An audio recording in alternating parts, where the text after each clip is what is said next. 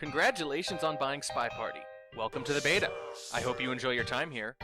But first, a word of warning. This kind of party's strictly black tie. Amateurs like you need not apply, cause whatever you try goes awry and you die, you demand to be killed, and I've got the supply. Choose Revolta, Bondo, Snaps, McGee. Whoever you pick, it's a killing spree. It's a guilty plea. I discharge my gun, and your general gets discharged. Dishonorably. Your banana bread's always red, always dead, always bled from getting shot in the head by a hunk of lead. Or instead, you get highlighted. I remember all faces, disregard chronostasis. I shoot for pathing on a case-by-case basis. And it ain't like you're hard to spot, your plan's ad hoc. Double talk, sudden stop, try to swap with a body block and weep wop, you get shot and your body drops. Never go up against a stone cold killer. Don't think I don't see you hiding behind that pillar. What you think, I'ma let you go just cause you ain't got a drink? And that's why you can't deny that every guy, every spy ends up in a sarcophagi. You got no claim to fame, got no one to blame, got no one to frame. Can't win a game cause your game's a shame. Play me again, you'll get the same. Not a brother, but Danger's my middle name. MC track out.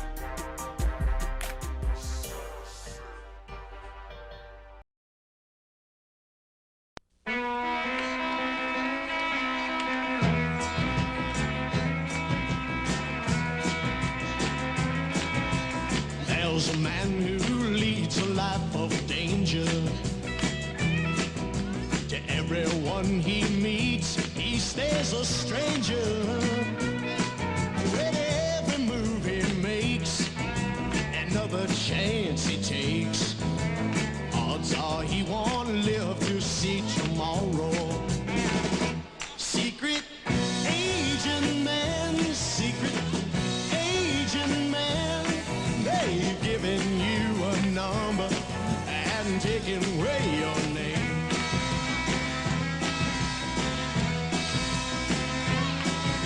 Beware of pretty faces that you find.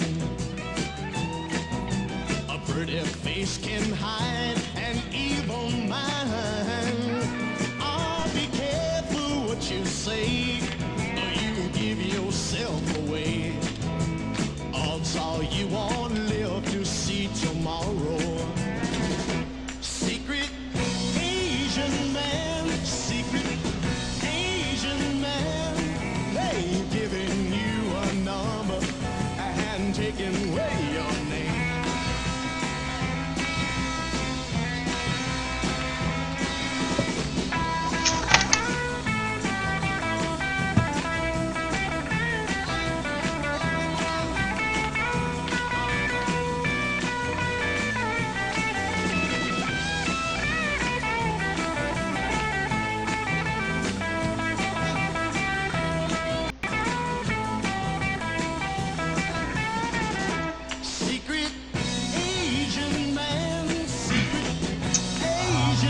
You guys hear me in there? Someone type in the and taking away your name.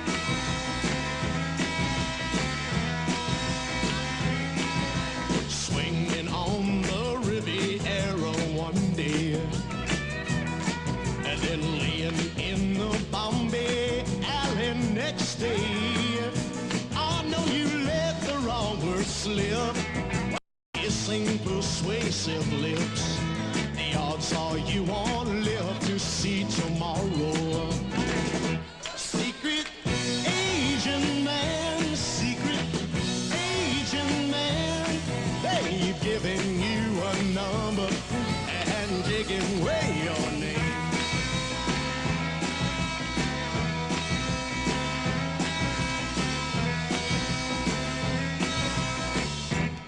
Secret Asian man.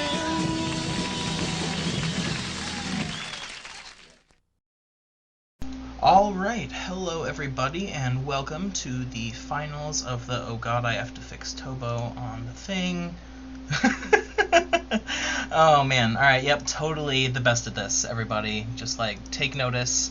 Anyway, welcome to the finals of the SpyParty Competitive League. This is good stuff. This is the Season 2 finale. Look at all of this mess that I'm making here. Alright, here we go. Select region. No, not the whole region. Oh my god, I had this set up. I had this all set up. It was all going to be so good. That's not even... Okay. Alright, so, unfortunately, it looks like G-Man saying versus versus Pro Gaming Method was postponed, but that's okay. We got games. We got games going. Man, I had this all set up. I swear to goodness. Sometimes just Skype happens. Yeah, sometimes Skype happens. It moved your window without my consent. Okay. So, without any further ado, let's get going, shall we? Oh my goodness, but now, why is it doing this? Why is it doing this? I had it all set up. Oh man, I was so proud. Either way,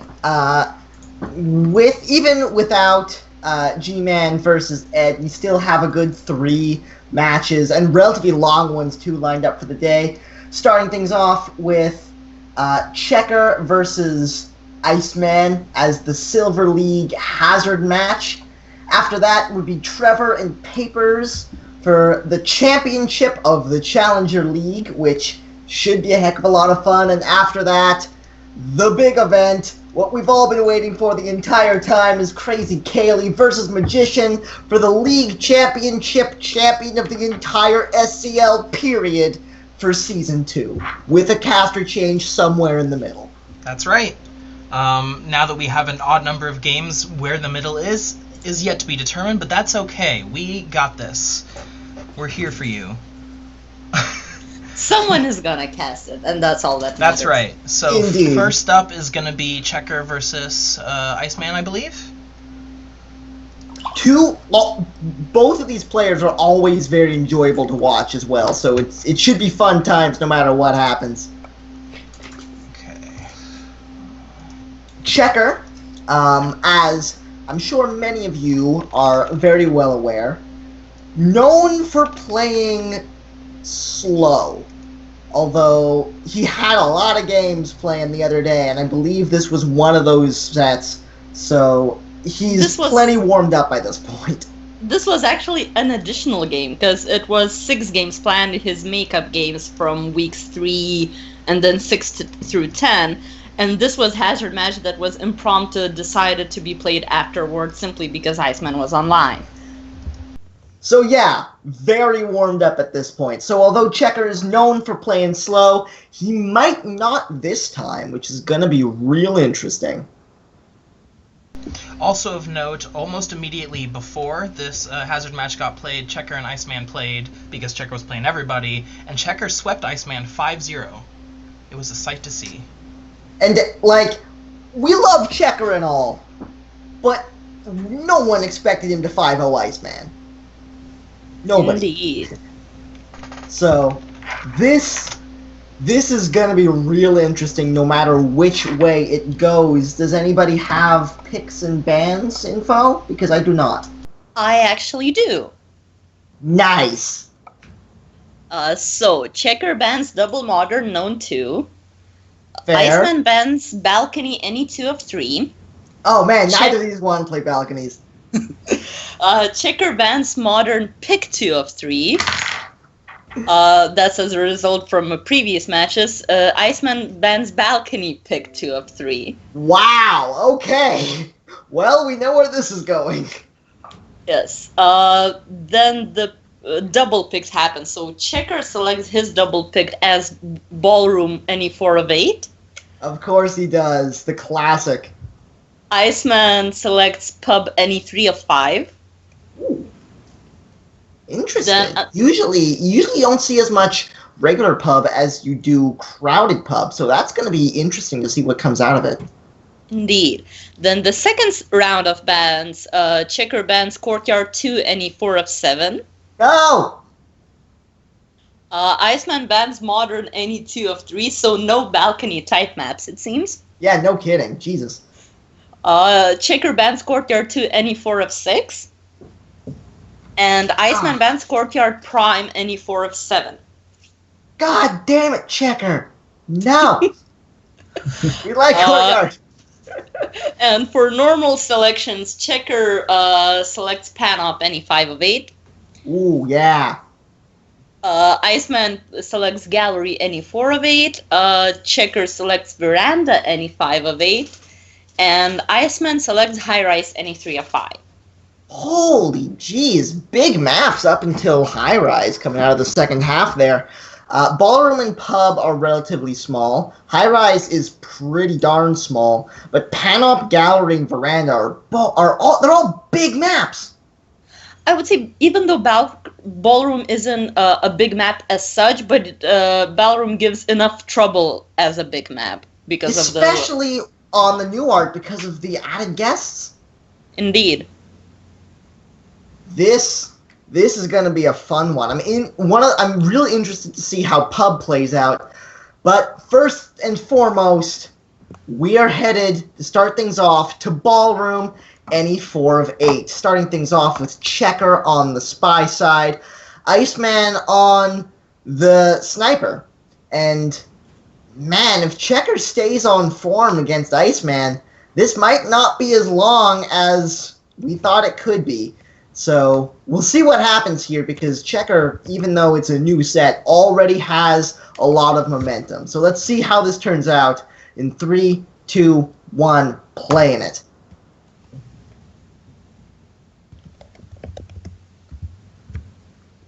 Interesting choice from Checker here. Usually you don't see people go in for not only the book, but the transfer as well. That's a bold move to start things off, but it worked out. I mean, there were a lot of characters on the other side of the map, including Amba and including the ambassador and I think. Bug though. Yeah, that's a big highlight. I think Iceman is real suspicious of that. Indeed. That was unfortunate. Looking so good on the lead up to it, but caught on the ambassador a little bit and wound up turning out with the arm real visible. He was not pretty, but he's got a mission and a half done. That almost seems like it could be one potential downside to Taft as the Amba. I don't know if different characters have different sized collisions, but really the problem with the bug there was that he actually ran into the Amba and bounced off. Either way, does pick up his first flirt up to 29%. Not an amazing start. Guys, pick up slack for a moment. I'm gonna fix this. Alright. Is he still the only one highlight? It seems so at this point. It seems like it may vary, but Selection target gets highlighted for taking a printable briefcase, I assume? Yeah. So Iceman isn't completely tunneling on Checker, but it does seem like Checker could be under a lot of scrutiny here. I guess we'll see how much, because now the guest list is being purloined. It was a white test on the purloin too, but we did get a BB coming into it, so that might help a fair bit to alleviate suspicion, and it doesn't look like Iceman knows yet. Yeah, and Checker has now not only gulped, but he's on the other side of the map from where the purloin occurred. I mean, the tray was on screen for a while, but Iceman gave no indication of having seen it. Yeah, now we're going for the nether microfilm now, and the camera's right on Checker. There it is!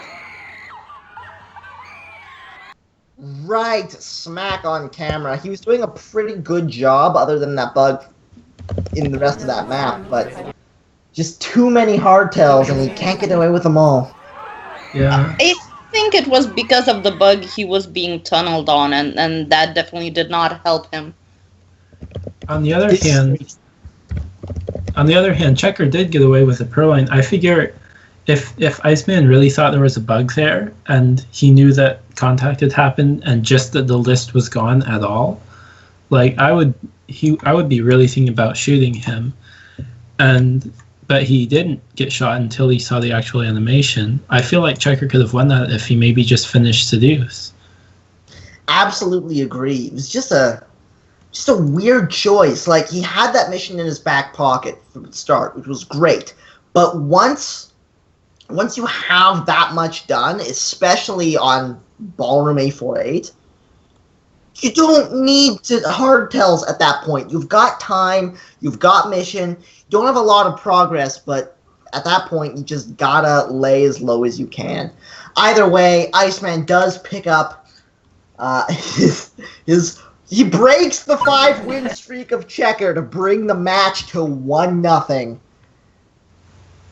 So let's see if he can follow it up on the Spy side as well with Checker on the Sniper in 3, 2, 1, playing it. Iceman starting as Disney or Andrew Ryan. This guy's got a million names. Odd Those short are- conversation as well. Nothing much to do here at the moment. Might be looking for an early furlong, but I don't think so. Yeah, and I'm not sure what that talk was about. Nothing mean, it wrong was- with Wiggins and talk. It was his turn to talk, so perhaps he was afraid of a no-talker. That's fair enough. I guess the more confusing thing is the stop talk right afterwards. Oh, getting Time. caught out on a time ad. That's a rough way to lose it.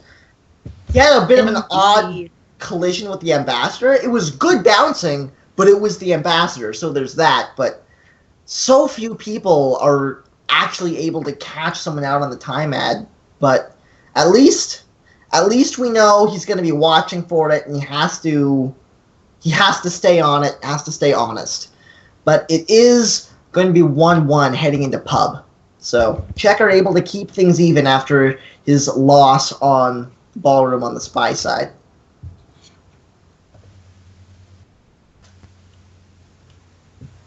Yeah, I'm excited for these pub matches. I think 3-5 is an interesting mode, and I'm interested. I don't know, to see how it goes, I guess. Me too. Also, it doesn't seem to get played very much in the SCL, so seeing it in such a high-profile situation is going to be very fun to see. Let's see what happens as Checker takes the stage with Iceman on the Sniper to start us off in 3, 2, 1, play. Interesting that contact is turned off in favor of purloin. It's unusual decision. Very unusual in the regular pub, but understandable. Get to the in-convo bug, though. Thing of beauty. Thing of Does not seem to be under suspicion for it either. yeah, it seemed like it came off completely. Even start to Checker. That being a statue? Gets a little bit for it. What? You know, I think that's an interesting move. I think the idea that the first person to statues, especially like a little bit later, so it's not an AI control thing, that the first person to statues won't be the spy. It's interesting, but of course the case where the spy just got a bug past you is like one of the few cases where it might be a good thing to go to the statues really early as a spy. Very interesting behavioral move there by Iceman, and I think in almost any other situation that would work out very nicely. But in this case, Checker is playing certainly not the kind of game I think anyone would have expected at this point, and it's paying off for him huge. Yeah, and to be fair for that move by Iceman, in some ways it maybe didn't lose him games that he wouldn't already have lost. Like, missing that bug there is going to be really difficult to come back on a map like this where you can just, you know, flirt and contact, well, not contact in this setup, but flirt and inspect or whatever for the win. I think that was a 19% flirt. It was real bad on the white test there. But either way, why? No. He selects the Purloin. Why? Why would he need that? And he flirts again. Come on! This is the only way you lose this game right now. You can't swap. This is the only hardtail you can screw up. The timer Come on, expires, which is You actually a have your lucky thing for flirt. Checker. Yeah, I know. That's a But relief. It really is. Because I mean, you had more than half a flirt of them. Why would you need to purloin with like 1.5 minutes left on 3 of 5? It's okay. He did the flirt. Everything is fine. So Checker, despite trying, is able to come out with a win. Man, he had such a beautiful start there, but man, Checker just cannot resist these hardtails. Does find a win on the third game. On the spy side of Pub, any 3 of 5. Let's see if he can keep it going if he picks up the rifle, because he doesn't have any hardtails to tempt him on this side, with Iceman playing the spy. In 3, 2, 1, playing it. Instead, it's Iceman who's got the hardtails to tempt him. In fact, for some reason, he's picked a setup where he's going to have to do a hardtail, cutting 2 softtails, contact and fingerprint. I can understand cutting one and just planning to not do the other, but it's actually like telling the sniper like this that you are going to do a hardtail. Not strats, in my opinion. Really but not. This positioning is perfect. Like, he's not in range. Oh, the cane side in combo bug. Checker was guarding that so close the whole time, and somehow Iceman still slips it past. The lean was definitely visible, but it's possible Checker was distracted at the time, even if his laser was on it, or maybe he just doesn't play enough to recognize it. Maybe. That cane side bug, especially the walking one, is a little strong, but either way, it's good stuff. He picks up his first flirt to 34%. 2 minutes and 10 left is plenty of time. Yeah. You know, I'm gonna say I don't like keeping Purloin in on this map in general. I feel just the attention it takes from the sniper, honestly, on normal non-crowded pub, it's so easy to track. It doesn't take all that much attention, and it means the sniper doesn't have to spend attention tracking something like a fingerprint or worrying about a banana bread or something. But there's gonna be a lot of more highlights for statue visits, because both Inspect and Swap are on, and more attention to that. True, but again, on this map of all maps, Swap is, it's not the mission to go for. Fair enough. Oh, red test on the flirt is very unfortunate. And now we're starting to run low on time. We only have 34% on the flirt. We don't have another mission completion, so we really have to motor his Iceman here. No lights yet, though, which is good. Or just go the Kaylee way and do an Inspect swap. It's true, but on this map, I don't know. We do have the delegated Purloin coming off, so that's something. But Iceman should have gone to statues earlier, just like Checker did last game, once he got that bug in. I think See, just then. Okay, I think that came off completely clean. I think Checker actually zoomed in to see if the Purloin happened and realized the list was already gone. I think that's what just happened there. And now Iceman stepping in a statue, and I don't think Checker can shoot a neutral light on this. Even, especially after the time ad. Yeah, I mean, that time ad was super risky too. Checker shot him once before for a time ad, but I guess he didn't catch it this time. That was an unusual game from Iceman, but it certainly worked out for him. The time ad was bold, but probably not that important, all things considered. But it's certainly going to keep Checker honest. Sometimes, if you catch someone on a time ad early on, it's really easy to assume they're not going to try it again. But when they slip one by you, you gotta stay on it. So that's definitely something that's going to be weighing on Checker. And especially on this map, it's really easy to get one by. So I don't necessarily dislike the move. It just seemed like an odd time for it when you didn't need it. And also, I guess Checker is going to pay attention, especially in this match. It's almost double the length of the match, so there's more of a longer-term mind games going on, or at least possible. This is very true. Honestly, it feels like Checker might actually be playing a slightly better game so far, overall. He's made some weird choices, don't get me wrong, but he's playing pretty strong on the spy side. That being said, it is 2-2, and he's showing some serious cracks in his armor on the sniper side. But right now, he's back on his home turf, this time on Panop NE5 of 8. And this is a map where you can get away with some weird decisions. Iceman is going to have to be some careful on the sniper, but let's see what happens. In 3, 2, 1, playing it.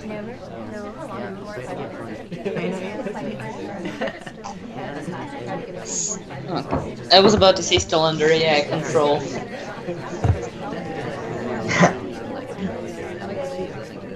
Checker starting things off at side statue, which is an unusual choice, but not a bad one. It looks like...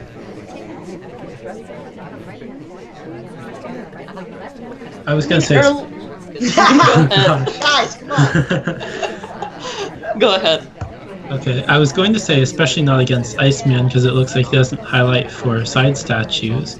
Checker did get highlight, but it looks like it was possibly because Iceman thought he saw that animation break. This is very true. I mean, on one hand, early statues is always bad because you get a highlight right away and you're stuck with it for the rest of the game. But perhaps on Panop, where a lot of things are going on, if you visit the second statues at the end, the sniper might get confused, why is he highlight, and just forget. Yeah, it can potentially work.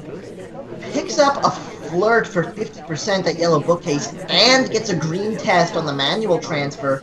So yellow film is in pocket pretty cleanly. Another green test, not quite close enough to finish it up. He's at 93% right now, which is a pretty darn nice number. But no completions yet with 2 minutes and 25 left to play. Well, 2 close completions, though he needs just 1 statuer and any flirt. This is very true. And the end of red. And Double Agent just comes right up to us and hands us another mission. Pretty darn nice one as well, although the assumption that it's real gives off 4 lowlights, all of whom were in conversation, question mark? That's an unusual decision, but it worked out for Iceman as Checker steps into blue bookcases, to try to finish this transfer and get a free fingerprint. Red test! Red test! Problems! Even if that was white test. Yeah, even a white test would have gotten a shot there. I think he expected Iceman to rotate, and he just didn't. Or he came back quickly enough. No, I think Iceman was just there. It was on camera, so it looked like it was just he expected him to rotate and it didn't happen.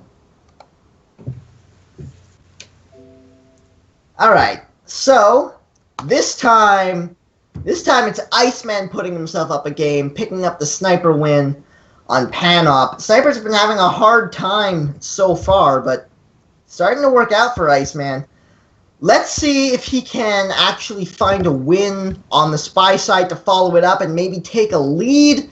Checker stepping into the sniper to try to stop that from happening. In 3, 2, 1, playing it.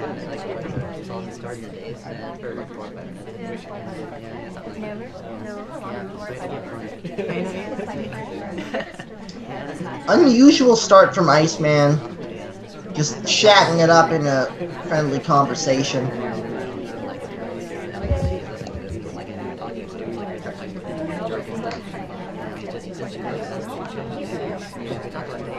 Very unusual start from Iceman, actually. This is real slow.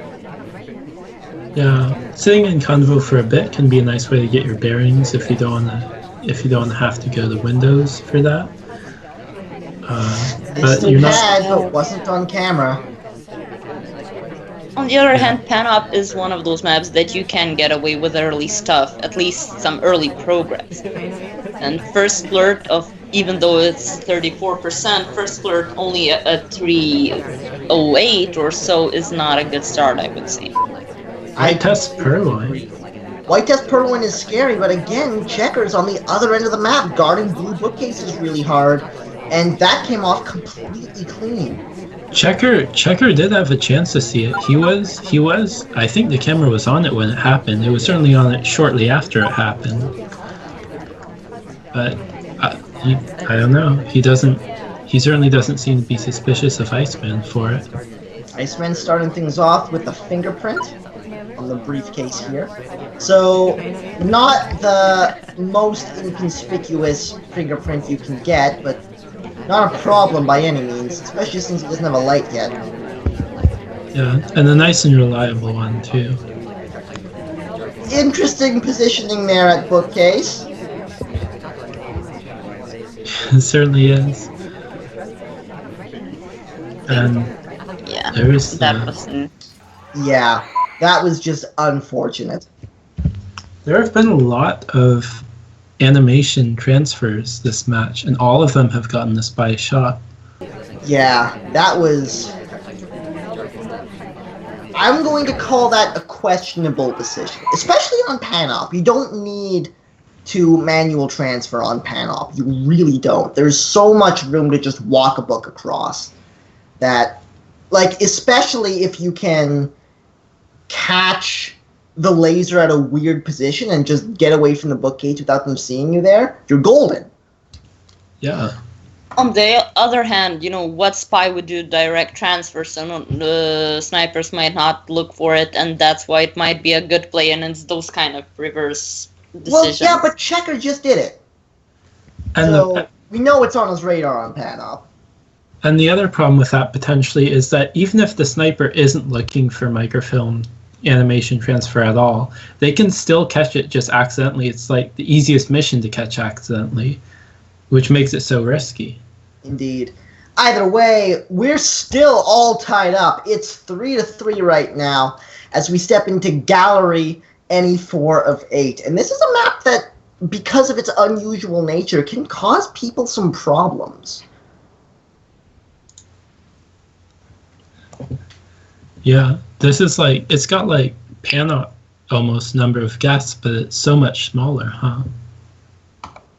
Well, it feels way smaller from the sniper, but it's deceptively large from the spy side, which is what Checker's going to have to deal with here. Iceman is going to have this narrow field of view with a whole lot of cover to deal with, not knowing where to look. And yeah, let's just get this thing started in 3, 2, 1, playing it. Anything more we have to describe, we'll do on the fly. Checker goes! Oh, no. The early bug, it was right on camera, but not seen. It didn't take, though. Very risky play coming out of Checker, but doesn't fight him this time.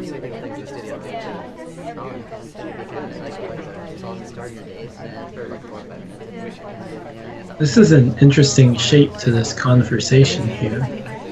Yeah, very unusual. The Danger Brothers are certainly sticking together. They certainly are.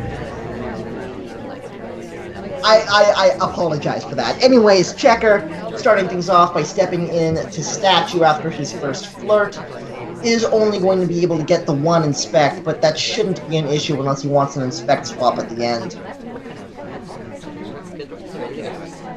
Yeah, And even then, he can managed to still do it possibly without a do highlight. that. Nope! Just going statue to statue. Should have enough time to get the second inspect after the AI puts the statue down. There's 1. And yeah, this should be second inspect done. This is a very bold move from Checker because statues near the end is real suspicious on this map. Yeah, just having that done is real nice. Oh, another bug. Another attempted bug through the doorway. These are so risky, and Checker keeps on taking them, and they keep not sticking. Yeah, well, especially with the characters going in different directions, there's like no way that's gonna stick. But Iceman was completely zoomed in. He had no view of that at all. This is one of the reasons why Checker is known for being unable to resist the hardtail. He's also known for playing slowly, which he hasn't really been doing this set. He's done a really good job of finishing his missions.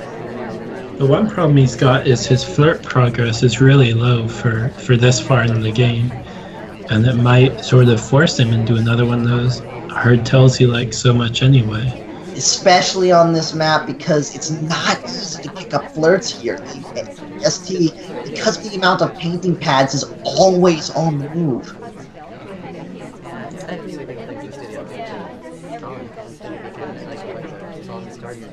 Picking up one here, but it's a white to 57, so even if he does get in for another flirt in the last minute of this game, it's gonna have to be green. And he still needs a not only mission that- and a half. Dude, he still... Yeah, that's true. He does get the victory, so that's one completion. He needs one more, and then a green flirt. This is really tight from Checker. Just when I was complimenting on getting missions done, too. If he can go back and flirt right now, he might have a chance even if he whites. But the problem is going to be, maybe Purloin will have to be his fourth mission? Oh no! Oh, but the ST bails on him. I think he's gonna have to take a drink here and then chase real hard, but he's chasing first! He's gonna have to get a bug on the way through, but it's not going to happen. It looks like he's going to time ad. Or I think he's just gonna let him use a shot, but it's too late. there's still not enough time to do anything else. Yeah, I'm not sure why you go after the double agent, the real DA there, if you're only going to try to go for a shot anyway. I honestly think it was just panic at that point. You don't always make good decisions when you're freaking out, and even though he's the developer of the game, Checker is no exception to that rule, so Iceman does pick up the first of Gallery. But it's been quite the yo-yo contest so far, and no one's been able to take a solid lead so far. This is Iceman's chance, but he's had a few of them in the past. Let's see if he can capitalize on this one with Checker on the sniper. In 3, 2, 1, playing it.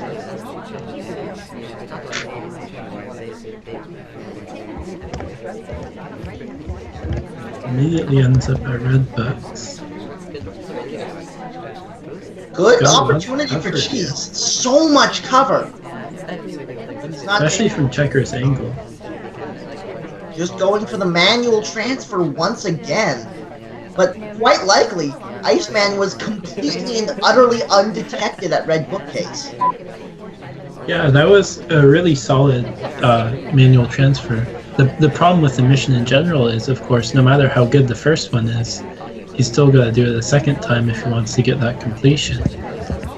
Really rough bouncing at the door there, but it does work out for him.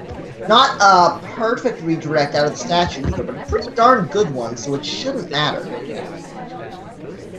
I'm not perfect on that sort of AI stuff, but I don't think AIs will try to pick up the statue at all if they know they're not going to get it.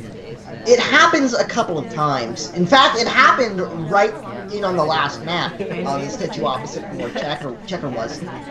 So it does happen, but it's not common. Fair enough. I believe the only way it can happen is if an AI decides to path to the statue pad before someone else is already there. Iceman does have his 2 inspects from that statue visit, red film in pocket, and literally nothing else. Coming up on 1:45, but he might be able to finish his transfer here. It is white! Head turn is right on camera, not seen by Checker, so that's a free microfilm. Well, who knows about his suspicions? I mean, Yeah, little getting stuck caught stuff on there. Toby on the way through, that's not great, but again, doesn't look like it was seen. Problem is, as far as flirt progress, Iceman's in an even worse position than Checker last game. So that's basically going to force him into doing another hard tell. There's going to be an inspect swap at the end of this game, I can pretty much guarantee it. He does need to find another mission on top of that, and if the DA is cooperative, no, he is not. Well, unbeknownst to Iceman, the SCA is in our conversation already. It's true, I hadn't noticed that. I guess a BB and Insva swap or a crash bug or something. Oh no, the fake BB though! Yeah, that's... Checker's on the wrong target! He's on the wrong target! And Iceman is finally able to find a lead 5-3 on Gallery. Yeah, it was fortuitous for Iceman there that Checker had another suspect, because he was not going to finish Yeah. if Checker didn't shoot someone. I think he knew that he was pretty well out of time, couldn't get a good bug to get him into the inspect swap, couldn't get a BB off, so had to try something, and that time it worked out. So Iceman does have a lead, and do you know who wins ties in this case? Iceman does. Iceman wins ties. Yes. So that puts Checker in an even more difficult position as he steps into the spiral on Veranda. And because Checker has been around objectively the longest, I believe he should have a fair bit of experience on this map compared to... I don't know, Iceman's been around a real long time as well, so it might not wind up working out that way. Either way, let's see what happens as Checker starts things off.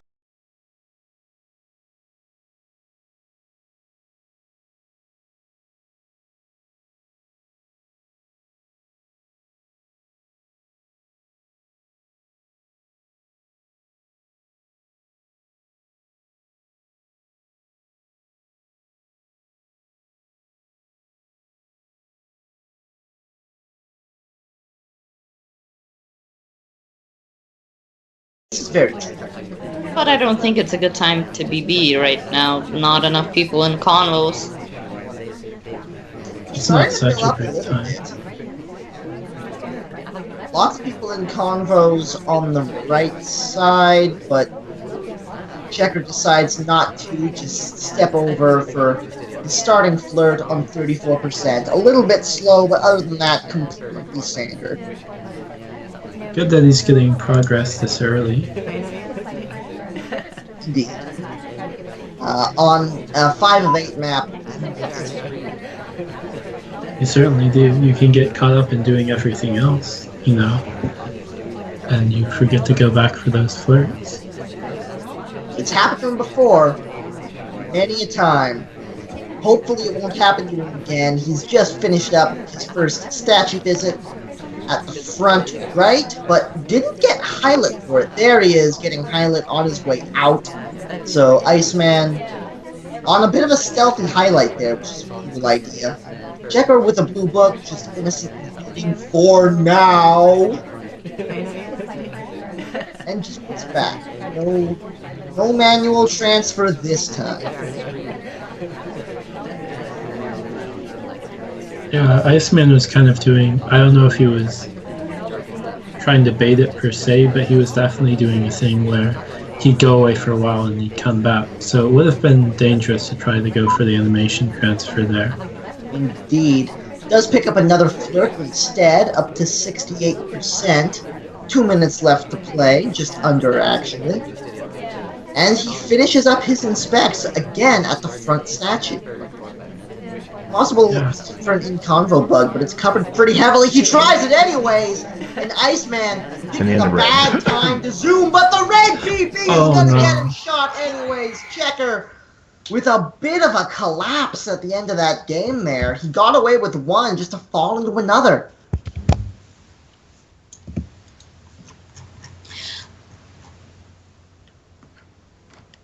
Very unfortunate loss for Checker there. Let's see if he can find a win here on Veranda, because if he doesn't get it, it's going to be game point for Iceman, and Checker does not want to be letting off that many of them. Let's see if he can find a win on the sniper side on any 5 of 8 Veranda with Iceman on the spy. In 3, 2, 1, playing it.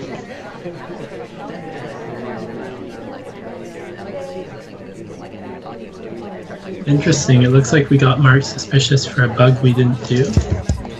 It happens, man. Sometimes just a worrying path, or even sometimes just a bad spawn can get you a highlight. But I don't think it's a very heavy one that early in the game. Either that or it was a hallucination. It's a huge highlight. Hard to say. But the inspects and an early white swap coming out from Iceman. That is worrying. He's covered by the conversation, but so perhaps he was not noticed? Nope, not enough. Checker takes the shot and manages to keep himself alive in that game, partially through luck, but that white test was a white test. Yeah, I mean, he was on top of that. Sometimes you can get away with swaps like that just because there's, snipers and inspecting them, but not then. So good job to Checker. Indeed, indeed. So Checker keeps himself in this thing. It's 4-6. He's still behind, but not desperately so, as he steps into a game type that I don't think Checker has played a whole hell of a lot of. That being high-rise, any 3 of 5. Now, I don't know if Iceman has played a whole lot of this either. It's a very behavioral game type because it's very possible to get away with an all Softail win. In fact, it may even be probable to get away with an all Softail win or 2 Softails and a bug. It's that kind of a map. Let's see how this goes for Checker on the Spy, Iceman on the Sniper in 3, 2, 1, playing it. This was Iceman's pick, though, this map layout, so I guess he does feel confident in it, with it. This is very true. Checker starting things relatively strong with the quick flirt, but you have a lot of time on this map, which is something that's probably going to favor Checker considering past her games. Also, quite a different, interesting set of missions are cut out. Contact Double Agent, Inspects, and Purloin. Purloin is understandable. Inspects, perhaps, but BB as well? I mean... I'm in a very different boat here. I think you absolutely leave Inspect in, because it makes the sniper's suspects skyrocket. Indeed. Assuming the AI are nice anyways. But I think it's a very good idea to leave out BD because of how much information it gives to the sniper. But look at this. Checker's plan of giving him a perfectly innocent place to hang out, even if swap is available, is working out for him. He gets low-lit for a statue visit. That is so unusual. Well, we saw Iceman do those behavioral, he wouldn't be so bold to go to center statues this early or statues on pub this early at all. We've seen him do that sort of behavioral low light before. It's a very good read from Checker, and in this case, it looks like it was planned out that way. It's certainly possible, but unfortunately for Checker, getting a behavioral low light, this is not the mission setup for it. I mean, I don't think this is the mission setup for 3 of 5 in general, because again, you're taking a map where you can very easily win doing all soft tells and forcing yourself to do a hard tell. But if you have a low light, which he does, it's very easy to find a bug. Although, that one wasn't it, because you're both moving, and you gotta not do that, Checker, because if you're both moving, that bug's probably not gonna happen. He's tried so many of those, and none of them have worked out. And in fact, I would say in some ways, not that he can really know he's low lit, but bug is in some ways the worst mission to do while you're low lit, because unlike a purloin or something like that where the sniper just might assume you couldn't have done it, if they see your arm go out, they see your arm go out. Checker should have bug now. Like in this conversation, he had a really good cover. Oh, he does. Lovely. Very nice bug coming off there. Good stuff from Checker on. From Checker on that one. Cleans a meaty 3% flirt, which it must be so annoying. Yeah, I think probably the best hard tell to try to get done when you're low light is a hard transfer. Second, I think, is bug. The other two are just, if you get a bad white test, it's just all over. We Yeah, cannot see the flirt timer, but I'm not sure. Okay, he does time. Oh, just barely gets the flirt off in time. That was so tight, but it worked out. And Checker, keeping himself in this, almost tying it up. If he finds another win here, we'll be drawn at 6. that would be exciting. Yeah, it would. So without any further ado, let's see if Checker can make it happen as Iceman steps into the spy side of High Rise, any 3 of 5, in 3, 2, 1, playing it. And this is a much more expected mission cutting. We have no swap, we have no purloin, we have no BB.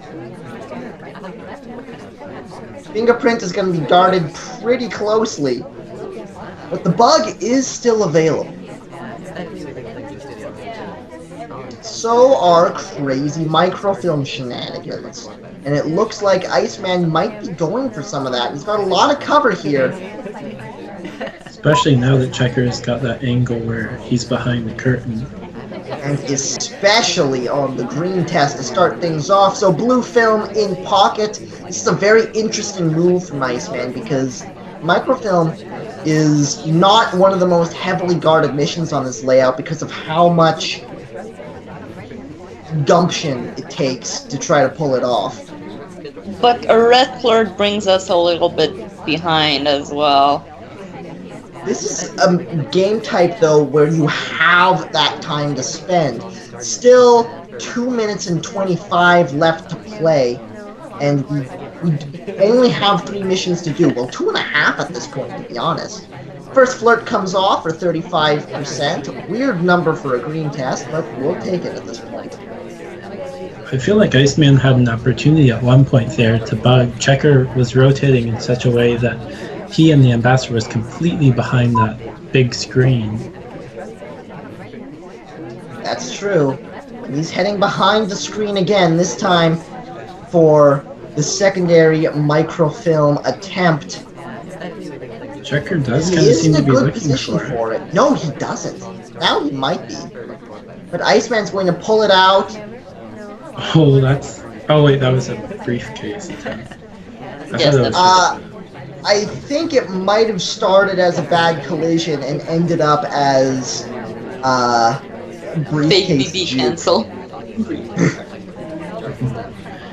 In any case, it was kind of behind the pillar the whole time.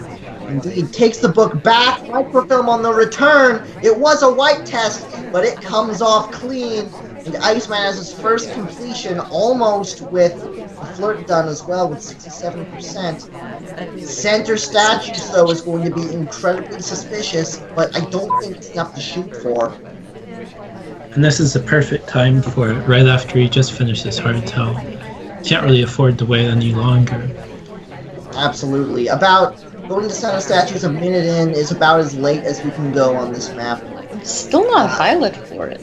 Weirdly Very enough. unusual decision for Checker, and I think that, assuming Iceman can get this flirt off, is going to be the nail in the coffin.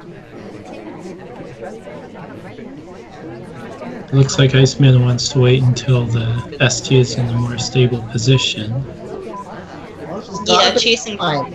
As long as he doesn't go statues, and he didn't, he should be okay with this flirt.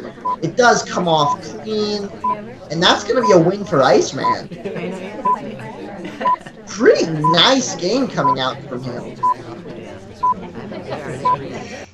Even going to the statues again.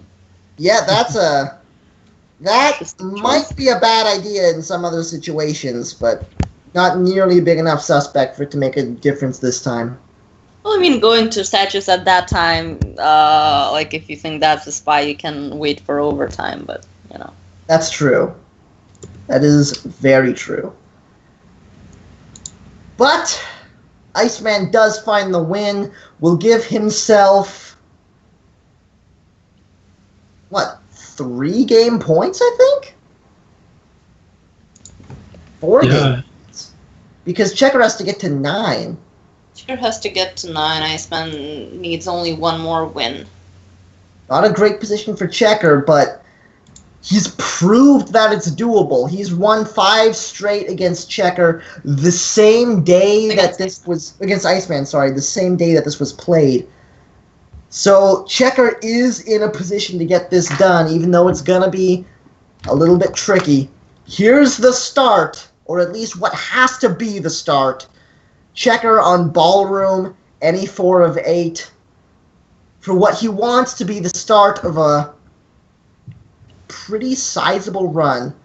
Iceman on the sniper, looking to finish this off right here and now on Ballroom, any 4 of 8. In 3, 2, 1, playing it.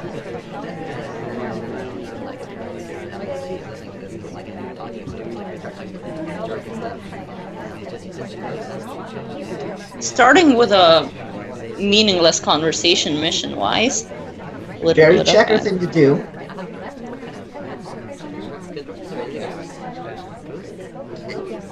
Barely gets the flirt off as well, but he does. I believe that was a 34% green test, but a big bug coming through on the way to statues.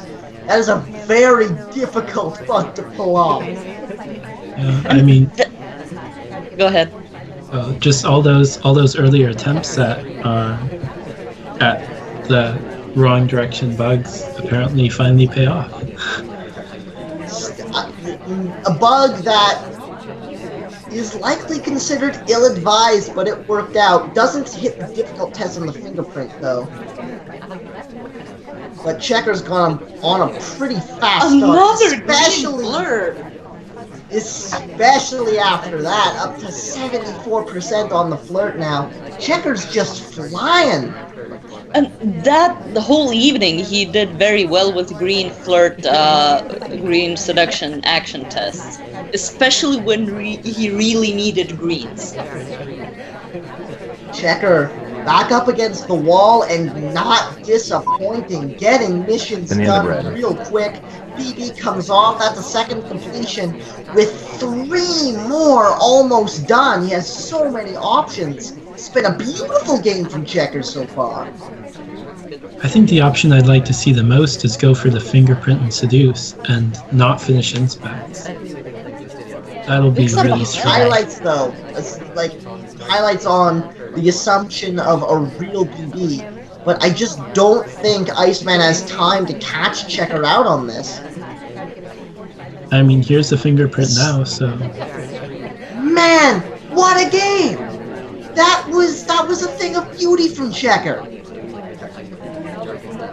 Maybe put the book down a little bit fast, but what a game! Indeed. Yeah, all really. Right, that was something. If Checker can find the game on the sniper as well, he's gonna have a lot of momentum here to pick up the next spy game as well. But he still has 3 more match points to get himself through. Let's see if he can keep the ball rolling on the sniper side. Iceman once again playing for the win, this time on spy. In 3, 2, 1, playing it.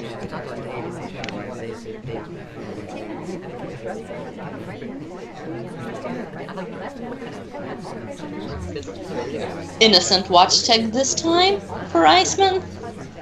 I like the play.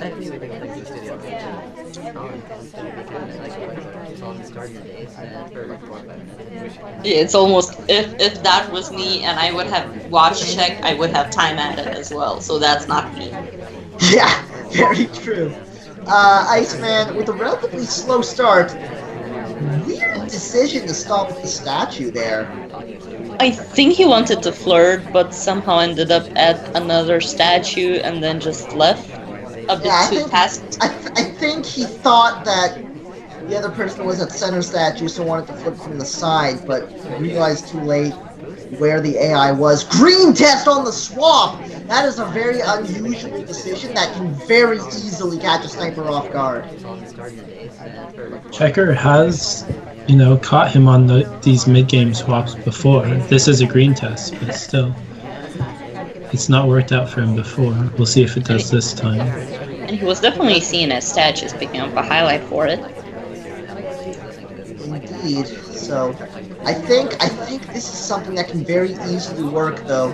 Swap is about to come off. And another highlight picks it up. That's huge for Iceman.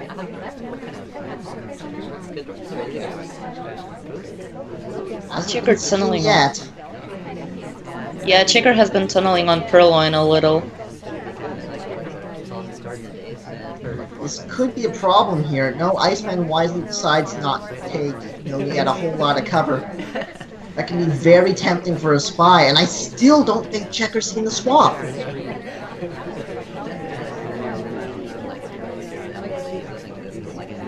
Has he? I'm not fully sure if he has seen Disney at that statue after Iceman.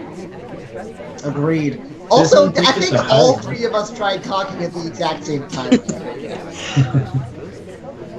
White test Purloin. I don't think Checker's on it as closely anymore, though, so even though it was white, I think Iceman may have gotten away with it.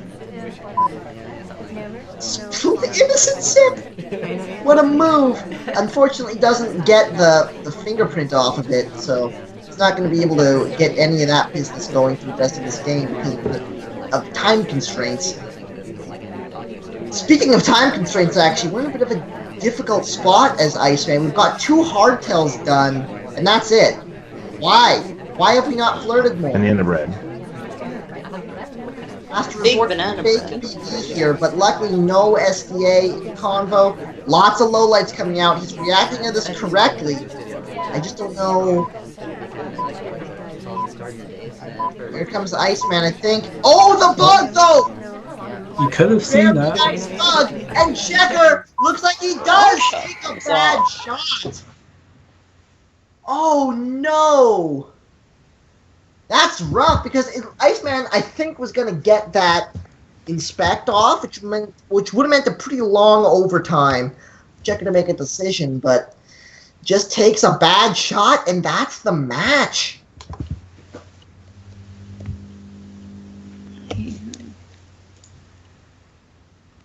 Yeah, unfortunate, but that last Checkers Ballroom game as Spy was really good. Oh yeah, that was one of the nicer spy games I've seen in a long time. Yeah, if he could have brought that sort of play a little bit earlier as well, the match could have gone a lot differently.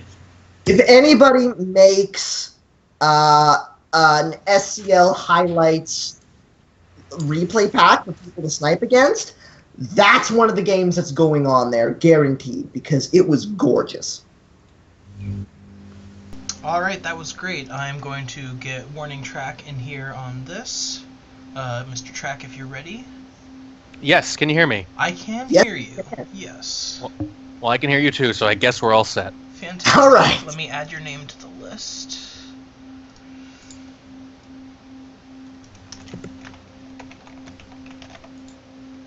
Hopefully you won't hear any bombs going off here. People have been setting off fireworks all weekend long here where I live, and it's getting pretty loud, but I think we should be okay. One can only hope. Alright, fantastic. We are set for Papers versus Trevor. Live rap, Checker says. Maybe, I'll tell you what, how about at PAX? You find me a karaoke bar with a little beat behind it. I'll do it there. I've got it memorized. Ooh. All Or right. someone learned how to beatbox. Yeah, there we go. I'll take that. I can actually do that. I'm Not sure very Tobo well, can. but I can do it. Out of the people who are going to be there, I just have a weird feeling that Wodar can do it. Just don't ask me why. I just feel like that's something he can probably do. All right. So, as was stated, we are running Papers versus Trevor next. This is, of course, the Challenger League the Challenger Division, championship match. It's actually So- Challenger Final. Oh yeah, Championship. I mean, they had a Championship couple of sounds finals. fancier, though. It is both. Fair. It is both. But she makes a good point, though. Catnip makes a good point in that they did have to play a little mini tournament to sort out Challenger because it doesn't have the normal structure of the other divisions, which are all 6 people. I think in this case there were actually 10 in Challenger, although it should be pointed out that because Challenger has a lot of new players in it, 4 of them basically forfeited large chunks of the season. So it was really actually about 6, just like all the other divisions. All right. And just a little kind of pre-match hype here. Worth pointing out, Trevor, no losses on the year in 9 matches. Not one. Papers with just 1 loss. And that to Trevor. And that was to Trevor, exactly. So Papers has 1 loss to Trevor. Trevor has no losses. They each won their semifinal matches 8-6 against G-Man and Steph, respectively. And Trevor has 1 more point in the regular season.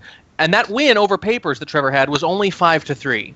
So that's, it's as close as you can get. That's the kind of thing that can turn on a dime, right? That's the wind blows the wrong way and you could lose 5-3 or win 5-3. It doesn't take much. Very, very impressive records from both of these people. Should be a lot of fun to see this clash of the Challenger Division Titans. Yes, yeah, they were clearly the class of the division. They are the 2 who really do deserve. It's not like, someone lost on a triple tiebreak or something, or there was a tough luck loss. They clearly dominated the Challenger division. They are clearly very evenly matched, with Trevor having a slight edge. This is the match we deserve, and I think it's going to be good. All right, so I guess without further ado, do we have picks and bans for these gentlemen? I do have it on my screen. You go for it then. Okay, so Trevor chooses to both pick second and spy second. Papers bans Gallery any 4 of 8. Trevor bans Veranda 5 of 8. Papers no love for Balcony any 2 of 3. Trevor bans Pub any 3 of 5. Then as the double map, Papers selects Crowded Pub any 4 of 7. Trevor then selects Courtyard 2 any 4 of 7. So, 2 of my top 2 favorite maps are going to be played doubled.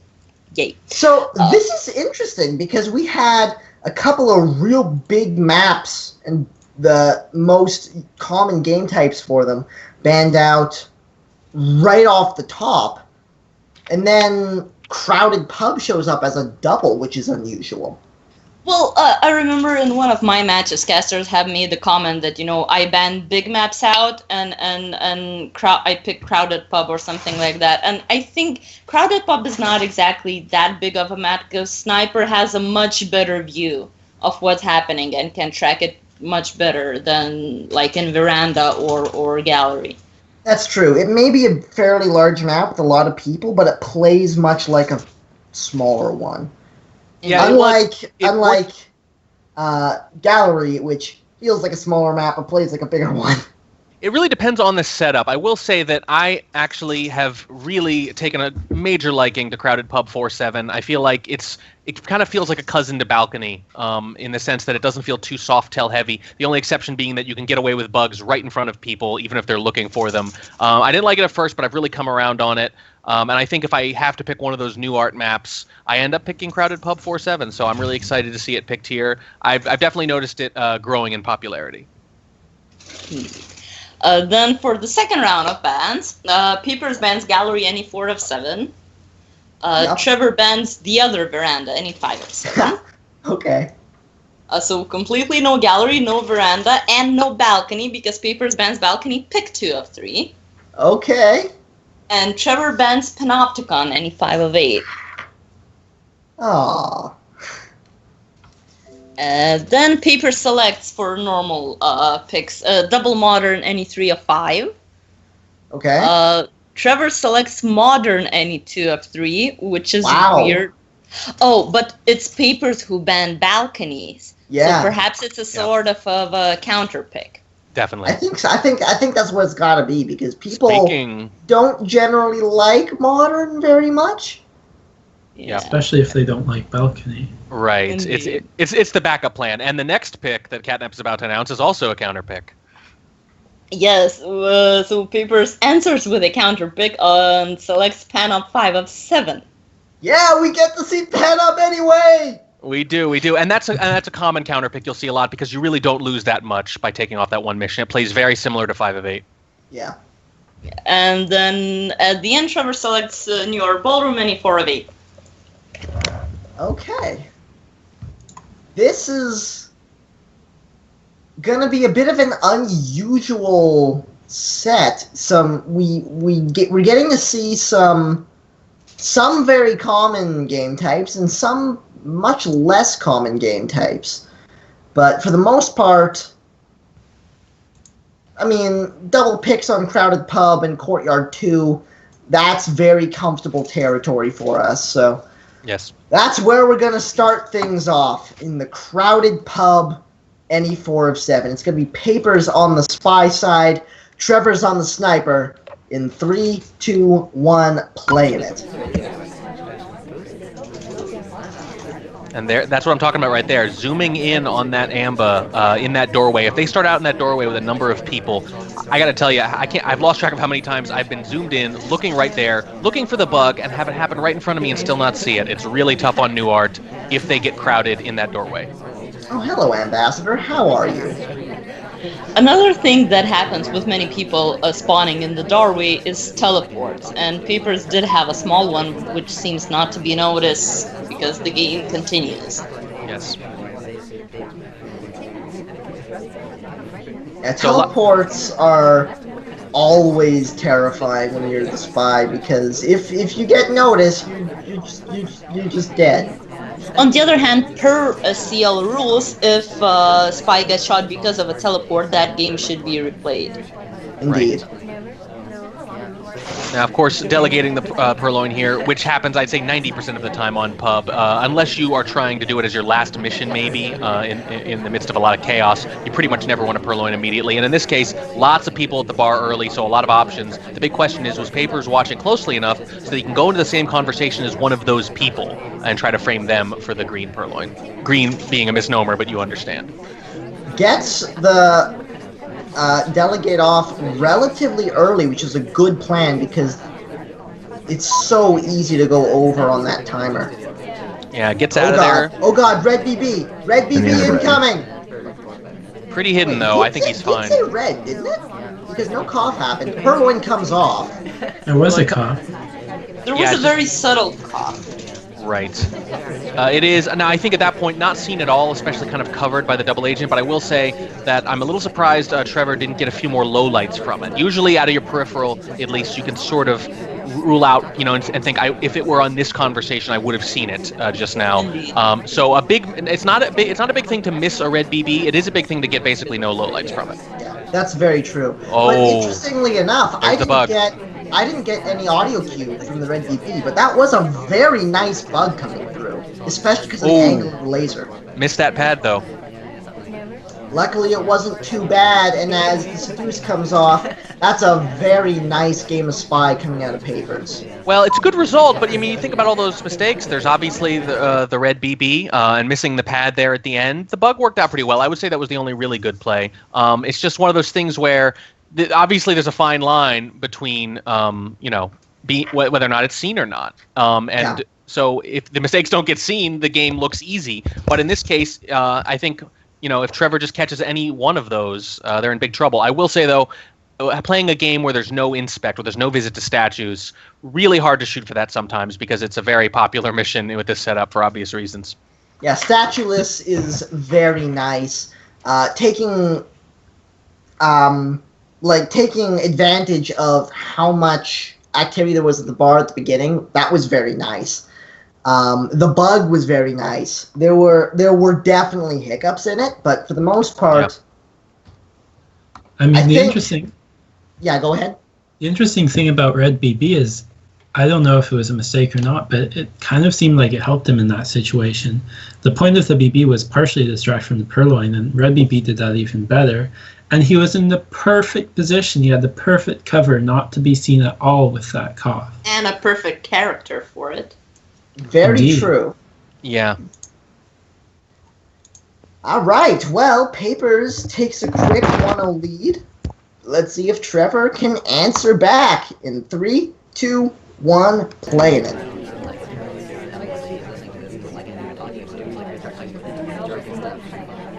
Yeah, the funny thing is, if you have a pileup like that at the bar, and/or you have the ambassador walk behind you in that conversation, it's big trouble for the sniper if you make a move. And in this case, he got both.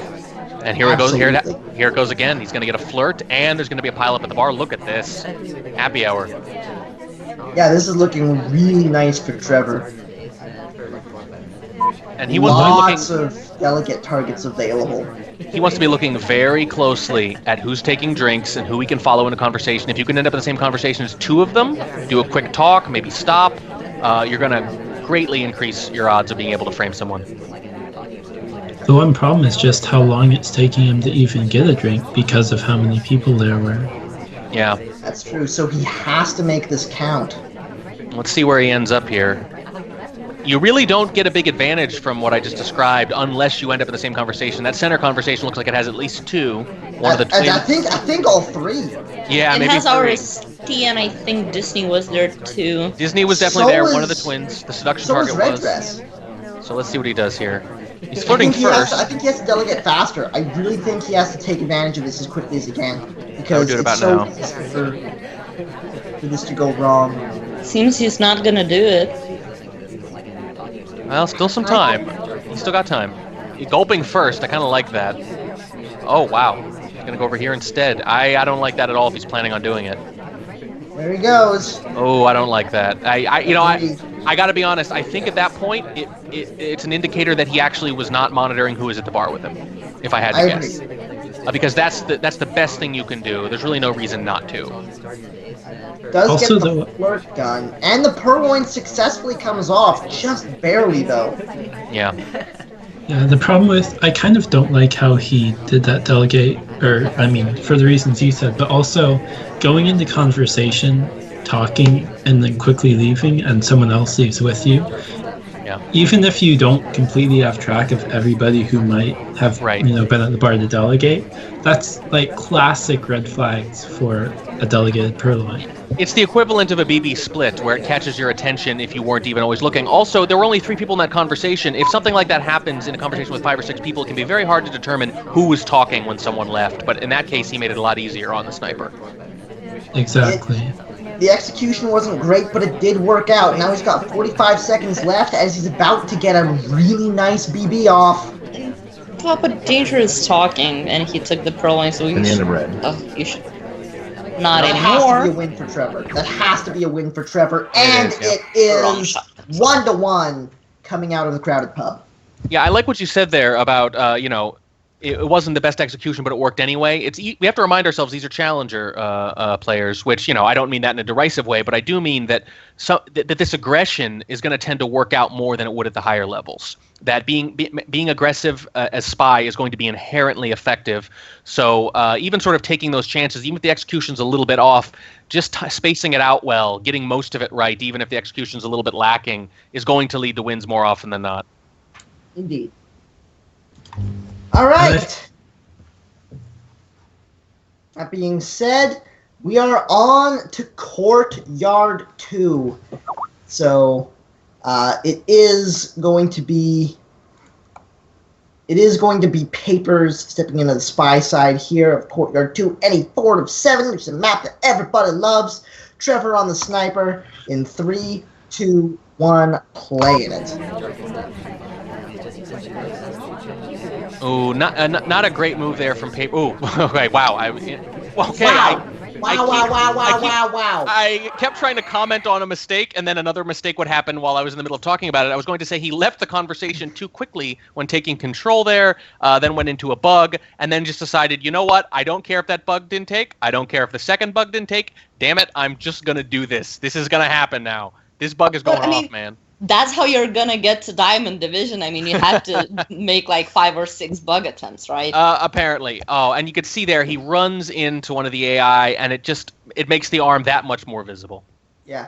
Luckily, the original leave of the conversation was smooth enough that it wasn't very noticeable unless you were really looking for it. But the bugs were just, that was ouch. Yeah, the leaving is not a big thing. I will say, though, that that's the kind of thing that at higher levels is going to get you an early highlight. And so it's worth talking about, whenever, because we all aspire to be at those levels when we can be. But I agree, it was quickly superseded by the multiple bug attempts. Yeah, and even the Well- best bug on Courtyard 2 is going to be easy to see if it's a walking bug. Agreed. So, That was that happened. Let's see how Trevor plays the spy in 3, 2, 1, playing it.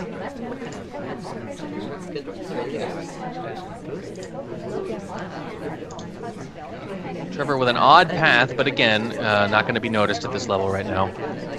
Also, I think he was still under AI control there. Quickly he- stepping in for the fingerprint. In the middle to of the get this motion, started. yeah. I don't know if he started moving in the middle of the motion or not. I know he took control in the middle of it, so it's hard to say. Prime Getting a first opportunity, fingerprint- Yeah, getting a first fingerprint that early is real nice. but it's interesting. He had the choice between that and a flirt inspect combo, both pretty valuable. So it really That's depends. true. It depends on whether or not he's been noticed for that first fingerprint. If Papers is tracking fingerprints, then that's actually not a big advantage. If anything, it's bad to be the very first person to go after the briefcase in a game like that. That's going to stick in his memory. But if he's not, well, then it was a smart trade. Also, early statues are quite often not a good thing because of how quickly the highlight comes off, but he does it anyways. I mean, he could be going for a soft tail win here, in which case early might be better than later, This is especially with a very true. fingerprint under his belt. I definitely see your point. Just standard inspects, nothing fancy. See if he can Right two-flirt back in the convo with the seduction target, though. Hits another white. That's fine. He's got some time under his belt. Well, the first was red, I believe, so that would have been big. That would have put him in really good shape. With a minute and a half left, even though he wouldn't have done any hard tells, he'd be halfway to his fingerprint. The BB could be quick. That's a pretty big flirt right there, actually, not hitting that green. Indeed. It puts him from a favorite to, I don't know if he's an underdog or not, but he's certainly not sitting pretty anymore. Especially with only a minute and 10 left to play. It's going to be another briefcase, and it's not even going to get it. Wow. Yeah, and here's one of the problems with going to that inspect earlier. Ooh, gets knocked down for the briefcase attempt, though. One of the problems with that inspect earlier is that now he would have to go to the statue there to get that second fingerprint a second time. Flirt is done. Here And in comes the the red. BB on the white test. On the other hand, I feel like, quote-unquote, having to go back to statues to get another fingerprint could be an advantage, just from the thing of snipers being like, oh, well, why would the spy go back to the statues Right, the second right. time? By the way, And Papers... there it is. There it is. Highlight Papers- comes off, but just that tells you there's going to be no shot. And he needed to finish up quickly because Papers correctly assumed that the BB was real and got 5, I think, different lowlights. So he had it fairly narrowed down. Still too many highlights at that point. But if it were not for fingerprint, I think he would have caught him. I think laying the groundwork early with that fingerprint is ultimately what did it. I completely agree. Because at that point, he got so many lowlights assuming that BB was real correctly again. And a good move by him, by Papers, to assume that. I think at that point he detected that there's a pretty good chance he's behind and you have to make an aggressive decision to maximize your chances. And he did, and it just wasn't quite enough because of that fingerprint, because of that third soft tail. I Also, feel like... Courtyard. Go ahead. Also, Courtyard 2 is the maps that usually spies do missions rather than try frame someone else, like let's say on Pub with Purloins or one of the moderns. So BB happening so late in the game, it's likely to be real. Right, but not so late that it feels like an overt framing attempt, not with 12 seconds left or anything like that. So you're right, everything about that BB rang true. I think that was a very solid game from both players. It just wound up going Trevor's way. Well, that's what it means to be sniper biased, right? Is that if they both play really well, the sniper's actually usually going to come out slightly on top. But in this case, just not quite. Fingerprint is the great equalizer again. Absolutely. So Trevor's does, not only does he have the set advantage of only having to make it to 8, but he also comes up to a relatively early lead of 3-1. Let's see if Papers can pull himself back into this and double modern any 3 of 5, starting on the spy roll. Trevor on the sniper in 3, 2, 1, playing it. Yeah, Trevor, the #1 seed, has the win over Papers earlier in the year, and now has the advantage here too. As it happens.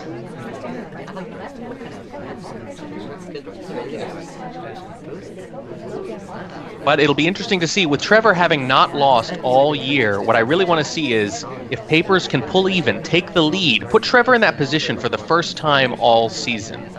How will he respond? Would be very interesting to see. Papers starting things off with the 51% flirt. It took him a little while to get it. BB coming off as well. Now, you gotta say... Looked like the BB was actually a green test, but he was still talking from the flirt.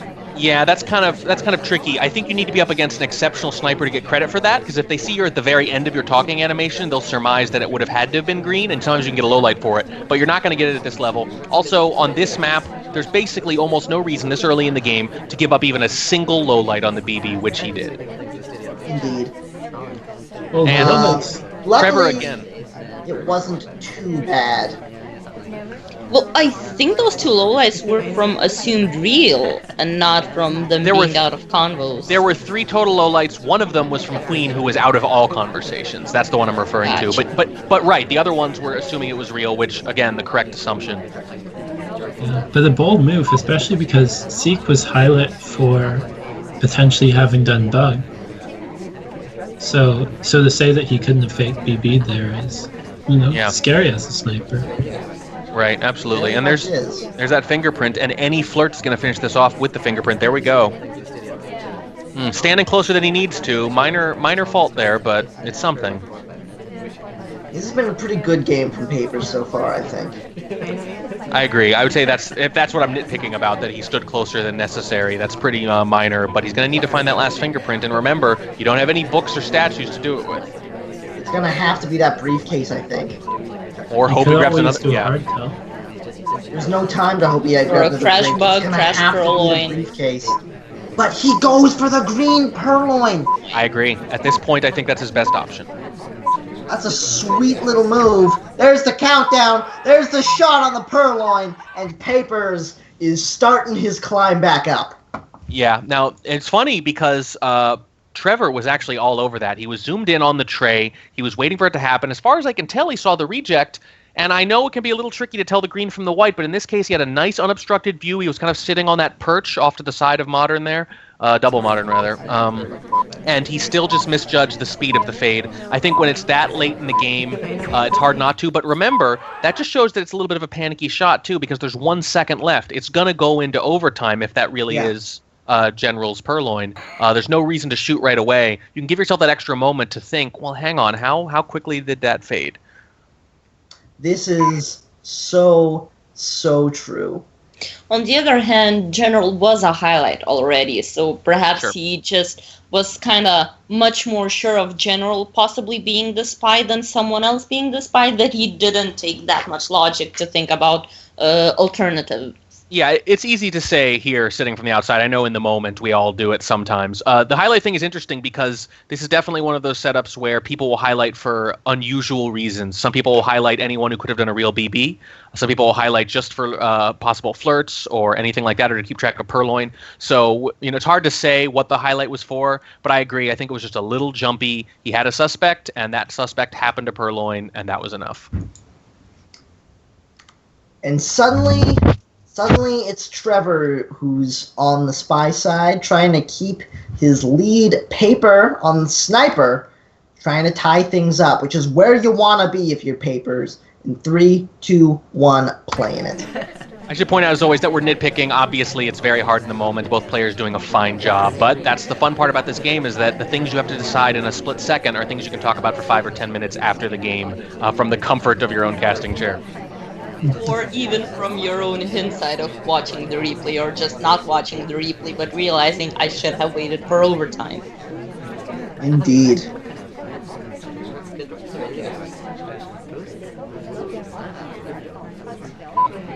It's hard to overstate how much it can help to get green flirts, and certainly the green BB on this particular map. It worked for Papers last time. Just a white flirt here, though, on this one. Yep. He hits the second one, which he was going to need 1 because he only got 30 on the first flirt. Hitting that second green is going to give him a lot more breathing room going forward. Absolutely. A lot of options now. That being said, he only has a minute and 30 to execute. Yeah, and if you're going to go for fingerprint, you really want to get one in that first minute. You want to get one before the minute mark, so you're not rushing it too bad at the end. You're really not going to be able to squeeze two in the last minute unless you get very lucky. Or you're just going to frame someone, which it's starting to look like a little bit, but we'll see. I'm surprised they We left the shall see indeed. I'm surprised they left that convo when they did, because it seemed like it was shaping up to be a good time to banana bread. Yeah, it's really, there are a lot of big decisions about when to switch conversations. It's some very big decision-making game theory stuff, really, about which one to be in and when. But finishes the flirt off and does it far away from the seduction target. Pretty much textbook there. Now's a good time to walk back, I think. We need to get BB sooner rather than later, I think. Going for the fingerprint first, this is a bit of a time sink and very, very risky considering he only has 30 seconds left to try to find a second one. I think this is all just happening too late. Right now. Yeah, this is the best chance you're going to get, even with General out. You just got to do it. Oh no! Yep. DA leaves! And I don't think there's a plan anymore. No, that was it. You need to do it immediately at that point. I think this game just sort of fell apart. It has to be a crash bug now, right? Well, I think at this point you're hoping for a miss shot. Oh, but the DA does come back, so we are going to have pending here. Laser's right over Trevor's head, though, and the shot comes off, and Papers has tied it up!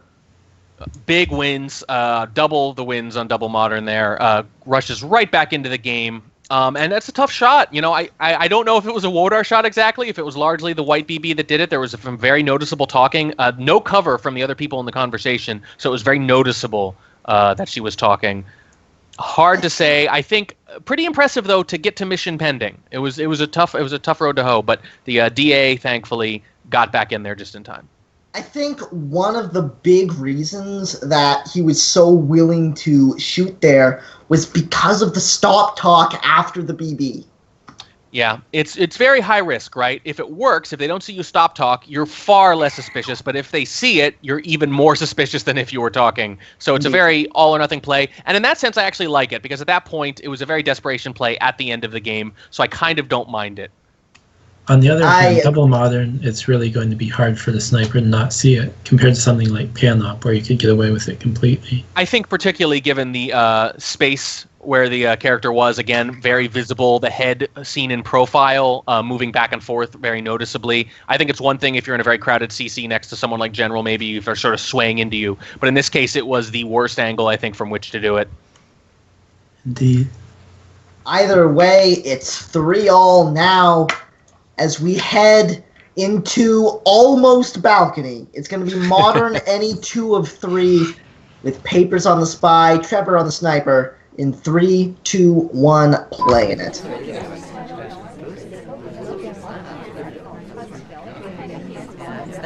There was a very tiny teleport there, or was I seeing things? If it was real small. Right, and obviously nobody noticed it in the game, so no issue.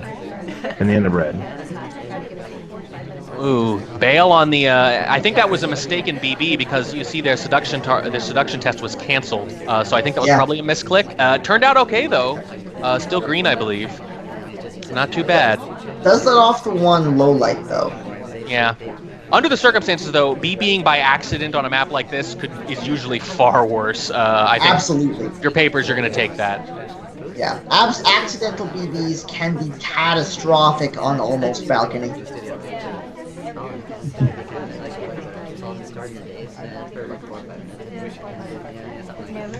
Of course. No flirt progress though. Oh, first one now. Still Looks like not Papers enough. noticed at the same time you did and picked up the first flirt, but it's really late. Indeed. Bad angle for a bug too. Yeah, but at this point, if he wants to finish missions, either you've got to be really aggressive with the flirt, which is probably going to get you shot. It's too late now. I don't think it's even possible. Yeah, this is probably just more of a hope for a wrong shot. It's really interesting that in the earlier games, you see these two relatively neophyte spies actually doing a very good job getting missions done, if anything being a little too aggressive. But now suddenly on Double Modern, you're just not seeing that. You're seeing a lot of trouble getting missions done. Safety went off for a moment. We might see a missed shot, but it looks like he's waiting on it. And he's not going to get that flirt off. It looks like Definitely Queen not. might be He the did overtime one just shot. now. He went for a desperation bug, but was holding a drink. Yeah, it's easy to forget. I don't know if it would have worked anyway. Obviously, we would have gone into overtime. It would have been right after the AMBA, so I think it's immaterial, probably. But It's very possible it would have worked because that was very much a bug path and didn't get shot for it. But but again, possibly because of the drink. well, if we assume that Trevor is on the ball there, he's sitting there thinking, okay, a bug with 1 second. Let's see if it goes into OT, and it doesn't. Yeah. So if he kept his head, then it wouldn't matter. But maybe he did. Maybe he wouldn't have. Putting the game into overtime is a great way to induce a panicky shot, even from the most experienced of players. This is very, very true. Either way, Papers isn't quite able to get it done. Let's see if Trevor can on the spy side with Papers with the sniper rifle in 3, 2, 1, playing it. And again, zooming in on that AMBA early, just in case. You really have to with the new art. Absolutely. Some of these bug animations are really difficult to see. It's weird that both Trevor and Dee got low and lots of other people get low too. Perhaps he keeps highlighting them back for talking? I think he's using lights to count talks. Right, Except for easy the to AMBA, remember. which is highlighted. I think that makes a lot of sense. Again, yeah, you're not going to see normal highlighting and low lighting compared to other maps on this setup, and I think that's what we're seeing here. Is we're seeing the quirks of the individual highlighting, low lighting systems for each player. It's an okay BB. Comes off. It's not bad. It's not bad. It's not terrible. It's not terrible. It's not ideal. And it's worth pointing out, though, that on Double Modern, you really, or even Modern for that matter, you pretty much never have to give away a low light with your BB. If you're patient, if you time it right and take advantage of the opportunities you get, you don't have to give up one, I'd say 98% of your games. So even a one, it was. That helps. I'll take the green and one low light, of course, over a white with a full conversation. Yeah. If I have to pick. But you don't usually have to pick. So You can't pick. if only. If only. There were lots of ideas in the forums over the years about saving up greens and getting to use them when you want most, but they've all fallen on deaf ears. Very close to done here. If he just bides his time, I think he's going to be all right. You did get highlight for that last talk, though. He did. Let's see what happens here. Oh, please. If they go, oh boy, Queen's not making it easy. This is going to be close. I think we have to wait for her to re-enter. Yeah, of course. And if she goes for that briefcase, it's all over. And is she Oh, going to no. do it? Oh, Yes, no. she does. Oh, are you kidding me? I saw That's it. brutal. I gotta say, that was like watching a car wreck in slow motion. I thought, wait a second, when she heads back to that conversation, that briefcase is going to be right in her path. And she's even taunting that she doesn't leave the conversation for quite a while. Oh boy, that's a shame. Ain't no sunshine. That's Pretty well- brutal. That's a rough loss. It's pretty But- rough, but that is what happens when you try to time it just so, is you put Yep. yourself at risk. If one thing happens with the DA or the ST near the end of the game, it all falls apart. Usually it doesn't, but every now and then it's gonna, That's true, and we are, once again, all tied up. Now, this does favor Trevor just a little bit. Papers is gonna need to find 2 in a row somewhere along the line if he wants to win this. So the back and forth, even though he's tied, is not in Papers' favor. It's in Trevor's. So let's see if Papers can make a start at the 2-piece here on Panopticon, and he 5 of 7 in 3, 2, 1, playing it. Early bug comes off. And got the highlight for it. Yeah, big trouble at this point. Papers, it really needs to lay very low, hope someone else does something fairly suspicious. And it really depends, though. Yeah, how... it really... You have to, well, drink in hand, not a big problem. I do have to say, though, we really don't know how sure Trevor is of what he saw. If he's pretty sure he saw that bug, then this game is probably almost over already. But if he's on the fence about it, all you got to do is lay low for a while, and you're going to get a lot of people to frame after a minute or two. That's true, On the but other he's always gonna have that nagging thought in the back of his head that this person could have bugged, especially since it's someone as memorable as Orange Dress. True, but in Panop, it's one of those things where you often have so many suspects that it's so easy to forget that sort of thing, the sort of mental highlights, right? Where the highlight does not just mean statues. And that's why I'm actually not a big fan of, on Panop at least, highlighting for anything other than a consistent fact like statue visits, because it's going to blend together after a while. There are just too many party goers. On the other hand, contact double agent is cut off, so framing opportunities are a tad bit narrower. It's a great point. Obviously, DA is your best weapon, framing. So without that, much tougher. What I'm looking for right now, though, is Trevor's sniper laser motion, trying to see if he's bouncing back to Orange Dress on a regular basis, because that's what he would do if he were pretty sure that he'd seen the bug. But I'm not seeing it right now. I'm not seeing a whole lot of suspicion with Orange Dress. Could be baiting, could be just, laser latency, who knows, but worth noting. Might not be that I don't think sure. that flirt at the painting is ever going to come off, but does get a fingerprint off a pretty nice briefcase. Now, let me see here. Okay, so what's interesting here, Trevor still seems to be guarding the Amba fairly often, or at least zipping back to it every so often. I'm not sure that he suspects Papers that much. I think I agree with you at this point. We're going to get a big test, though, here with center statue. I mean, even if you think there could have been a bug, if you're not sure, it's still worth guarding the bug. It's not like swap where, swap happened even if you don't know who did it. But you combine that with the fact that Papers was not shot for center statue with a minute and a half left, it makes me think that he's not at all sure that he saw the bug. I think you're right. He did get the lean in there for good measure, though, trying to see if any swap occurred. Another cancel seduction. Yeah, but this Seduction is great. has not been hanging out at these pads for very long. If you're Papers, you have to feel emboldened. You went to center statue and you didn't get shot, so you got to figure, even if you're a big suspect, you're not the prime suspect. You're not the only suspect, like you thought you might have been after that early bug. Pulls out a yellow book. Not a bad choice. Not really seen, as far as I can tell. Certainly not marked. I think it would be safe to put it in blue. I think he's going all the way back to red.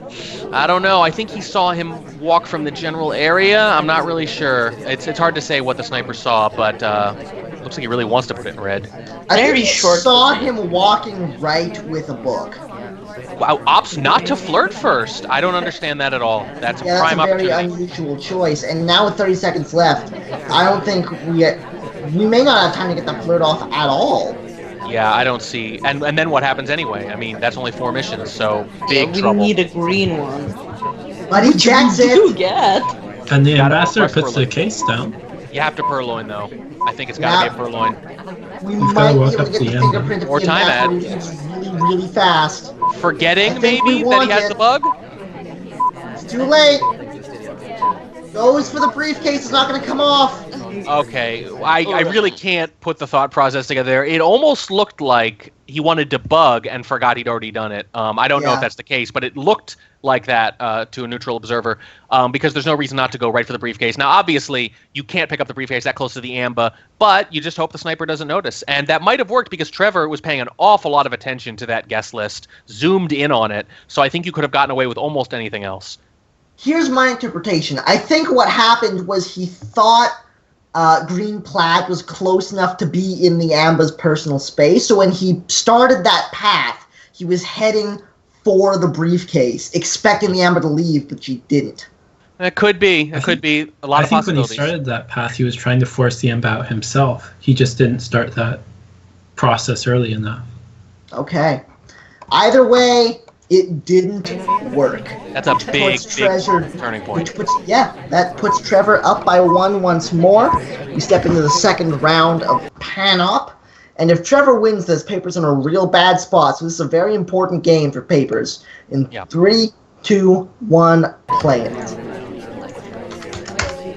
Yeah, that's a pivotal game, and not just pivotal because of the score, obviously being all tied up and taking that lead. I think it would have been Papers' first lead of the day, right? It would have. Yeah, that would have been big. Not only that, but because it was a winnable game, because it was coming down to those last 10 seconds, could have been won. It was just a couple seconds short.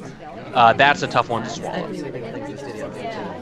Trevor starting things off with a standard issue 34% flirt. Nothing crazy so far.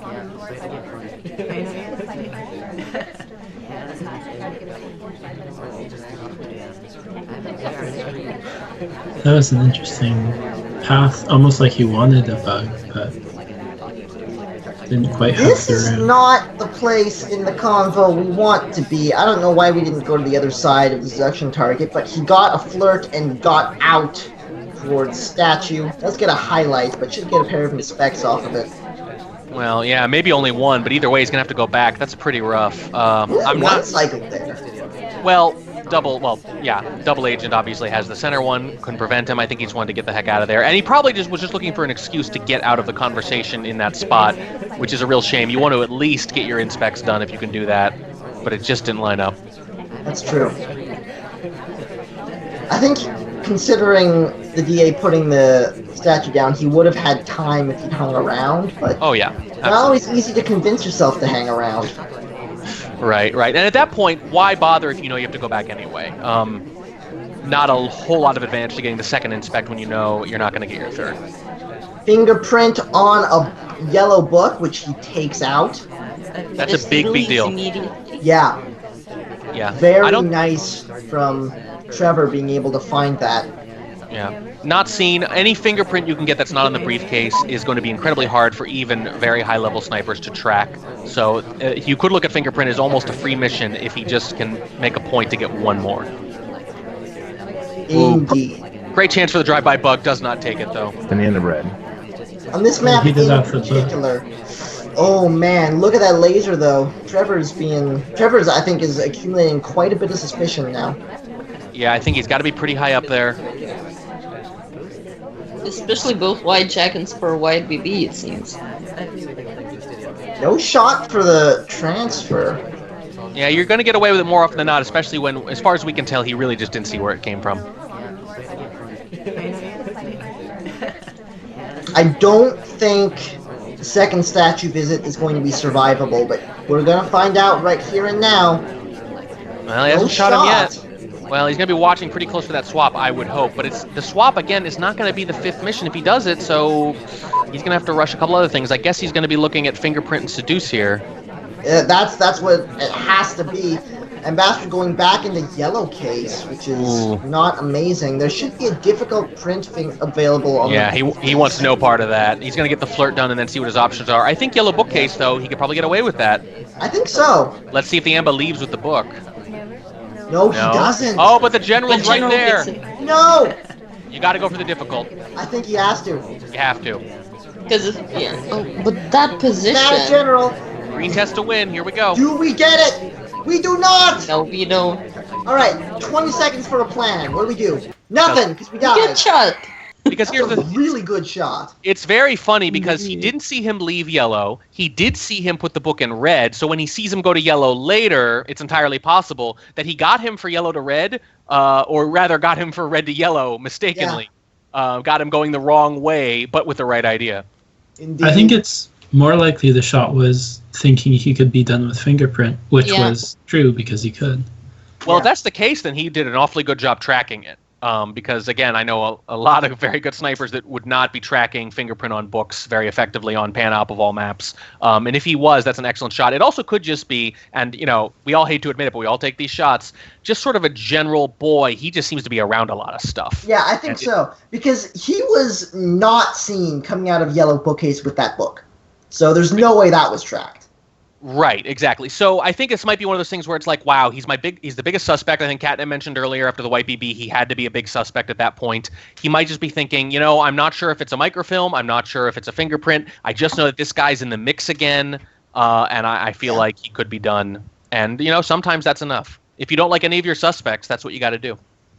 Indeed, and Papers manages to keep things tied up as he steps into Ballroom, any 4 of 8 on the spy side with Trevor on the sniper. And this is why Trevor decided to pick to spy second, sorry. Because when you're spying first, when you need a game, it always that morale's always a little bit higher if it's one up and then even and one up and then even instead of one down and then even and one down and then even. You always want to feel like you're trying to push that a little bit farther instead of playing catch up. Sure, absolutely. Let's see what they do.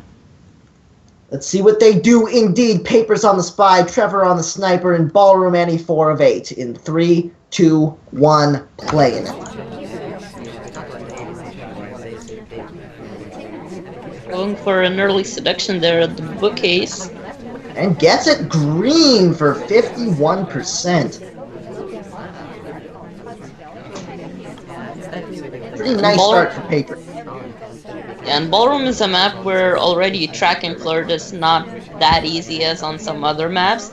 So especially with the green one at the bookcase, it's gonna be pretty cool. And big. Pulls out the book too. If he goes for the swap here, that's a fair bit of gumption. It also give him a shot. It very well could. Especially the early visits, I feel like it's potentially something a sniper will have more attention to pay to when he takes a book so early like that.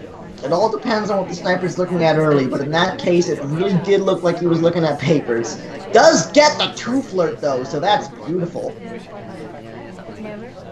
An opportunity for banana bread too.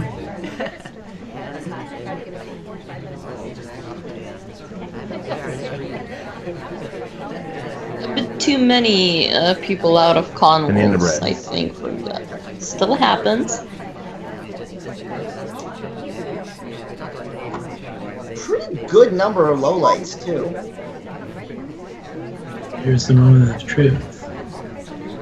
And it looks like Trevor was too focused in on other things to really be paying a whole lot of attention to that transfer going off. So even if it was remembered that it came from blue, his focus was elsewhere when it happened, so it came off clean for papers. And this is looking good so far. 3 missions done, 2 of them were hardtail. Oh, sorry, 1 of them was hardtail, and no lights. He steps into center statues for what's probably going to be the end of this. Yeah, the center statues is... Yeah, pick up highlight, but this is the perfect choice as far as what to do next when you're in this position. Yeah, as soon as you see yourself get highlight in that situation, you know you've got it made, because that's your last mission, and Papers finds the spy wing he needed, and if he can follow it up on Sniper, all he has to do is draw the rest, and he's got the win. Yeah, this is a big deal. Takes the lead, I think, for the first time, is that right? He does indeed. That's a huge win for Papers. Yeah, Trevor up against it. We knew this was going to be a close match. We knew that these two were very evenly matched from the matches they'd had earlier and from just all season, the quality of play we saw from both of them against the rest of the league. And that's certainly been the case here. It is razor thin.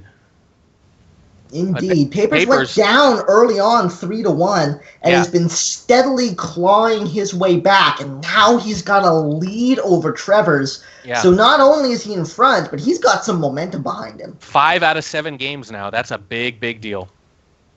And a pretty big swing. He might be able to make it more on the Sniper side. If he could, that would be enormous. Trevor on the Spy fighting for not only the tie, but the advantage. In 3, 2, 1, playing it. And Trevor really up against it here. A very bad spot if he can't win this game. This is a big, big spy game. This is a really, really pivotal game for both players. It's one of those either-or things where, yeah, it is of tremendous importance to both of them. There's just such a huge difference between 7-5 and 6-6 at this point in the game. There's just no more margin left. And Trevor starts things off with the good old standard 34% flip. It's a classic. And it's a classic for a reason. It's progress, but it's not suspicion. There was an attempt at a behind-the-back bug there. Didn't take. Yeah, I think he had a chance when the Amba entered that was slightly better, but I can understand not going for it right away. But you don't get the highlight for it, and you're going to get away with missing those bugs fairly often on Ballroom, actually. So worth a lot of attempts. Trevor has very stagnant camera here, and it's a weird position for it. He's not seeing a lot of the party. He's not getting a good look at laser movement, really. Yeah, and not even zoomed in on the amp. I'm not really sure what the deal is here. Obviously, Trevor already attempted to bug and didn't get seen for it, so no, I'm not sure what the strategy is. Maybe just trying, maybe trying to track flirts. Maybe trying to get a high-level view of the party. I'd Well, like he definitely leaving a got a try timer book flirt there on the green test for 85. Bug on the way out! It takes! It was pretty! And it was clean! And it was pretty invisible. Yeah. Yeah, that's gonna be, if he gets shot or if there's any suspicion for it at all, it's merely the suspicion that says they could have bugged, but definitely not seen. Oh, Bug done! BB done! that's rough. That's 3 lowlights, 2 of them at statue. Well, let's see if he gets them all. 2 of them were at statues. That's giving up some big highlights there potentially. That's true. That's very pretty rough. true. Hard to track, I understand, but it just that's pretty rough because now you look. I think there were 2 highlights. Now there are none. Well, Wheels is not low lit, actually, weirdly. Not low lit, but he was high lit, I believe, before. Fair The 2 enough. or about to be, along with I think Twin was the other one. It's interesting. Yeah, he decided not to low light him outright, which is, I think, maybe just one of those things where you're not positive if they split, so you don't take the risk. But you were looking at a situation where, see, now Trevor going to statues is literally the only highlight rather than one of 3. On the other hand, this is his last mission. It looks like it worked out. Going to center statues there was a very risky move, but he really wanted that flirt.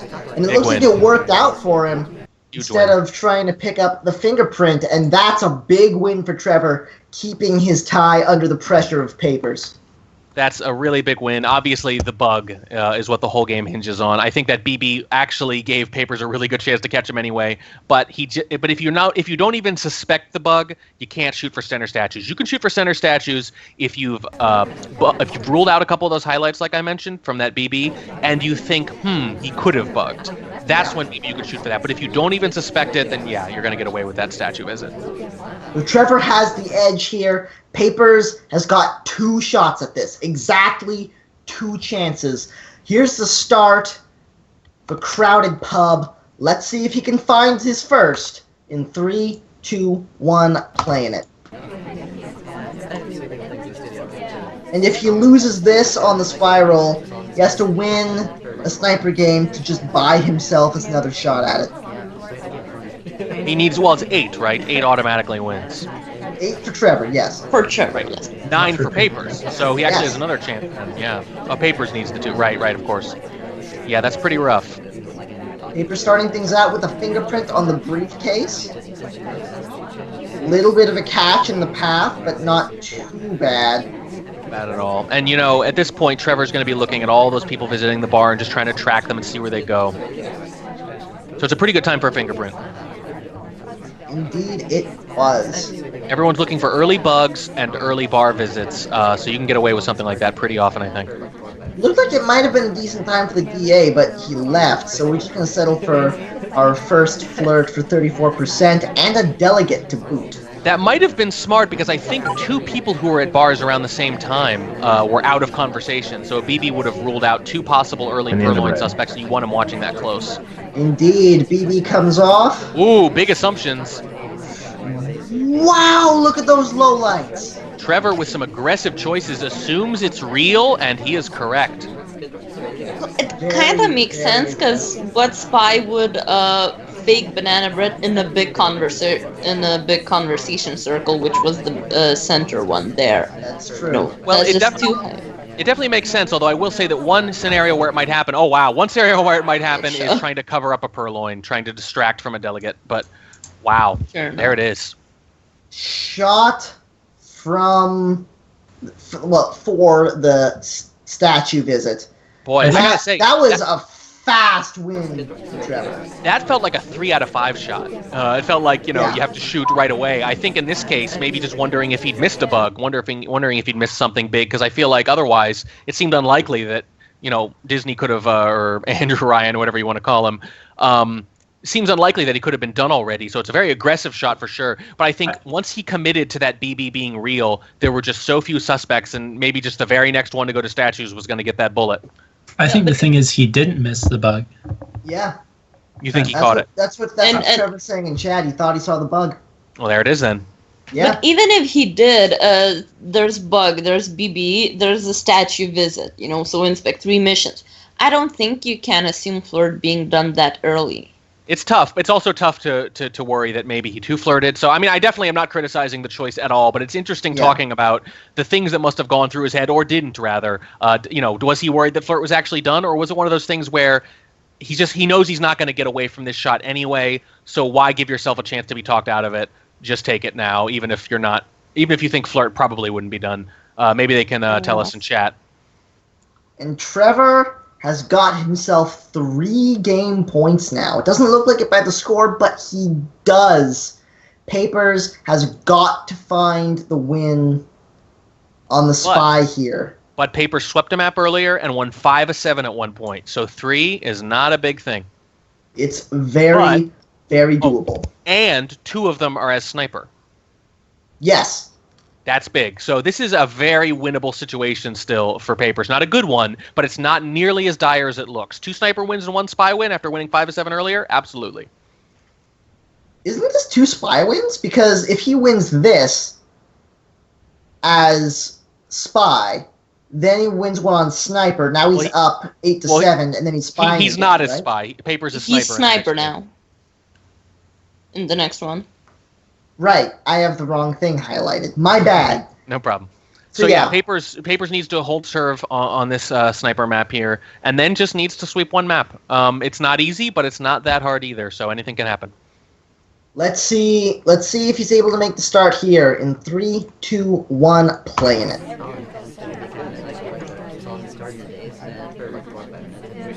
And really lucky there for Papers that the Amba not part of a big pileup in front of the door, relatively left alone there. That's a big deal. You don't have to have that hanging over your head the rest of the game. Absolutely. Trevor's starting things off pretty standard is flirt time, but he's kind of inside Alice, which is not strats. See, what's interesting here is if the spy were Seek, he would have been able to bug there with immunity. There's no way it would have been seen. Papers just not watching the Amba that closely, I don't think. There's been some prime bugging opportunities. Obviously not for Trevor, but he doesn't know that. This is very true. I just don't think he's that interested in the Amba for whatever reason right now. Very unusual decision, but we'll see how it treats him moving forward. If Trevor can get him into one of these moves, then it's going to be a big deal. Wow, Second flirt comes off. It's a bit of a distance on a white, so we've got 80% now. This is really surprising. I'm looking there when Slim, belt buckle, pink jacket, whatever you want to call him, walked by the Amba. Papers deliberately turned in a way that put the building between his view of the Amba, with someone walking right by him. So at this point, I think we have to assume he was not watching the Amba at all. I think he was watching the guest list, maybe almost exclusively. I think I agree. I'm very surprised. Obviously, people will kind of fluctuate there with what they pay attention to, but I think this whole game, he really has not been watching the Amba at all. Does pick up his delegate on the list. I wonder who he's going to give it to. Yeah, might be his seduction target after this last flirt. No, let's him Seek. And I think it might get him because, again, if he's not watching the Amba that closely, the only other thing I can think of is that he's watching the guest list very closely. Banana bread. BB comes off. It's no longer going to be Seek. Yeah, unfortunate that Zeke left there, because I think his plan may have been to banana bread and then delegate right after. Either way, but I don't think it was, because the double agent walked in to the CC afterwards, closer than Seek, so I think she would have inherited the delegate. Trevor with a prime bugging opportunity when he gets rid of this drink, and he's trying to sip it in a hurry, you could see here. Nope, not in time. Not fast enough. I think he could have gotten away with a gulp there. He already had 1 sip. You can gulp on your second drink, I think, in that situation and get away with it and try to get that bug off, but I don't know. There goes the delegate. 1 minute left to play. Delegate is no longer on the table. 2 missions done. Statue is available. But what's the last mission going to be? Is it going to be an inspect swap? Because that's real dangerous on this map. Yeah, big trouble, but I don't see what option he has. The other option could be go straight to the bar after the inspect. Yep. Doesn't even matter. Just puts it down and gets shot anyway. So Papers gets 1. And ties it up again. Ties it up at 7 to 7. Now all he's got to do is sweep Courtyard 2. Yeah. And what's interesting about that shot is it felt like another 3 of 5 shot. Because he got shot for the inspect before trying the swap. At that point, maybe he's just thinking, I missed the fingerprint completely. I missed a bug completely. In fact, the bug thing would make sense because, again, he really wasn't watching it that closely. Maybe he was just assuming, I could have easily missed the bug and I have to fire for this. Yeah, absolutely. So it's 7-7. Papers on the Spy, playing for a chance to snipe for the win, which Trevor is doing right now on Courtyard 2. Any 4 of 7 in 3, 2, 1, playing it. This is for everything. Papers needs to sweep, and obviously with the big advantage of Spy, pretty safe to say this is the big game. This is the one. If you had to pick. Time ad. Wow, gutsy, and it's a white too. And I don't know if he was even really noticed at Windows for it. He's going to be right over at statues, watching the guest list early on. I think Papers got away with that clean. This is normally considered to be a bit of a sniper-favored map, and that time ad is definitely going to even the playing field some, although I'm not sure how I feel about stepping right into statues after Wit, especially with the white swap coming out there. He gets away relatively clean. He was seen at statues, he's highlighting for statues, and only 3 people have gotten the statue highlight so far. When he rotates around, this is going to be rough. But he went around from the others. He went from the other statues to this spot all the way around. Right, but he's been highlighting for statues. He was clearly seen there. The only way he survives this, I think, he's going to lowlight almost everyone, unless he doubts his memorization. That's the only saving grace at this point. The whole point of highlighting for statues is that even if you don't see who did it, you can narrow it down in a hurry. It's just a shot. Trevor was on it even more than we gave him credit for, and that, ladies and gentlemen, is going to be the match. Now, what's really interesting about that is with the early time ad, obviously the early highlight too, but that's not too bad for a standard statue visit. With the early time ad, he was in a pretty decent position, just a little too aggressive with that swap. If that had been green, it would have been pretty good, but it's still too early. You have to let more people get highlight first. I agree. That's a really good point. If you're going to do that kind of swap, if you're going to do the white swap, I think it makes perfect sense. If you do it, when a few more of those accumulated, maybe midway through before the BB has ruled any of them all out, things like that. But you're right. If you go early, even if a few other people have gone with you, they're going to have it narrowed down and they're going to have all game to try to confirm. Absolutely. Also, if I remember correctly, because I was watching this live, I think after the match, Trevor also said that, that path that I also paid attention to because it was a weird one. Yeah. That path got Trevor very suspicious. And it added very heavily to the shot there. All right. Either way, that is going to be the match, which means it's time to switch casters. But it's also time for what you've all been waiting for. The championship match between Crazy Kaylee and Magician. All right. The hypest of hypes. As of right now, there's no sign of KCM yet. He said he was. There was a possibility he would be delayed in traffic. Anyone that wants to hop out now, go ahead and hop out, and we can give them some time to get their draft going. They need to do some stuff. I don't know if I think they thought they had more time, but yeah. I think KCM will get here in time, especially considering it'll be a longer match, almost very certainly. True. Very true. Yeah, I think I'll use the chance to hop out before this one and just enjoy. Well, thank you for coming in and casting Catnip. Yes, do you have any social medias you want to plug before you go? I am on Twitter at CatnipIsWise. You can follow me there if you like me, and so on. And that's it. Thanks for having me. Thanks, Catnip. Thanks for hanging out. I'm probably also going to hop out for this one as well, although it pains me to do so. I think once KCM shows up especially, we've got an incredibly capable casting team for this final match. I am Toboshi. I can be found at ToboTV on Twitter, at Toboshi on YouTube, and at Toboshi on Twitch, where I stream often non-SpyParty things. Thanks a ton for having me. And it looks like KCM is here. Teetery, are you going to be hopping out, or are you sticking around? I will also be leaving. I've just got at SCL_T3 on Twitter. It's mostly more SpyParty stuff anyway. But yeah, thanks for having me.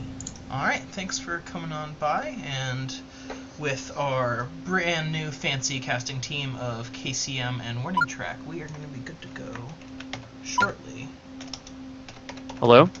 Hello. Hello. Hey. I'm having some weird computer things going on. Hopefully it'll work. Yeah, you sound fine. Yep. Oh, well, that's good. That's good. Everything is lagging really bad. Like, I couldn't get my computer to turn on. And then, I unplugged it and plugged it back in. And then after I did that, it woke up. Because apparently not having a power source, it can still be asleep and then wake up, I guess. And it woke up after not having a power source. And then, now everything is running really kind of slow and crappy. So, yeah. Hopefully, it'll speed up again. Well, they're just about to start drafting here, I think. I think Kaylee is just getting set up. Magician has already created the room. Oh, awesome. I will be back in 30 seconds.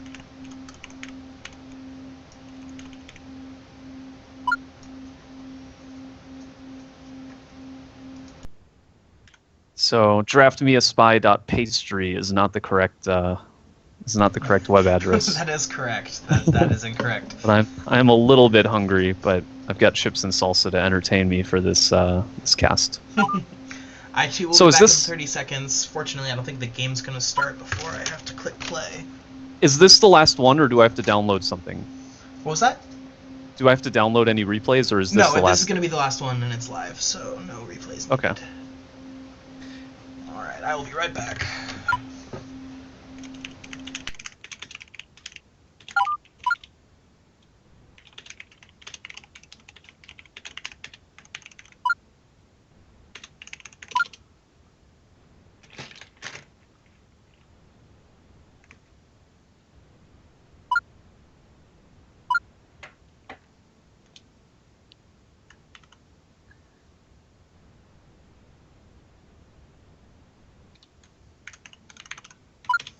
Okay, so I'm hoping everybody can hear me right now, since I should be the only person still on the cast for the next 20 seconds. It's looking like Magician gets to choose whether he goes first or second because he's in the top spot, I believe. Yes. And welcome back. Oh, yeah, sorry. He gets to choose both. He gets to choose who picks first and who spies first. Oh, that's pretty nice. And he wins in a tie as well. Yes, yeah, so it's a pretty significant advantage, and it's one he definitely earned in the regular season. I was looking over the regular season wins, 17 points in 10 matches, 1 loss all year to Crazy Kaylee, for what it's worth. His only loss of the season. He lost in week 2, tied in week 3, and then won every other week after that. He's on basically a 2-month winning streak. Wow. Both of them, so first of all, that's his only losses to Crazy Kaylee 5-2, but he beat Crazy Kaylee 5-2 later. So they're basically dead even in head-to-head matchup, and he has a slight edge on the season play. He's been red hot for 7-8 weeks now. Wow. Yeah, that's really impressive. I remember a lot of people were kind of wondering if Magician would be able to cut it in Diamond, and here he is. He takes the first place. Not really, I wouldn't say convincingly, because Kaylee was a close second.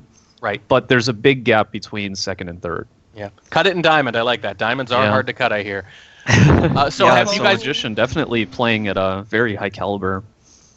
So the picks and bans are coming in. Kaylee, I'm not sure how much of this you covered while I was stepped away, but Kaylee has banned Pub any 3 of 5.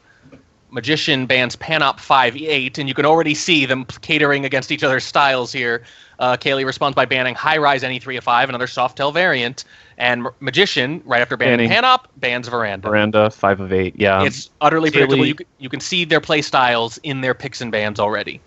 Right, yeah. I mean, I know Kaylee just likes to avoid the Softail maps, and of course he's going to pick. So I think him banning those maps is more of just him avoiding his own weaknesses, as opposed to trying to damage Magician's strategy. I don't know if Magician is really known for picking any 3 of 5. I agree. Kaylee just wants to play. He's famous for just saying he wants to play his game, force people to play the way he wants to play, and that's why he picks Panop 5-7 as his first double map. Right, but Magician's bans are actually very, very aggressive because they particularly target Kaylee's favorite maps. Right. And by banning 5 of 8 on both Panop and Veranda, Kaylee will be forced to choose the inferior versions of the map where it's more likely to get split. 2 sniper wins. Right. So that's he does end up picking up. Let's see. Kaylee picks Veranda any 5 of 8 doubled, and then Magician's going to get Balcony any 2 of 3 doubled. So 2 completely opposite maps are going to be our primary maps for this set. Yeah, Magician with more obvious counterpicking going on here. Certainly. Right, yeah. I feel like Kaylee has banned the same thing every single time, actually. Right.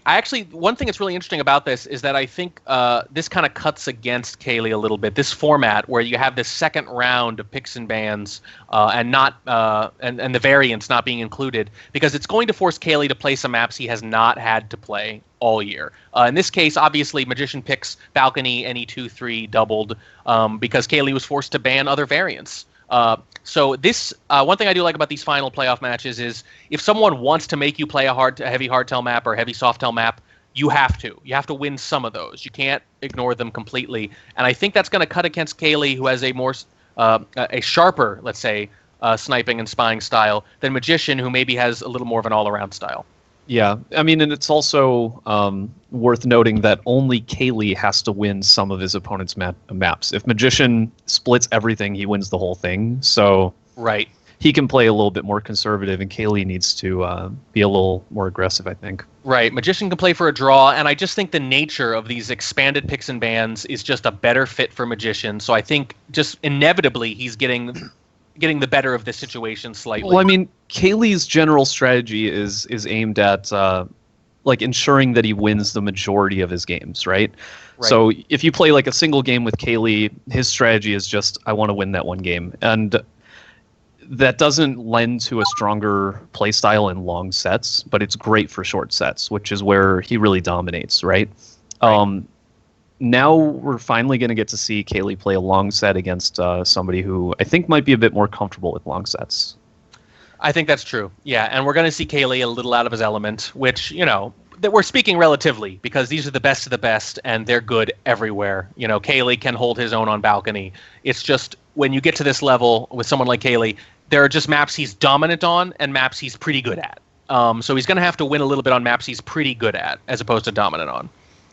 Yeah, I think it's interesting because Kaylee bans stuff like Pub any 3 of 5. He's fantastic at that. He's fantastic at everything that he wants to do.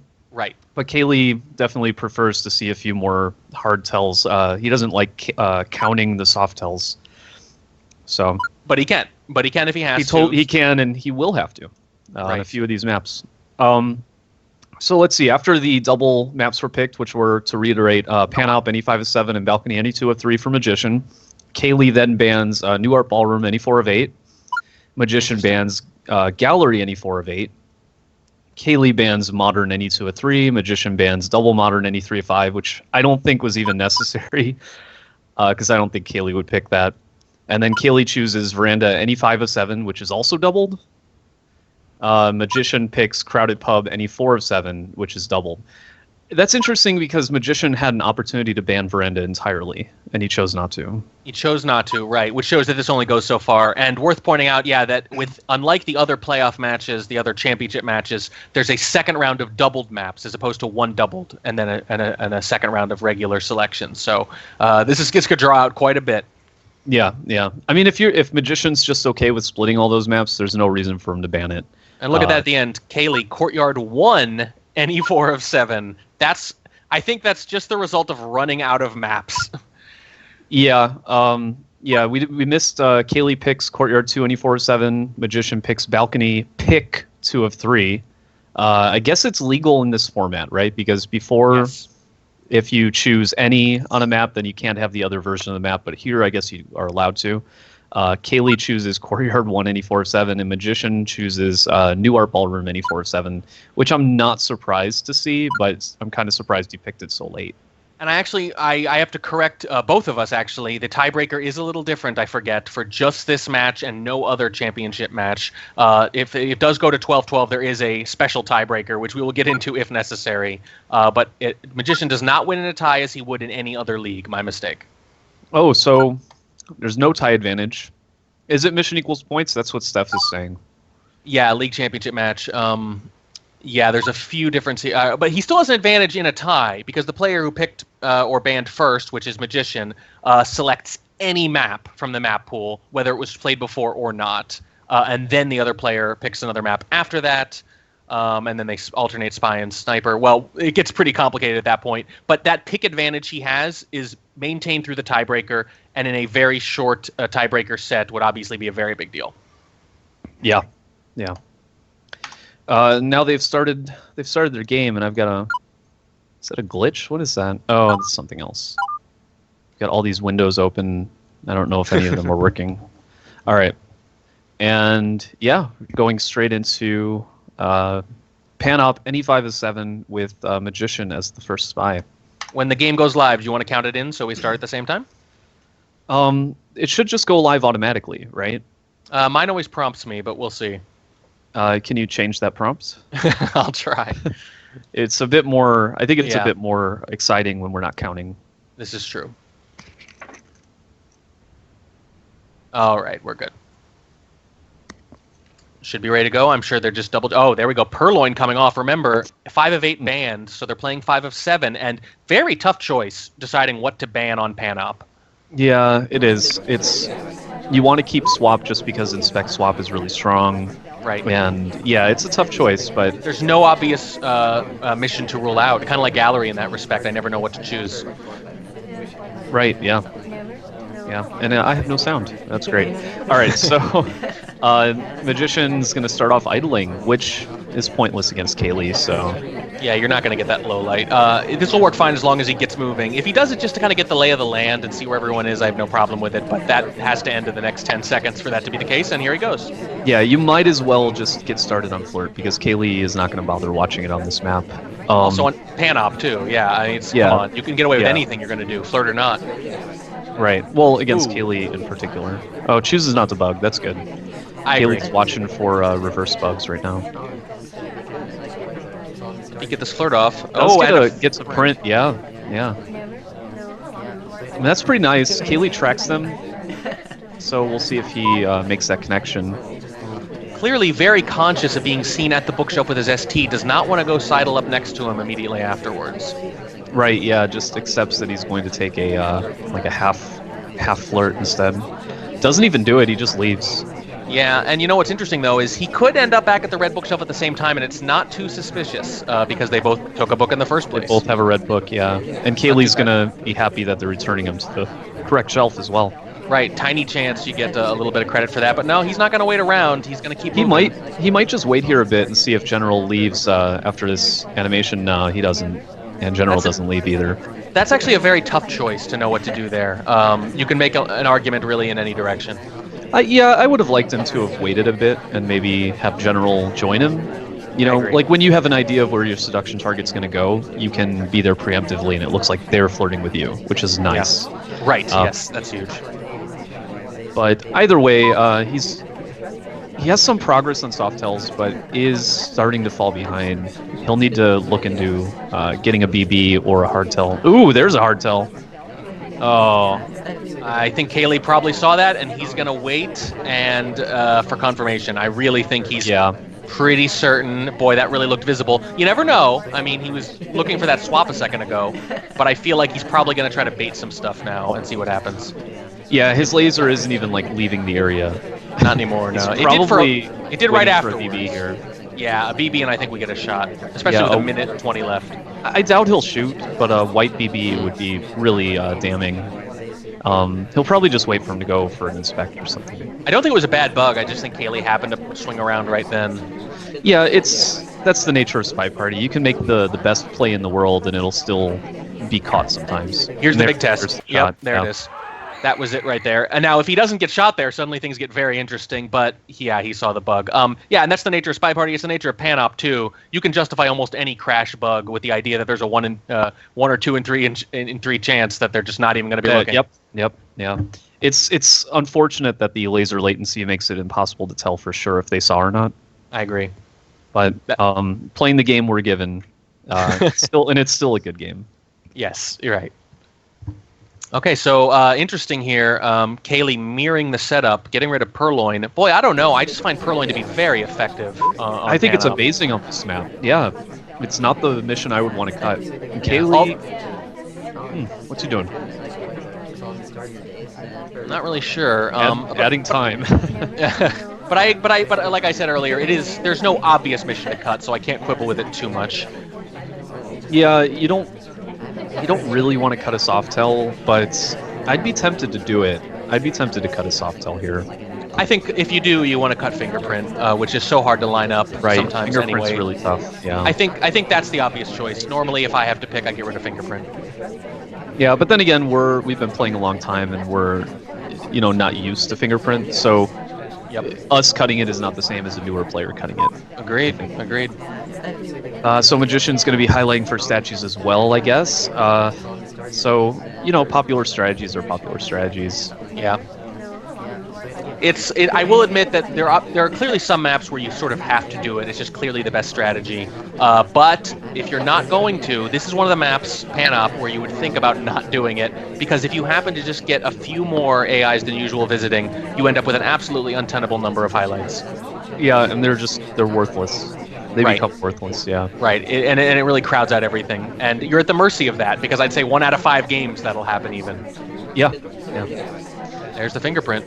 Yeah, I don't think it was even noticed, so just a free print there.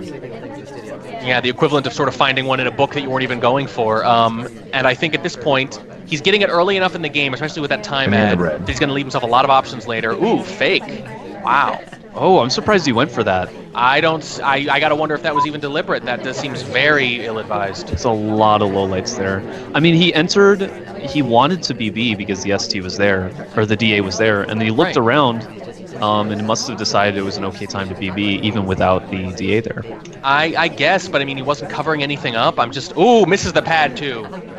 Yeah, may or may not have been noticed. I think the highlight is probably just for statues. Right, the highlight obscures it because he was going to get highlight anyway, but that's not great, and he's already narrowed the party down so much with those lowlights. I think Kaylee is very far behind right now, even with that extra time. Yeah, it's going to be a rough game. There are just so many lowlights. And they're all good. He still has to be B. So is he going for a low light here? No, Fingerprint. There we go. I missed it.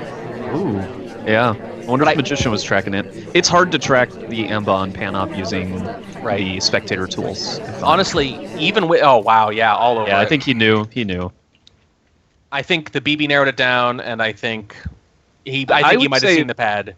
Yeah, if he didn't see the missed pad, then that would be a pretty bad shot. I still don't like that shot right now, unless he's absolutely certain about the missed pad. But at most, he's maybe finished 3 missions.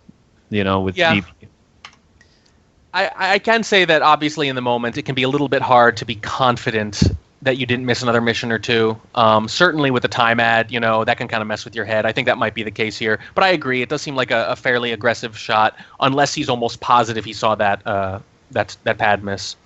Well, I'm thinking about it, and maybe he was afraid of the swap block, and if he missed a bug, then that could be 5 missions. Right, and that is the character you'd want to swap block with. So right, yeah. Makes some sense. Yeah, so that's a fair shot. But yeah, a good shot too. I think Kaylee started fine, but just that BB, everything went downhill after that. Yeah. And standard 2 or 3 setup here, Purloin and Fingerprint off. Makes sense. Yeah, so I think that worked out really well for Magician. Magician wants to split Kaylee's maps, and he wants to win his own maps, right? Like, that's the goal in SCL, I think. So, yeah. Worked out really well for Magician. And insofar as you want to read into individual games, he was a lot closer to winning his spy game than Kaylee was to his. I don't know about that. You don't think so? Neither were very close. I thought he was closer, but maybe that's just me.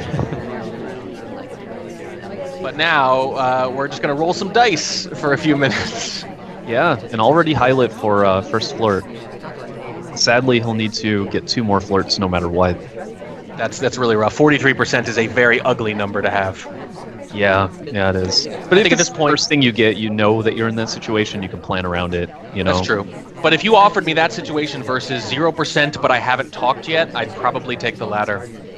Sometimes I would rather just get greens on my flirt. I don't. I would rather have green flirts than green BBs sometimes. Yeah, and I know I'm playing against Wodar, of course. I know Kaylee is not going to lowlight for all sorts of behavioralist stuff, but this is one of the maps where he'll make an exception, as you can see already. So if he didn't talk and left that conversation early, he might have gotten himself a lowlight. And the end of red. True, but lowlights mean far less on this map. It's so easy to track the lowlights that Kaylee can just use them for counting. That's true. That white BB is rough. I think one more talk and he's going to be in big trouble, because there's no way he can tell, just from eyeballing it, eyeballing the entire party, whether or not that was 49 or 43%, I don't think. So as far as he's concerned, one more talk could finish it. Yeah, exactly. Oh, neutral it, though. But That's still, a good sign. there are no highlights, so you're still a top suspect as a neutral light right now. Right, and he's not going to have time. I just don't see crash bug. It's a bug or nothing. Oh, well, he goes for it, but right in front of Kaylee, sadly.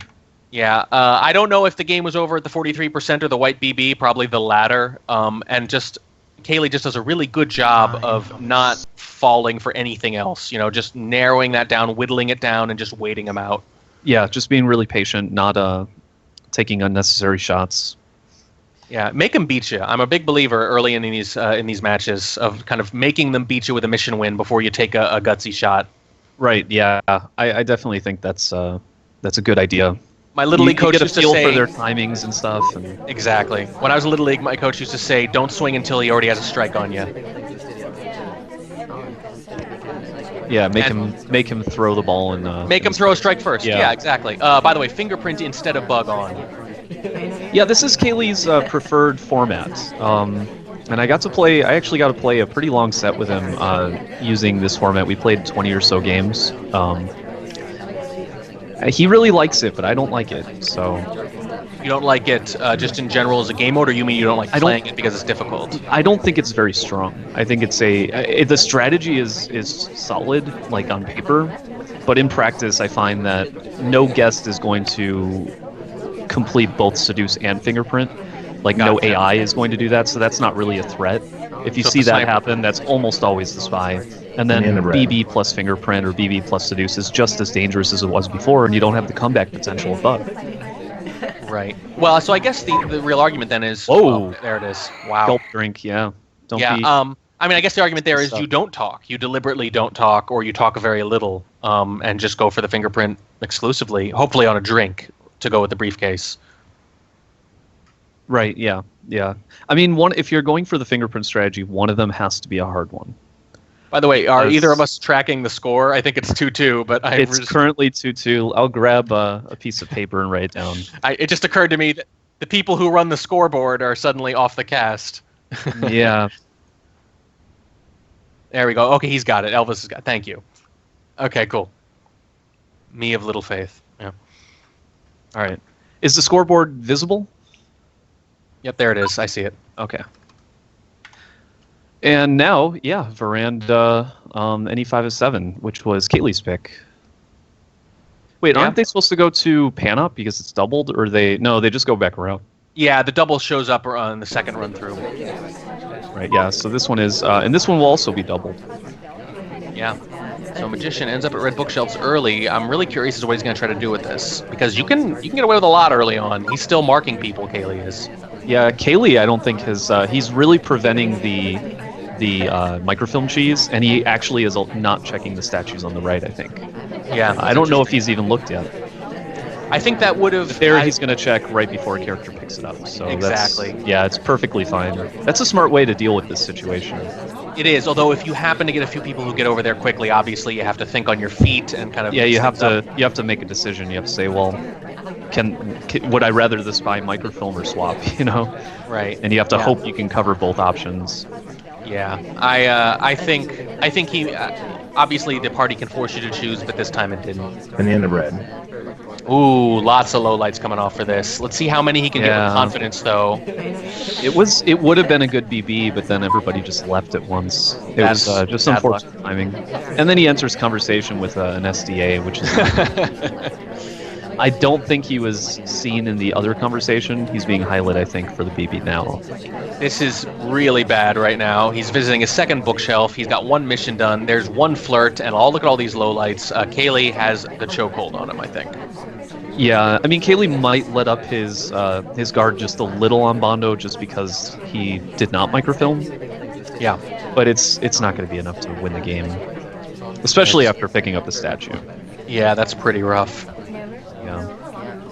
At this point, his best hope is that someone else does something crazy, someone else goes to statues again, something like that. Magician probably doesn't know it. I'm not sure if he realizes how many people on the other side of the map left conversation right around the time of that BB, because when he chose to do it, as you pointed out, it was a pretty decent choice. So I don't know if he's really aware of how many lowlights he gave up.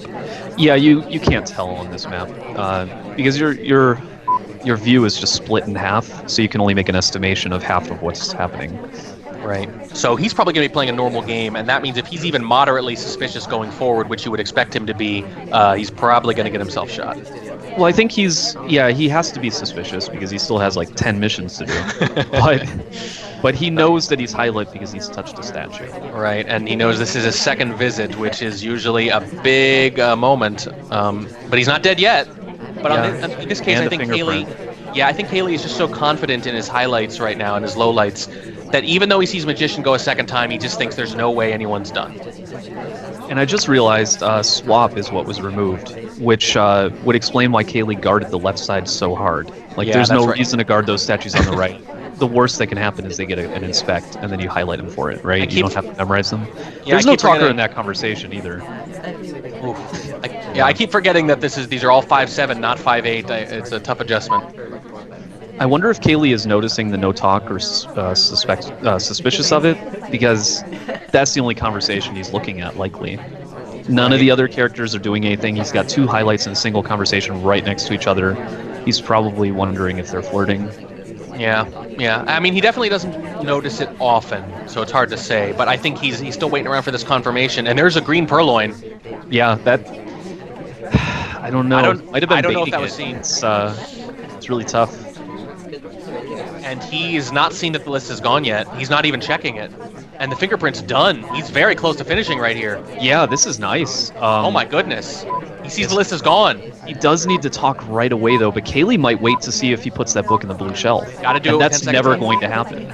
Wow, I think he's gonna get away with this. Yeah, I don't know how he turned this game around, but I think he did.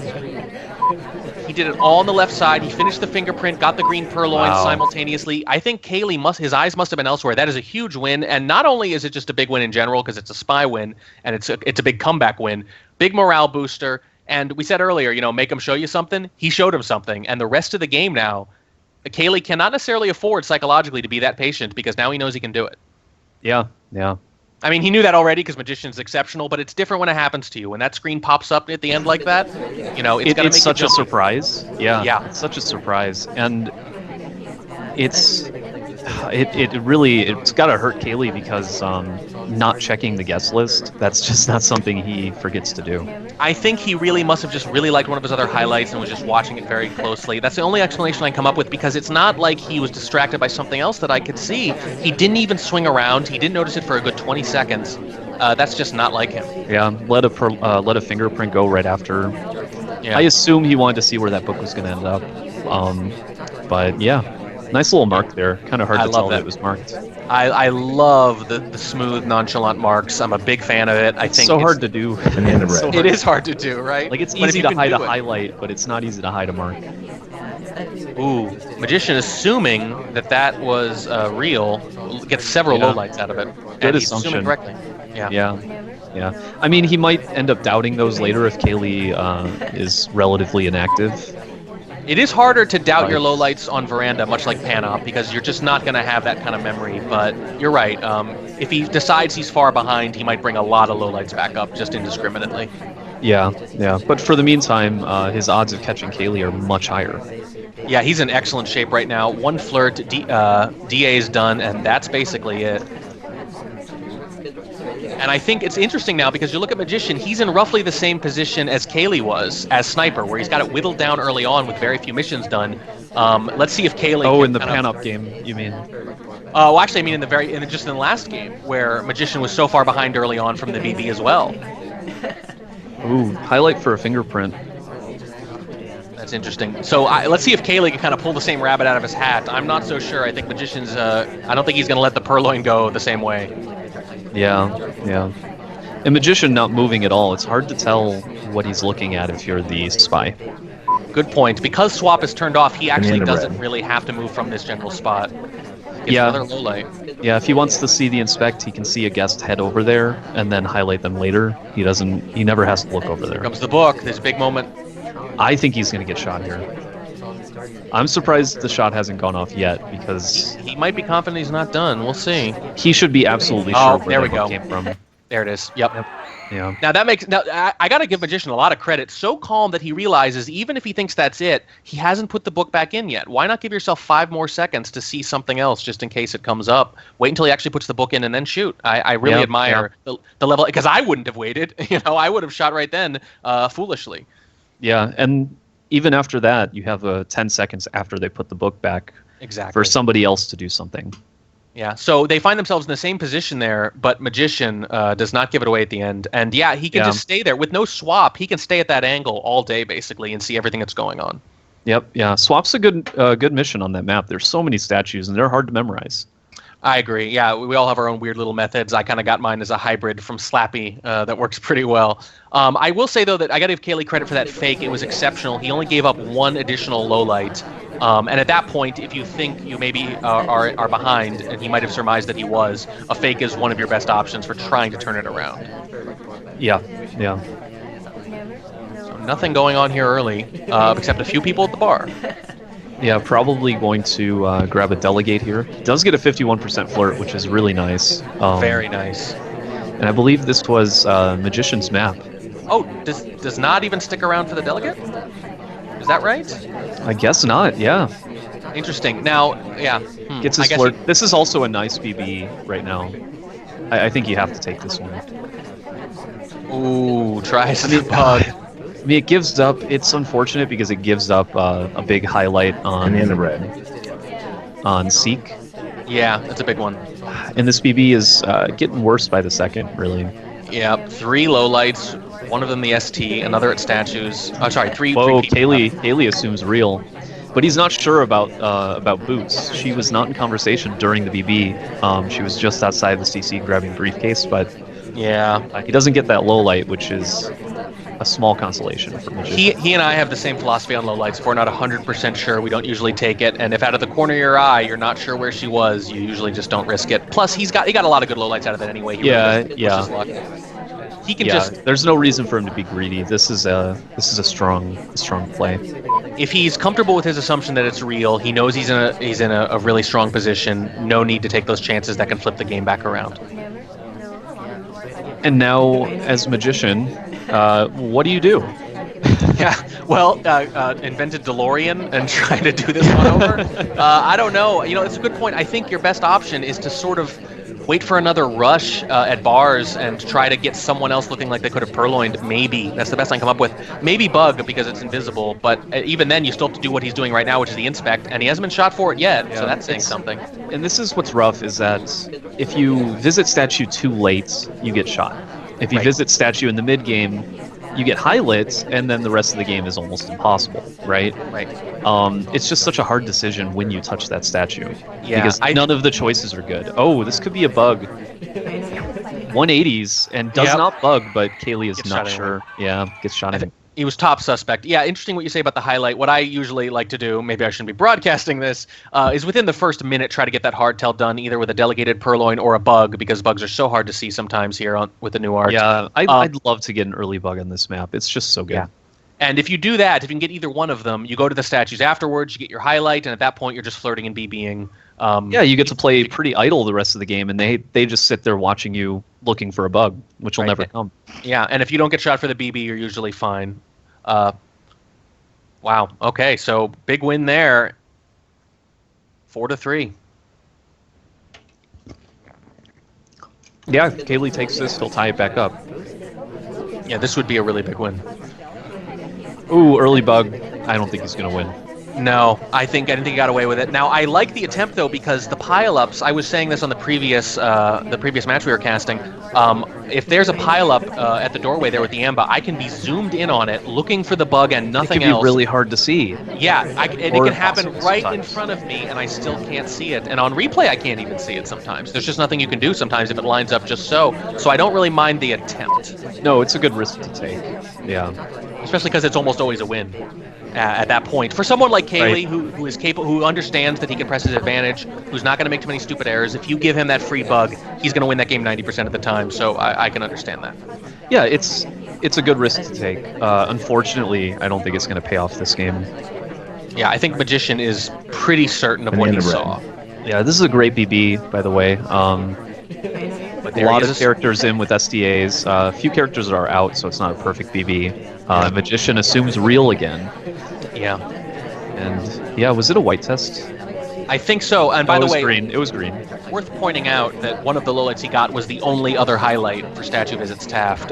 So at this point, Kaylee is the only highlight, and there are plenty of lowlights. And Magician he's not catching everything, but he's making smart decisions, and he is whittling this party down every game and just winning the war of attrition to the point where Kaylee has to get away with things, being among only 4 or 5 other suspects, which is almost impossible. Yeah, yeah. And now the statue, right? No, he goes to window. I like the decision. I think a statue would get him shot right now. I don't know what his options are But anyway. a statue at 1 minute is going to get him shot as well. Yeah, But I that don't was think nice. That was nice. Yeah, and it Neutral works. light. Whoa. Maybe. I don't think he can go to statues this game. Maybe now that he's got the neutral light. Hard to say.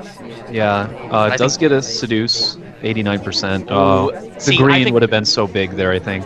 I agree, because there's a really good chance if Purloin is the last mission you do, it's not that hard to survive those 10 seconds. Just get him to hesitate a little bit, Yeah. if he were done with the flirt, and now he's going to have to do a couple things. He has to talk twice now as well. Right, yes. You know, And Magician's going to be watching for which talk sends a guest away. exactly. It's really easy to look like a really good sniper when you only have to watch 4 or 5 people at once. Oh boy. Doesn't even wait for the Purloin to go off. Yeah, all over it. Yeah. I don't know, that's an interesting shot. The neutral light was really interesting to me. Because I want to say that he probably had that game in the bag from catching the bug. So why would he neutral light unless... I don't know. I don't know why he neutral lit. Yeah, well, the only thing I could think of is that at that point, and I think we've talked about this before, sometimes if you're almost positive you saw something, you don't even bother to highlight because you're not going to forget. Maybe at that point he thought, you know what, why don't I just keep my highlights statue visits exclusively? I don't know. But I can't really make sense of that either. So Magician just kind of hanging out again. He did this on Panop, you'll remember, too. He didn't go for the early flirt, didn't really do anything. He just kind of hung out for the first 30 seconds. Yeah. I think it's interesting that Magician is still assuming that all of the BBs are real after Kaylee faked a BB on Panop. Yeah, they've both done it now. When are they going to adjust, looking at these logs, and make the other one pay for it? Right, yeah. And keep in mind, this is a longer set. You really can't afford to do that in those little 8-game sets you play during the season. But in a championship match like this, you absolutely can. It's even longer than the other championship matches. At this point, I think we ought to see that come into play in the second half a lot more. Right, yeah. We could see some big adjustments. Although Kaylee is kind of known for claiming that he doesn't adjust. He just plays his way every game. Although he does admit that you need to play Yomi as the spy. Right. Well, Magician is playing Yomi all the time.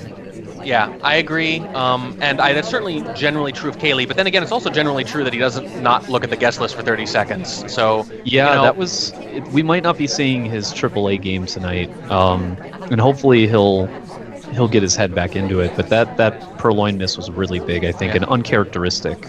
Yeah, and that's the thing. It's enough to jar you. It's enough to make you rethink your strategy, maybe. The thing is, almost every top player is a pretty cool customer, but this game, with even modest stakes, is incredibly tense, and this is as big as it gets. Kaylee's defending his title. If he were going to abandon his style trailing 2 or 3 games, this might be it. Yeah, true. And this is going to be a big highlight for him, especially if he remembers the fingerprint there. It looks like he's baiting a swap. Right. I expect him to check that right away. Yep, he does. Good call. There it is, yeah. And Magician smartly does not swap. Yeah. You can make an argument for it as the last mission. You definitely can't make an argument for it otherwise against someone like Kaylee right now. Right, yeah. And that flirt is rough. Well, I don't know if he's going to have time here. This is going to be very tough. He's going to have to leave. I mean, he can stay and reset, but he'll have to get a green. Have there really only been 2 statue visits? Because I see 2 highlights, and that's hard to win on with Courtyard. I think there were 3 or 4. Okay. His seduction target visited a statue right away, but now she's low lit. He's got a time ad, right? He needs a flirt and a fingerprint. I think he has a time ad. He's not doing it. Yeah, he can't get that briefcase. He could get shot for this talk right here. Here's the flirt. Yeah, he might just get shot here. He might just get shot here. Otherwise, what's he going to do? Oh, boy. Oh, Purloin. Well, you know what? He can try to get a fingerprint and finish this game before the guest list goes off. I'd really like to see that, yeah, especially if that thing bounces around a lot. He did the fake instead, just to try to throw everything at the wall here and hope Kaylee misses something. Kaylee knows what happens at the end of the game. Yes. There's a lot of people at Windows, but they're all cast members. Yep, here comes. Yep, there it is. I think the Purloin's fine, but I totally agree with you. I think you do the fingerprint, and if you get that extra reject, which he did, it would have taken more than 10 seconds, and Kaylee is going to be staring at that guest list when the results screen comes up. I think he should have rushed that briefcase immediately. Well, it would have played the overtime. So right, but without so the Kaylee would have shown, known he would have known that he has to shoot, but would he have been able to shoot without the guest list gone? It would have been very because jarring then he would have to think maybe it was a green time ad instead, right? Right. Or swap. Which right, it couldn't be because nobody touched that. Of course. If he's waiting for the guest list to disappear and it doesn't and it still goes into overtime, I mean, at that point, it's surprising and it could throw him off. Exactly. But I got to say, a lot of credit for almost finishing there. It's just a shame to get that fingerprint and not finish fingerprint. And have to rush a hardtail. Yeah. I mean, that was essentially wasted time. Well, no. He had to go to the statue anyway. There's the time ad. Kaylee has done 2 of those now, I believe. The time ad looks clean. Looks like he got away with it. And you can make a pretty good argument for not guarding it too closely as sniper. It's not going to hurt you too bad unless you overreact to it, try to figure out who did it, shoot the wrong person. I think that's the real benefit of time ads, is that it gets the wrong person shot. The time itself is marginally useful, usually. Oh, there it is. And the end of red. That's what we were talking about right there. Let's see what happens. I like that fake, by the way. Yeah. But only one SDA in. It's not as strong as the spy probably assumes. But it does work. Low light. Yep, it works. It works. Now, it's interesting. I didn't look like it was gonna. He was taking his time. He didn't rush to do it this time. He thought about it a little bit, and he's gonna make him pay. Now, here's the question. Kaylee, if the whole point of doing this is to try to get that low light to make him pay, you need to be aggressive now. You need to finish missions. Find out if you're low lit, if this is an experiment. Yeah. Avoid statues for a bit. He can now visit statues at the end of the game and probably only pick up a highlight. Exactly. You're right. That's the quickest way to flip those weak low lights back into highlights, is to go to statues shortly after. Maybe a Purloin. Right, yeah. But there it is. That's exactly what he does. There's a green. It looks like Magician was moving away from it, possibly to bait, but maybe to look at something else. It did look like a bait to me a little bit. Yeah, here the Purloin goes off. Magician notices it right away, I think. And it's an SDA. That's brutal. An SDA, yeah. Oh, he doesn't know. He doesn't know. Oh, Kaylee is almost finished with flirt. Oh, he breaks animation. He's just going to chase. Yeah, he knows he's highlight now. So, I mean, he could probably... Yeah, he just doesn't care. Does not care. He knows. He's not shot for Purloin. He's got to assume at this point. So the question is he going to go for a bug or something? I don't want it. I don't want him to BB. Here's Inspect the swap. I don't like swap, even for a low light. I agree. But I think it's going to work, though. He can inspect, he can walk away, and he can go get a real BB. And if the laser never touches his back, then he wins. Oh, he might be listening. What's it going to be? Here's Bug works too. Bug works too if you're low lit. Bug is dangerous, though. It is dangerous. There's the BB. Oh, Magician's low lighting. He might think this is time to shoot, though. Yeah. No, he's not gonna. Oh, he does it the last second. He does decide to shoot. Smart choice, but wrong character. Yeah, but I got to give him credit, by the way. That timing, he really caught it in just under the timer there. Yeah, there's really nothing to say about that game other than he's been making assumptions. Kaylee noticed, and Kaylee was the first of the 2 of them to burn the other for it. Yeah. it's interesting to me that after the second BB, you have to think, well, what was the first BB for, right? And so he shoots General, who was in conversation with the real DA. So he shoots for the second BB thinking this was the real one, right? And this is the last mission, which it was. He could also look at his lowlights and say, well, I assumed I assumed real on the first one. If I'm going to assume real on this one, then those lowlights are not correct. Right. In fact, but 10 seconds is so little time to make that decision. Right, I agree, but you can make a really good argument at that point, and this is what the best of the best do, is they have the self-awareness to say, I screwed up, I should shoot a low light. Doesn't even matter which one, it's better than my highlights, it's better than my neutral lights, it's literally better to just shoot a low light, even if it's at random. And in this case, it would have improved his odds. It would have improved his odds. And you say that's what the best of the best do, but I don't even think the best of the best are doing that yet. I know Zero TKA posted a big... nice little article about it, which was nice, but I don't think many people do it. It's pretty rare. I've done it once or twice in 8,000 games, and I probably will never stop talking about it because I don't know if I've ever done it. It's really hard to do. Yeah. Well, there's also 5 or 6 times where it doesn't work at all, of course. Oh, here we go. We're going to play pick 2 of 3 balcony, and Magician puts bug in there but doesn't choose it. Kaylee probably suspects that, but he's still going to have to watch. He's just going to play this like any 2 of 3. Yeah. And so what that means for our spy is that he's playing a gimped game where the sniper gets to play a normal game.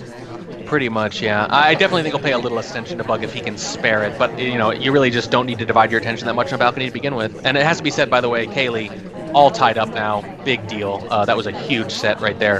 If this game ends up going Kaylee's way in the end, that's probably going to be the turning point. Yeah, I can't imagine they're going to do anything else but split balcony here. Pick 2 of 3 is just not good for spy. But, I mean, sometimes the AI things is helpful. happen. Yeah. Although here the AI are not being helpful. Magician has nothing done, and he's the only highlight character in a sea of lowlights. Yeah, he's in and a trouble. nice little bounce from Orange Dress. Kaylee doesn't lowlight for it though. Yeah, Kaylee's just going to wait this out. He's going to do exactly what Magician did to him earlier. Just wait him out, grind it out. Yeah, Magician's definitely... and a white. He's going to time out, yeah. And if Kaylee's counting, he knows he's not done.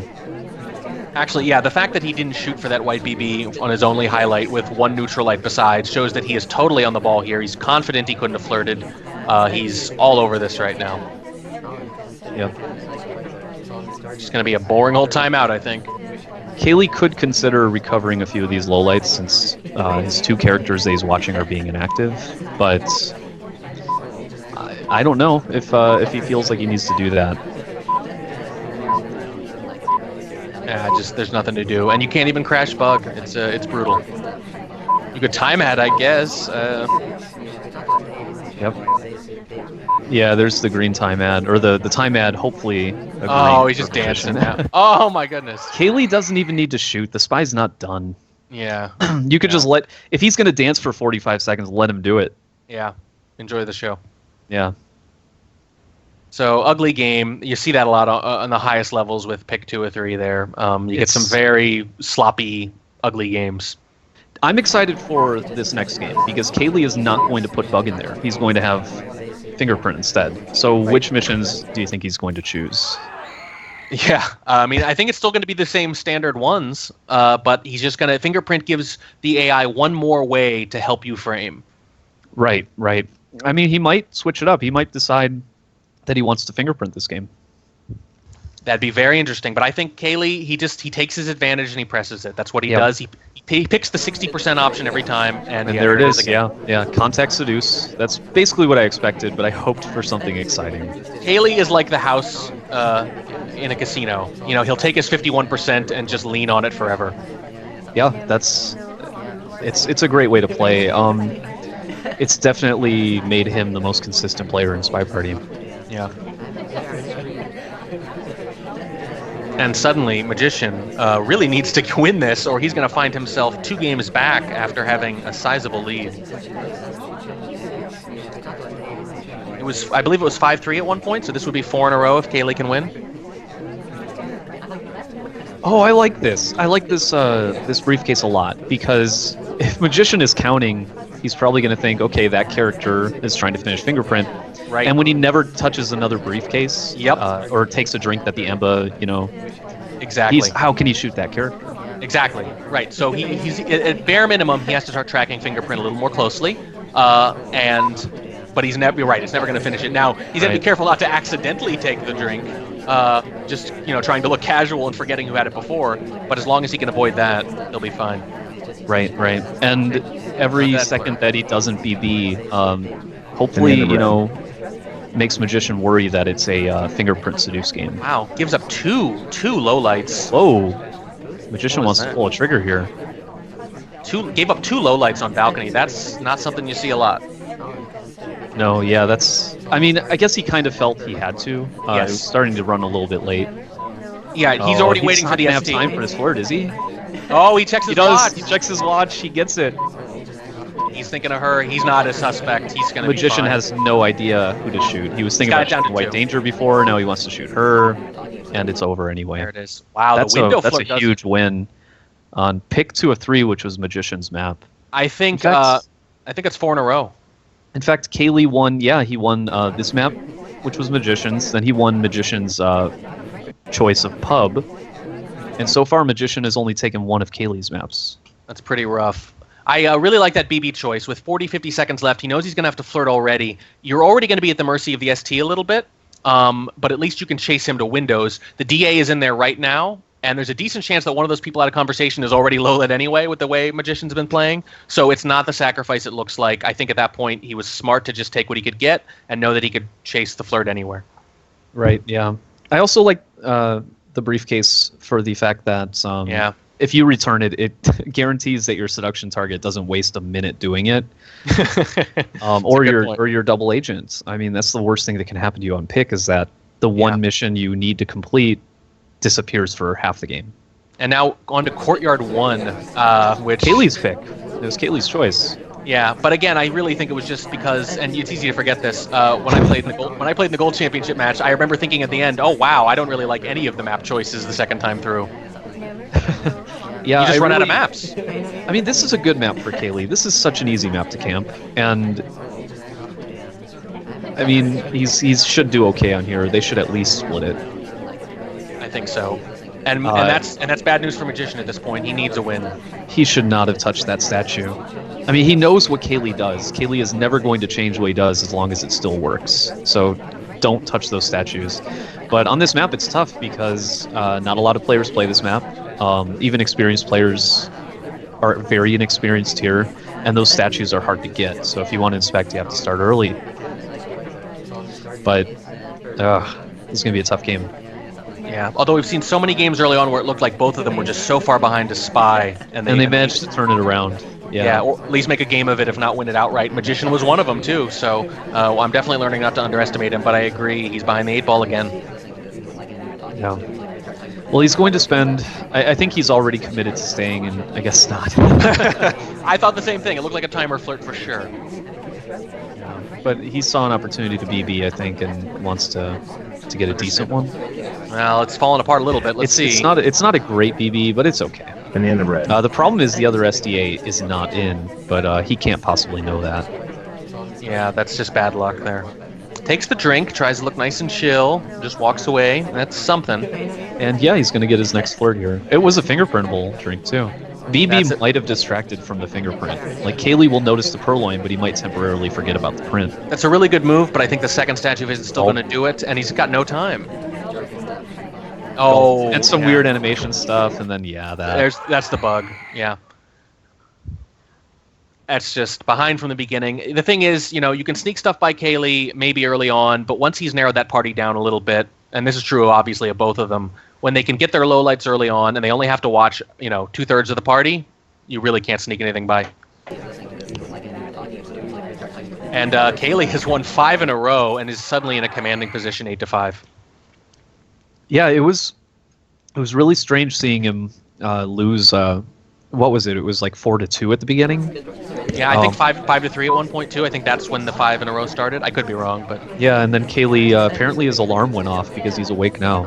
Yeah, well, missing that purloin must have been a big wake-up call. He could have responded one way or the other, and I think he probably snapped out of it because that was very uncharacteristic.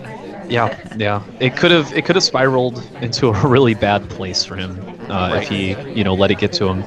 Yeah. He might not even have known about it though, because they were on to the next game so quickly. He might have just said screw the log and just continued. Yeah, although Which might have even helped him. It might have. White purloin. Yeah, that purloin though. And then the fake BB. This is such a good BB, but the purloin is.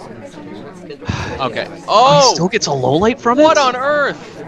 Yeah, you can't. With Toby's hovering around that conversation, you cannot low light that conversation. That's terrible. And not only that, okay, and even so, maybe you can make an argument for it if he'd been getting away with this all set, but he already burned him for it once. Yeah. And by the way, you mentioned Kaylee not checking. You mentioned Kaylee not checking the log. The fact that he burned him with that BB makes me think he has been checking most of these logs. I think he eventually. I think he has been. I think this is way too aggressive for Magician. I think this is probably just frustration because, again, you can do it until they hurt you for it, but he's already been hurt for it. Yeah, and look at this. Just the seduction target comes to him. Everything's coming. I mean, that's what starts to happen. Yeah, you make one good play and then suddenly luck is just on your side. Now, I can sympathize with not being sure that was a white on the fade. That's a really tough, no matter how closely you're looking. But to follow that up by just low-lighting the whole part of the party there. That conversation, after the purloin, all of the characters in that conversation should have been highlighted. Oh, boy, and then when the BB goes off, you think that probably was a fake. Yeah. Yeah. It's such a, I mean, I don't mean this is quite the derisive way it sounds, but what Kaylee does there with a white purloin and an immediate fake to cover it up, you'll get that from someone with 200 games. That's that is not a strong strategy. Usually you'd want to BB and then do the purloin, Yeah. I mean, even if it's understandable, at best it's a desperate strategy because white purloins are usually death and you got to do something. It's just so weird that it would work against such a good sniper. And so convincingly as well. He didn't just walk away with a neutral light and the sniper doesn't really know. He walked away with a low light. Yeah, all I can imagine is that maybe he thought it was green, had no idea who had it before, and just thought I'm behind. I have to make aggressive choices. Yeah, and then he shoots. And it's hard to say because nobody has any experience on that map. But that map is a really slow map for the spy. You can wait a while. Yeah. And Kaylee was nowhere near done. He still needed to do 3 more missions, I think. That was an absolute gift of a game. And by the way, the difference between 9 to 5 and 8 to 6. 8 to 6 is very much within range on a set of this length. And now Magician is just in big. Yeah, Kaylee is starting to pull ahead here. And it's a really tough spot for Magician because he can't afford to keep splitting these maps. He can't do it. Yeah, I'm just going to say right here, I think he needs a sweet ballroom to stay in this. I agree, yeah.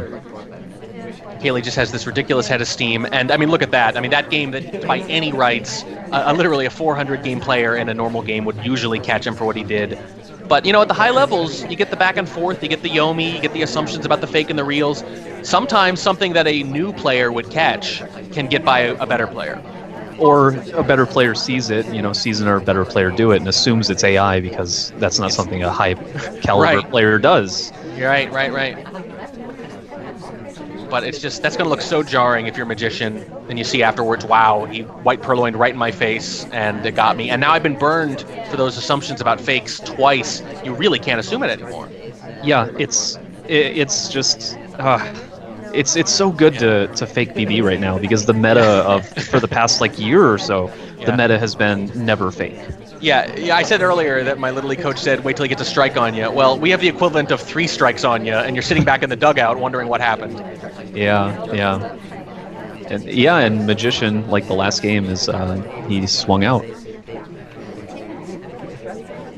Gonna visit a statue, but he does have a green purloin going here, and he might get away with it. He might. It's always hard to tell because Kaylee would rather just highlight for the statue, so he'll remember who was doing other things, and he won't highlight them until they touch the statue. It's come off, but it's just the angle is so hard, and he's complained about it openly. He just said it's so hard he'll be deliberately trying to see if the guest list is gone and still not be able to. And I really don't think he suspects Magician that much for it. He's narrowed it down, but but he's not neutral lighting or low lighting Magician. But here's the thing, check this out. One more inspect does it, one more fingerprint. He could do a silent game decent chance that Kaylee's going to want that BB confirmation before he shoots one of his highlights. I don't want the silent game. I want him to not touch statues again. I agree. I think that's a little safer. But I mean, if he's the only highlight in when a BB goes off, then he will probably die. Right. So it is a tough call. Can Kaylee? It either has to be a no inspect game, like don't finish inspects, or don't BB. Right? It has to be one or the other. Well, he can do the fingerprint and the inspect now, given that the ambassador just put that statue down. There's not gonna though. But Pearls was taking a drink during, so she's gonna be. That's a good catch. It's a big, that is big catch. Huge. But Slim in with an SDA. Oh no, he wants the statue. This is probably gonna do it. This is probably gonna do it. Yeah, I think Kaylee's gonna shoot here. I mean, he's got to be doing the math in his head and saying. Oh, but he's looking at Slim. Slim is next to the Amba. He has 10 seconds. He has 10 seconds to think about it. He can look for a bug for 10 seconds. Yep, you're right. You're right. He makes the decision. I mean, just mathematically, from the sniper point of view, this character has inspects done, Purloin is done, BB is done, and maybe you assume Seduce was finished early on, which it was. That's 4 missions you shoot. Yeah, I think the thing about Purloin is, even though he didn't get away with it completely, he was one of several people. If Purloin's gone and he hears that BB, he's got to shoot somebody. And if you time the BB well, there's a really good chance it's not going to be you. Yeah. So I think you're absolutely right. I think he probably could have waited on the fingerprint. I don't know. I think he had the print, and this is the second game where he's done this, where he had a print, but he didn't finish the mission. And I want to say that if he either had not BB'd or had not finished inspect, Kaylee would have spent the rest of the game waiting for one of those 2 missions to happen. You know, so you can. Right. Yeah, so fingerprint could have been really strong. Fingerprint BB, and then Kaylee says, "Oh, that guy still has to go to statues to win." But yeah, that's a really excellent point about starting fingerprint twice and not finishing it. And it's just so brutal because I know Kaylee can camp whatever, but let's be honest, that's the one you're going to sneak by him the most for a variety of reasons. Especially if you're patient about it and you only do the briefcase once. I think we'd be looking at a very different set right now if he made a point to finish fingerprint rather than go to some of these other missions. Yeah, and what are we looking at now? It's like 10-5, I think. Yeah, it's 10-5. It's 10-5, brutal. And Kaylee, or whoever hits 13 wins. A magician has to win 7 games. Kaylee only needs 3. That's just an awful position to be in. Especially 8 games, actually, right? It's 8 games. Yeah, especially given the position that he was in earlier. Frankly, looking like he was in control of the game. But I just think what we're seeing right now is that Kaylee adjusted a little bit with the BBs, and Magician refused to, or decided not to. I don't want to be too harsh on it. Yeah, and it's unfortunate because those are very strong decisions for Magician to make, right? Like, it's not like assuming that the BB is real is a poor choice. That's a very strong choice, but it's just wrong. It is, right. But again, I think the part where it becomes a clear mistake is when he low-lit the spy for it once and then did it again anyway. Yeah. Right. I think and now, the once is totally understandable. I don't think Kaylee will fake BB anymore this set. I don't think Magician is going to assume real. And if Kaylee, BBs and Magician continues to assume real, he just continues faking, right? Because he could see it in the log. Well, look at this. He's got a bunch of lowlights again after the BB. Yeah, but it was a bad BB. Right. So that's very helpful, actually. Kaylee is going to... I mean, it doesn't matter, though, because Magician winning sniper games doesn't matter. Magician needs to win his spy games from here on out. And that's what's going to be so hard, is there's so many games left to play, and it's going to be hard for Kaylee to not win 3 of his sniper games. Now, I will say that... center of conversation... It's not great. I mean, that's interesting. If he was a little closer, he could bug. I know Kaylee doesn't change his strategy up too much, but I've seen little flickers of it when he has a big lead in a set like this. You'll see him do things like shoot for... Ooh, there goes the bug. Wow. Yeah. And I think he got away with it. He'll do things like shoot for white, BB, things that he can afford to be right about 30 to 40% of the time. Do you know what I mean? And just press, because that's what I mentioned earlier. He'll take that 60% or 51% advantage and just grind you down with it. That's kind of the case here with a 5-game lead. He can afford to just try to frame people, take cheap shots, not give them away, but do those things that'll eventually add up. Yeah, and shot for the bug, I believe. Magician low-lit the ambassador immediately after the bug. I missed it. And then waited for the statue to highlight. And I think he just waited, 10 seconds to shoot. Said, maybe I'll see something more convincing. Yeah. But I've been really impressed by Magician's ability to sort of take his time, give himself those extra few seconds when so many other people would understandably just shoot and be done with it. Yeah, it's even if you're 99% certain, you can be patient until you're either 100% certain or 100% certain, or until you have to shoot, right? There's no reason just because you're like at 99% that you need to shoot right there. They still need to finish missions. Right. Now, there are two conflicting arguments. One is that at this point you need a psychological edge. I don't know if it's going to work, but sometimes nailing someone for something immediately can get in their head a little bit. I don't think that's going to happen here. The other one being, of course, that you don't want them to know why you shot, so sometimes it pays to wait. Yeah, and I guess the third rule is if you're afraid they might dance, then you want to shoot before they start. That's true. Which we've seen high-level dancing in Diamond, so... Yeah. But those are more things to consider, I think, early in the set when you're trying to set the tone a little bit. But at this point, there's no fooling anyone. With this game lead, he's just going to have to win some spy games straight up, and it doesn't really matter what he does as sniper that much. Yeah, and it's really rough on him because he chose the sniper-friendly versions of Kaylee's maps. Which is... It's just going to be really hard for him to win as spy. Right. He's going to split these maps most likely, right? But that means nothing to him. He needs to win every map from here on out. So another early fingerprint. Let's see if he actually pays it off this time. Yeah, this is such a weird place to stop. Yeah, I don't love it. Because if it's just you with the briefcase and an AI, the AI might talk to you, and that's a hard tell, and you can get shot for that. Oof. But it didn't happen. It was luckily his turn to talk. Little more micro than we usually see from Kaylee, if he does notice it too. Also behind the pillar, so it's not too. Yeah, he doesn't pay attention. Oh, jeez, but white purloin. Kaylee's not looking. Kaylee's not looking at all, I don't think. Oh, I think he completely missed that. Oh, but he sees the drink end. He sees him finish the drink. I don't think he really noticed it, though. I don't think he noticed the drink because he was busy highlighting for statue. Yeah, he doesn't know. Look at that. He's rattled. Oh, you gotta hate that. That's another purloin miss from him, too. But he's making some assumptions about it, certainly. You see a couple lowlights come off. Oh, yeah. Wow.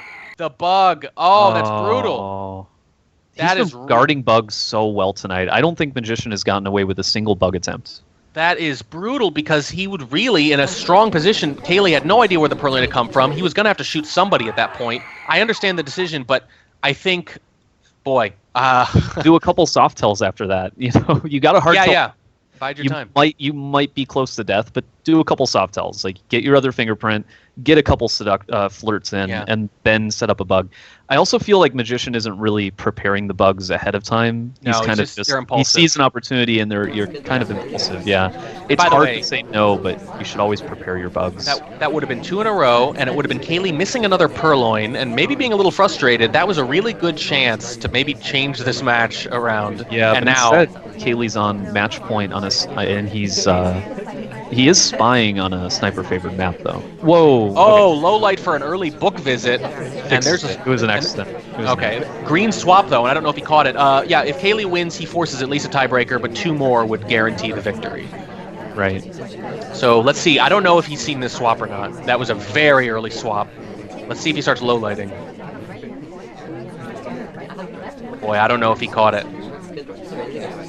Well, he would have seen it. Oh, he's gonna get this flirt. This is a nice flirt. Well, but if you there is a tell with waiting that long, but it's meaningless. Well, especially in the face of that swap, which he's either almost positive who it is, or he has no idea. I don't think he doesn't even know. He might not even know. He doesn't even have a highlight on him. So here's the question: does he not know who swapped, or does he not know there's been a swap? And that's a huge difference. That is a big difference. And I would think that him not knowing there's been a swap is probably a better situation for Magician, because then he's less likely to shoot somebody incorrectly. But he's more likely to allow a mission win. He passed up several clear lowlights right in front of him to swoop across the map and see what else was happening on the other side. That was very interesting. He only got, I think, 1 out of 4 or 5 were in front of him, maybe. Yeah, he probably wanted to see what one of his suspects was doing during the BB. Yeah, that makes me think, and actually, I think he swooped over to look at Blondo, I think it was. Yeah, it makes me think that he's not in the right space to win this game. Exactly. I think he's looking at maybe Blondo or someone else, and you're right, to give up those lowlights, to not take advantage of them on Panop where you really need them at this point, he must really have someone in mind. And the way he keeps going back to where Blondo is, it really makes me think it's Blondo.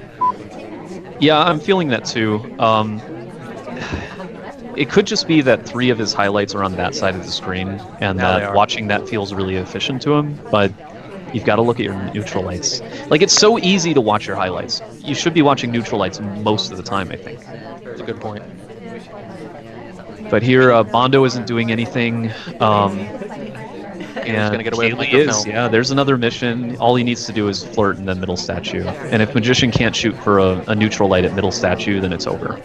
Right, and probably visiting around a minute left, which Well, is, I mean, you know... oh, he could just bug too. I mean, He's not it's gonna be watching attractive. it. Oh, he goes for it. He takes Not it. looking Yeah, at all, and that's going to finish it. that's the game. Yeah, there's gonna no be way 12. that Magician's gonna shoot here.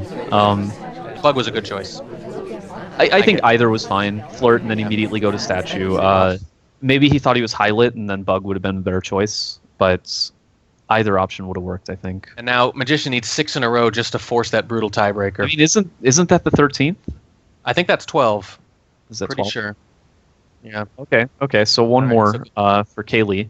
And yeah, Magician's got a long road ahead of him. We are going to Magician's map, which is Balcony. And Balcony is swingy. It's very swingy.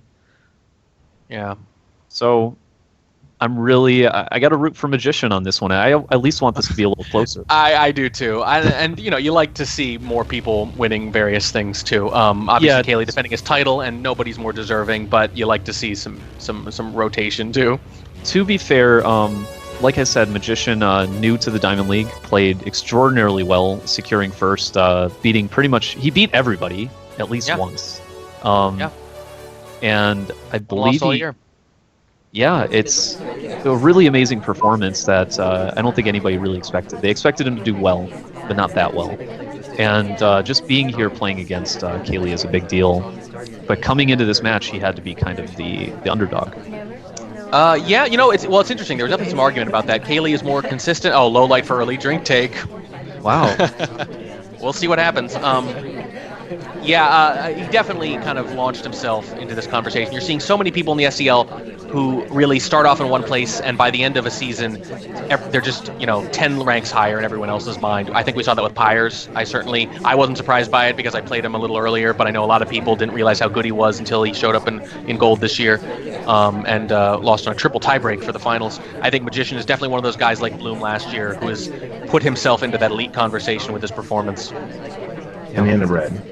But it's a disappointing showing here, for sure. I gotta say, when he was up 5-3, I really just thought... Ooh, neutral light. Yeah, I really thought there was an excellent chance he was going to win. And yeah, it was looking really good, especially when Kaylee lost that Veranda game as Sniper. Like, that's Huge. A big loss for Kaylee. And yet... and the worst kind of loss. Yeah, it was. frankly. Yeah, it was just a very big loss. A game where he was way ahead and he lost should have won only it. by right, way ahead and It was a lost free- only it by was a missing free a win. hardtail. Yep. Yeah. That's the worst possible Kaylee loss you could devise on a map, on his kind of map too. So, but it didn't end up mattering. Yeah, and he's turned this balcony game back around. Had Magician low lit for a good part of the game. Magician, unfortunately, early on missed a flirt at Windows. He arrived a little too late. And that's the game right now. That could be the game, yeah, because he might get one more flirt and not He has to die, bug. but he Bug or needs to. time end. Oh. What's he gonna try to do? Lola, briefcase and bug, I assume. He doesn't have a hand free. What's he gonna do? Just briefcase and hope that somebody else gets shot. No, that's a hard. He did it wrong. The AI will interrupt their sip, and that is the championship. That's it. Yeah. Did he see it? I'm pretty sure. Hit laser move. Oh, he's not shooting yet. Whoa! Wow! No! He got away with the bug. Oh my goodness! It was very good. I mean, look, for a desperate bug, it was excellent. But usually, it's a good-looking bug, but it's pretty obvious, right? Well, I'm looking at the replay, and it's just it's hard to see. It's actually hard to see. I think the problem is that it just lined up well with the talking with one of his other highlights. Wow. Yeah, I mean, it's what a weird sort of path, though. I mean, just the path itself should have made Kaylee kind of worried. Did Snaps talk at the end? I just have to assume he did. No, he didn't? No, he didn't. He talked at like... Wow. 14 or so seconds. Yeah, he talked at like 20 seconds. So it could not have been Snaps. I mean, none of us are too good to not panic on those games sometimes when that happens. When we get a surprise overtime that we didn't think was going to take place. Yeah, but I mean, if you're the sniper, you have to be prepared for the overtime. Like, that's the whole reason you went down to that point. was to be prepared for the overtime. It's the only thing you're looking for. Now, Magician needs to win 2 more before I even start to entertain the thought of a comeback. Right. Yeah, this is a huge comeback. He can't lose a single game, which is just, I don't want to say impossible, but it's nearing that, nearing impossibility. Kaylee timeouts for the 3rd time against Magician. He hasn't been caught for it yet, and with a never green, been caught. Yeah, he's not going to be this time either. I mean, especially if you know that your opponent zooms in a lot on balcony, time ads become a little bit more viable. Right. And that's getting away with a time ad on balcony is just so good because now every character who visits windows and checks their watch, Magician might accidentally shoot them for the time dilation. And you get so much more time for flirting. AI are going to be doing more talking as well. Yep. Yeah, it's a big deal. You can wait those timer flirts out with a lot more margin. Yeah, I mean, Kaylee's position is that he hasn't flirted once, but only 10 seconds have passed, so it doesn't matter. He got highlight for a possible flirt and hadn't actually flirted, which is really interesting. Yeah, but he won't be. He doesn't need to join that character again. Oh, that's what he's gonna do. I wonder. I mean, first of all, I wondered if he wanted to go silent, but it's probably gonna be a no. Yeah, he wants to go without the flirt entirely. Yeah. Oh, there's white though. White BB is tough, and it gets shot. Could he have been done by that point? From Magician's point of view, probably not. He only talked once. Yeah. So here's the thing. Magician's won 2 in a row now, and obviously still in a lot of trouble. But it really makes some of those close losses we saw earlier really brutal because you flip just 1 or 2 of those right now, and this is very much a game. At the time, True. he's down 10-5 or something, right? And it already feels like it's over. But you see that it's not because if he won 1 more of those, 9-6 instead, suddenly we're looking at something else entirely. Yeah, but on the other hand, Kaylee lost a game that he should have won as well. So if we flip all of the close games around, that's true. Oh, we're still in a similar situation. I agree. But I guess what I mean is, it's probably easy when you're down 10-5 to think, yeah, whatever, YOLO. But you really shouldn't because you just don't know. Yeah. You gotta fight to the end, Yeah, and Magician, I guess, unsure enough about how to play this that he actually just leaves AI control for a bit while he comes up with a game plan. Well, the highlight of the match for Magician so far was on Veranda. Let's see if he can duplicate it.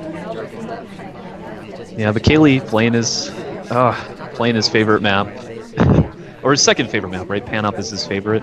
I think so, yeah. I mean, I don't know what he claims is his favorite, but Panop seems to be it, and the Veranda seems to be the second. Panop's my favorite. I know that much. It's a fine choice. Kaylee actually checking that guest list. Yeah. Yeah, he might lose, but I don't think he's going to lose to that. I don't think he's going to lose to a Purloin this match. No, I don't think so either. And Magician, I gotta say, Magician just looks gun-shy to me right now. Puts that book back, hasn't done a thing. I think he's just... I mean, this is how he was playing a lot of his early games, though. You remember he started with like a 5-3... he started off winning 5-3, and he was playing really slowly. Well, that's true. I will say that it was more like slow. I mean, we're over a minute into this game already. It was usually more like 10 or 20 seconds in a conversation, talk a little, then leave. But he usually didn't hang around too much. He's definitely killing a little more time. I think he picked up like 3 books that one game and didn't transfer any. Got like a single fingerprint from the whole thing. Wow, earliest statue visit. Still with I mean, at 2 minutes it doesn't feel like an early visit, but when you have nothing done, it definitely is. Right. Early relative to the number of missions you're going to do, because it means you're going to have a highlight when you do the hardtail. Yeah, it's hard to kind of explain that to newer players as well, because it's one thing to look at the clock and say this is too early or this is a good time for a statue, but you also have to look at your missions. You can't be behind going to statues. Right. Not against a player like Kaylee anyway. You have to expect that you're going to be suspicious, and you have to ration it out in a certain order, yeah. But he does get the fingerprint with it, and I think he does get the fingerprint. He needs to actually do the mission. I think he's done it 3 times now, right? Where he only had one. There's the green. He 2 flirts. That's going to help him save a lot of time, potentially. He's mostly done with inspect and fingerprint, too, but he's going to have to get a BB and I don't know, I'd say BB, Purloin, go into inspect, something. He's got to do a couple in a row. Yeah, and meanwhile, Kaylee just had a highlight touch the Amba, and that character could have bugged. Yeah, and he's got a few highlights now, actually. Yeah, he does not add time at Windows. I really thought he was gonna. Yeah, he needs to get moving. He's requesting a drink. BB I don't like- here. Oh. I don't like this position though. It's pretty visible. It's not good coverage. It's not a big filled conversation. But he's just going to do it, and I think this is going to do it right here. This could be the championship. Yeah. Oh yeah, and he leaves. Kaylee sees the motion, even if he. Oh no. Doesn't wanna check the There it list. is. Yeah, and that's going to be That is the it. championship will go to Crazy Kaylee, who Wow. defends his title. Yeah, Um, and you know what? I don't think he was that behind at that point. I think he had several other significant highlights. You mentioned one of them could have bugged. I think a green maybe he gets away with. Maybe even the white because he didn't see the fade. But he just... Yeah, boy, I mean, that's- look at this. The suspect even it was red plaid even goes to statues later. I mean, he was a highlight before for maybe statues. I don't know. Yeah, that character had visited 2 statues, so BB could have been really good if that character was in. Not that Magician can know that. Right. But, I mean, what was the situation? You know, right around when he purloined. This isn't a horrible time to BB. It looks kind of bad, but there are a lot of... or it was before he purloined, right? Yeah, and So- a lot of his other highlights are in conversation at that point, so it would have been fine. Yeah. It would have been a good BB. At the very least, when you're being this inactive, you have no missions done and a minute left, and you have 2 conversations that are pretty full. Maybe BB. Yeah, Maybe right. BB there. And, you know, if he had BB'd when I said he should BB here, Red Plaid would have left right after the BB and would have gone to statues. And that would have looked really bad for Kaylee, right? Yeah. It would have looked like something spy-like. Right. So, yeah, And then I mean, it's easy for me to say, you know, do Of this course. because, you know, I have all the information. But Right, but you're right. And at that point, you know, maybe he wins that game. It's 12 to 9. He's lost 3 in a row at that point. Who knows? yeah, And then yeah. and then he's got to play spot. Yeah, I think that's just about the point where it was threatening to get interesting again, and that's where it ends. Yeah, it's so hard to make comebacks in this game because the game is you're likely to split maps. You're more likely to split maps than not, which means if you get a lead, you just continue to split maps and you just win. If you're behind, you have to make something happen. And unfortunately, Magician wasn't able to do that tonight. For me, the most exciting part of this game were the fake BBs from Kaylee. I just think those were so good. And Magician continuing to assume real. Definitely, It lost him like 2 games. Right, And it did. Kaylee made a comeback off of those 2 games and then just ran that comeback, you know, all the way in. Right. I mean, the margin was significant enough at the end that, you know, you hesitate to say that that's what lost him the game. But if you had to pick one thing that stands out as easily fixable and making a big difference, certainly around the end, that was it. Yeah, I agree. Yeah.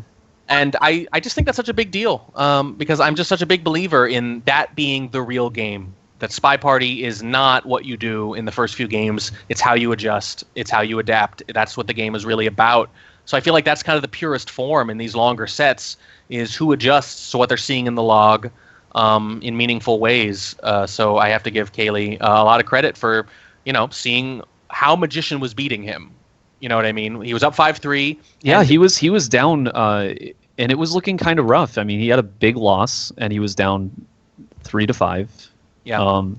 And suddenly it seemed like it clicked, and he just won every game after that. He won like 6 in a row, I think. 5 or 6 in a row. He won 6 in a row, and it wasn't just 5-3. Obviously, 5-3 is not a massive lead, but he felt in command of every sniper game Magician did early on, simply because, and we talked about this at the time, he just got the party so narrowed down every game with those assumptions that Kaylee just had no margin. You know, it was just bound to happen. So that was what he was just getting beat with. Kaylee was losing for that very specific reason, saw it in the logs, at least I assume, and said, well, I can't beat him this way. I have to punish him for this. Now, what's funny about that is that if you're Kaylee, you're probably sitting there thinking, okay, so I have to do this once. I have to beat him for it once, and then he'll stop doing it, and then we'll be back where we started, right? We'll be back to normal meta. He won't assume they're fake, but I also won't get to punish him for it. But instead, he gets does him it for again, it twice, and he gets right? Which him I for don't it think. twice, yeah. And if you're Kaylee, you probably weren't even hoping for that. You were probably just hoping to get the one win and force him to stop doing it. Hello? Hello. We should get sir. Can we get Magician Thank on you. here as well? And yeah, congratulations, great matches or great That's games. tough match. It was when you missed that purloin on. Oh yeah, I didn't know. I remember. I had two suspects, and one of them was Magician, and the other one was some AI. I think it was Red Dress. And You're good. Red Dress was just doing like all kinds of suspicious, dumb stuff. And I was guarding her, and I was like, crap, I have no idea who did the Purloin, and then I just lost. Yeah, that was a really surprising loss too. It looked that was a really well played game because it that was just like a pure camping defeat, you know. That's exactly what we said. We said you could not design a more demoralizing loss for Kaylee than losing a game he was way ahead in on Veranda to a hardtail that he doesn't notice. That's straight up miss a hardtail. It's amazing. Yeah, you couldn't get Vegas would not even give you odds on that. No. We were convinced you were baiting it. We were convinced you were baiting it until it ended, and we said, well, I guess he's just not going to look at it. Did you just forget to look at it? Like, no, it's not so much forget to look at it. I mean, it was just I was really worried about Red Dress. I think she was potentially doing some hardtail or another, so I was just focused far too much on him. So I have to apologize. We're grilling you about your biggest failure of the match when here you are. You've actually won. You've won your second straight SCL. Congratulations. That was rough, man. Like in the early going, I were down by 2. Oh, did Magician shaky camera too when he was disappointed? I completely missed a Purloin again later on, and I shook the camera just as like, I saw that missed on Panop too. I'm glad me and Magician are both on board with that. He said in chat that he did a disappointed shaky camera as well. The thing that I'd like to ask you about are the fake BBs. Do you want so fake BBs was a going in. Walk us through what you were thinking. That was huge. So for big important matches, I do a little bit of what we in political science called oppo research. I dug through some Magician stuff, and Magician likes to assume real. And I was getting frustrated after a couple of them because I did a couple of fakes and he did not assume real, and I did like a couple of real ones and he did assume real, and I was just like, man, I'm just off cycle. Because he's assuming real when it's real, and he's not assuming real when it's fake. Well, I just stuck with it. It's really interesting you say that because from our perspective, it looked a little different. It actually looked like he assumed real every time early on. I think what might have happened was maybe it's just a perception thing from me then. Yeah. Well, I think it might have been one of those things where it was always the second one that was fake, or it was already when he'd narrowed down the party. Yeah. Well, there's also the fact that if you fake BB with an SDA in your conversation, it might as well have been real. Yeah, and that might have been what happened a couple times, and saw that he was assuming real as quickly as I could there. So I was like, I'm going to stick with this. And then there was one game, I think it was on Courtyard 2, where I was pretty sure I saw the low light. Courtyard 1, maybe. It was Courtyard something, and I was pretty sure I saw the low light. And I was like, I'm gonna test this, and I did some hardtail right afterwards, and I got away with it. No, you did a white Purloin right in front of the laser, and then you BB'd. No. I think got away with it. That was later. That one actually wasn't intentional. Was it? Yeah, that one was after the one that was like a deliberate fake BB. That one was I'm just trying to cover Purloin. Right, that was just panic on Courtyard 1. Well, I'm like, I'm gonna die because this is white Purloin. I'll try and like spam a BB. Yeah, that's what we decided it was over, because you did a white Purloin right in front of him and faked right away and got a low light for it, and we thought, wow, like that's at this point everything's coming up.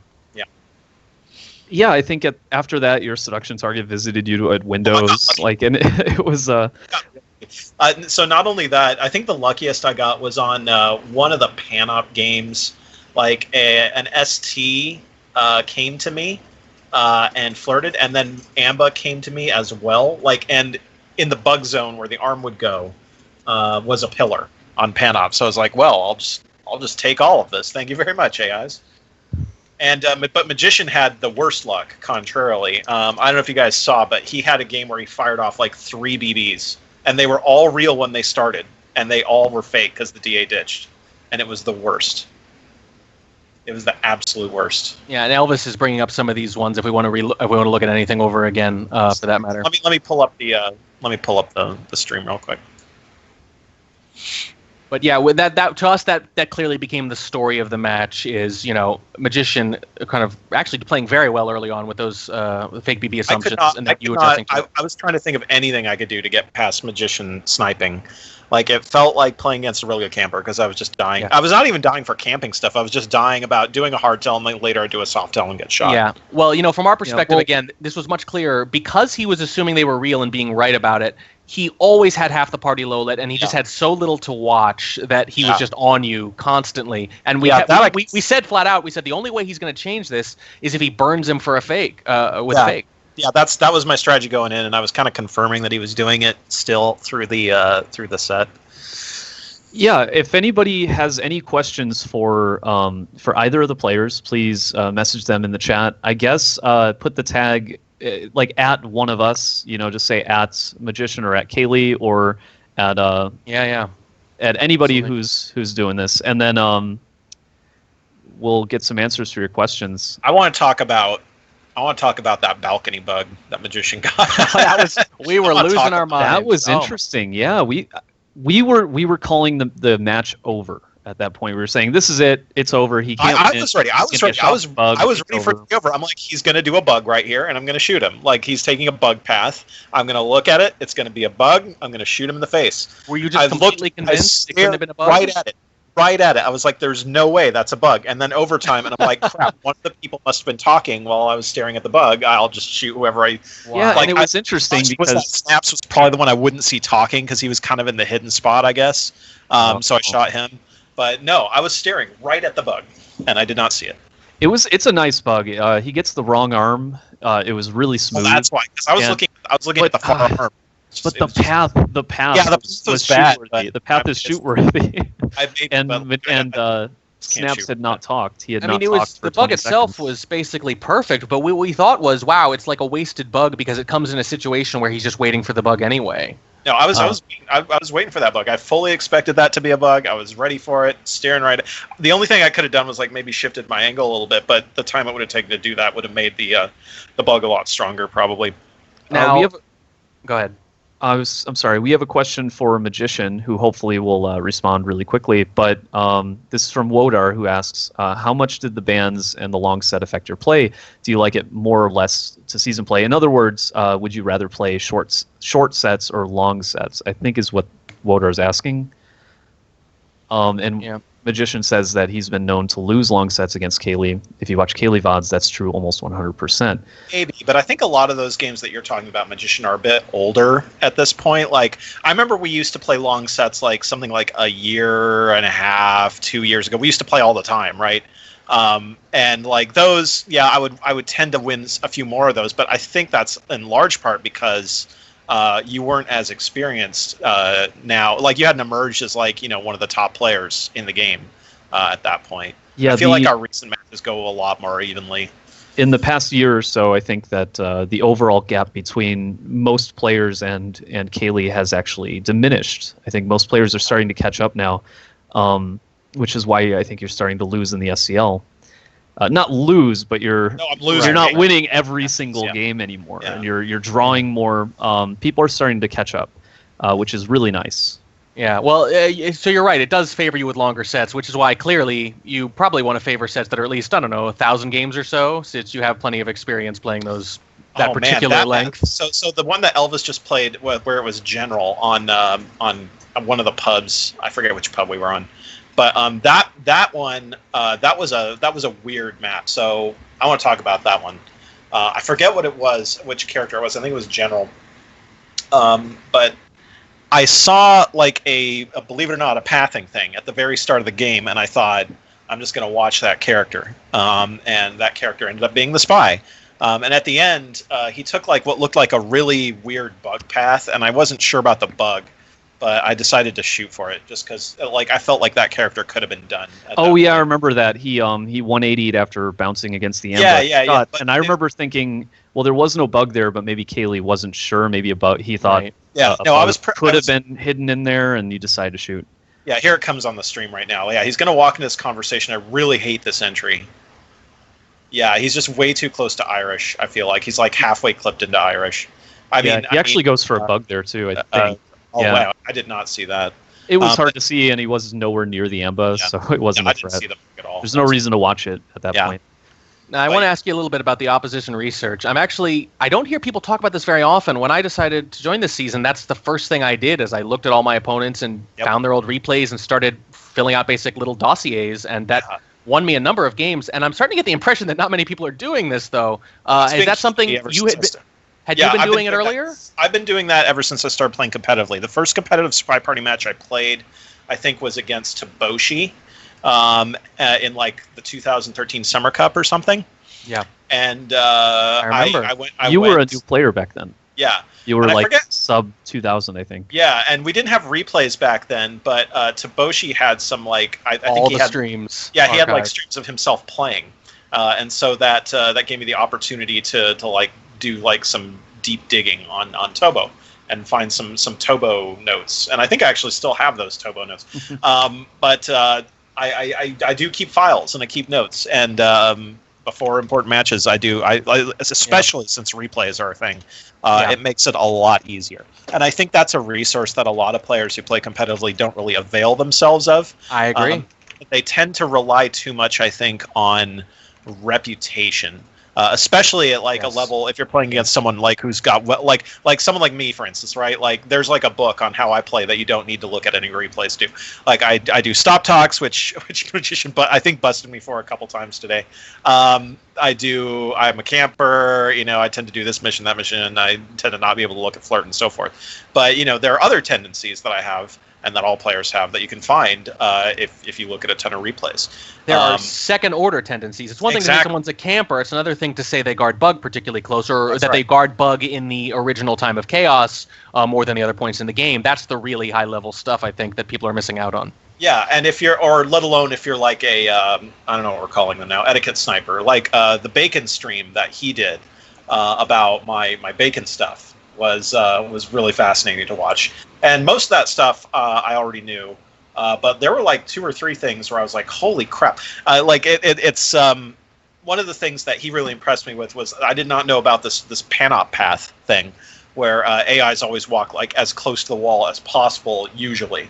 Apparently that's usually like that. Always usually is kind of a thing in SpyParty. Like if you see someone like going out of their way to walk really close to the wall, you can low light them for that. And I hate to interrupt, but we have a lot of chat questions coming in, and some of them are for Magician. Magician, unfortunately, is not joining us on Skype, but I will. I'd like to go over his questions and answers anyway because he's answering them in chat. Yeah. So Falcon Hit asked, was the double balcony a comfort map or an anti-Kaylee pick or both? So in other words, I think Magician banned. Double balcony. He chose double balcony. So what Falcon Hit is asking is, did you just want to play double balcony, or did you do it because you think Kaylee doesn't like it? And Magician answers, he knew going into the games that he suffers in longer sets. Pick balcony doesn't really affect him too much, although we see that wasn't true in that one balcony game. So Magician says he picked balcony because he thought he could at least tie it. And with Veranda and Panop, Kaylee already looked good for the maps. I think that's kind of an interesting point, though, is that you pick a map knowing that you can tie it. Ideally, you want to pick the maps that you think you can win, right? But it's hard to get like full answers with the stream lag and stuff. So right. Well, with him using chat. After that, Wodar asked a question for Kaylee. Please give me the short answer, Kaylee. Why is camping so effective? They have to do hardtails. I mean, there's your short answer. I mean, so slightly longer answer. I mean, you have to do hardtails, or on most maps anyway, you either have to do a hardtail or you have to do all the softtails, right? And I tend to not like and ban maps where that's not true. So yeah, that's why. I mean, if there's more depth to it, I could yeah. 2 hours. You're trying to find another way to say because it's better, but I mean, it's not better. It's just, it just syncs well with my stuff, with how I like to play the game. I don't like to have to Yomi, especially as sniper, if I don't have to. I don't like to have to constantly spend a ton of resources thinking about what my opponent's thinking as spy. Like I love forcing spies to have to beat me at my game, and that's one of the big things that camping does for you. That's a good answer. Wodar asked Magician if he caught Kaylee's time on balcony in the last balcony set. Magician says, yes, I delayed my shots a lot this set. That's something that we suspected a lot during our commentary. We were talking about Magician's shot timing, and Warning Trek and I were both pretty impressed by it. I certainly was. I think Magician chose to say, I'm trying to remember a game where on Veranda you returned a book at the end, and Magician shot you for returning the book, right? But you went to the bookcase first, and you started reading it. You were transferring the microfilm. I'm sorry. You started reading, and he didn't shoot, right? Was this on Veranda? This is on Veranda, yeah. And I mean, the reality of it was that he didn't have to shoot until 10 seconds after you put the book away. Yeah. Right? If that was your last mission. Right. So just, if you're not entirely sure where it is, you can just wait and kind of look at other things. And we were really impressed with Magician shot timing. Yeah, that's just strong. It's just very strong. Yeah, it's yeah. So yeah, Magician confirming that he delayed his shots a lot, and specifically, I guess he caught you at the time on that balcony game. I did not think of that. I did not suspect that at all. Completely clean on that. I thought I just died for just doing balcony stuff, and that's part of the strength of delaying your shots, is that it really hides the reason for the shot a lot of the time. And I think there are some players who are like, that's not fair. And hopefully it encourages that behavior more too, right? Like you say, oh, I'm getting away with time ads, I'm just going to keep doing it, and secretly they've been catching you doing it the whole time, but they're pretending they're catching you swapping or something, and you just keep adding time and you keep losing. Yeah, that's really important. There was a key game that I won where I think I would have lost if I had been a little less patient. It was on Ballroom, and he purloined, and I sort of saw the purloin, but I couldn't quite tell because Ballroom, like I saw it like well after the fact because of too many columns, and there were green testers everywhere and something. So I had it down to like 6 or something like that, and one of them. Well, there were 2 of them, really. There was Pearls and Carlos. I think Magician was General. But Pearls and Carlos were my top suspects. And Pearls got low lit because she was taking a drink during BB, I think. Yep. Yeah. And Carlos was the top suspect, right? It looked like he was next to the Amber late when General went to statues, exactly. and you were going Something between like the 2 of them. Yeah, something like that. I don't remember what it was. So I'm ready to shoot Carlos here when General goes, but I'm waiting for him to. I think he has to do one more mission, at least a talk or something, and then General goes to statues, and so then I'm like, I'm going to give him 10 seconds, and if Carlos doesn't do anything, I'm going to shoot General, and that's what happened. So I just waited on General. If Carlos had done something, I probably would have shot him. But Carlos did not. So I think that kind of delay is not only important because it hides the reason for the shot, but because it gives your other suspects a chance to win their way into being the spy. I'm looking for more questions. It's hard to parse the chat. People, if you have questions, please message one of the players involved in either the cast. So that would be me, KCM, Warning Track.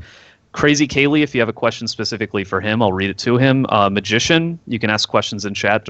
Type at Magician. What are his numbers? 1099. And ask them questions. Magician is answering in the chat, and I'm repeating it so that everybody on the stream can hear it. Can I ask real quick, Kaylee? Yeah. How much of this did you plan? Did you plan for a second half adjustment? Was this one of those things where you thought, I'm going to play normally?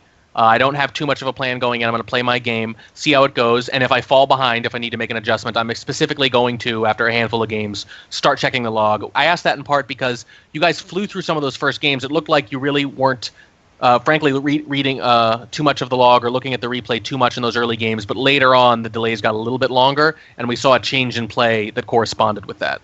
No, I always check the log. I might just be checking it for a couple of specific details, which is why I can do it really quickly. I see. There's kind of a weird meta in SpyParty where time you spend in the menus is game-relevant information, right? Like how much time you're spending in the log, how much time you spend choosing cast, whether that tells you whether or not you randoed it, and so forth. And that's kind of weird stuff. So I try not to take too much time in the log, just in case, like people like, because if you're not seen looking at the log, that's like a weird meta choice. But no, I always look at the log. I had strategies going in. I didn't really change my gameplay. The only thing I considered changing was abandoning the fake BB strat.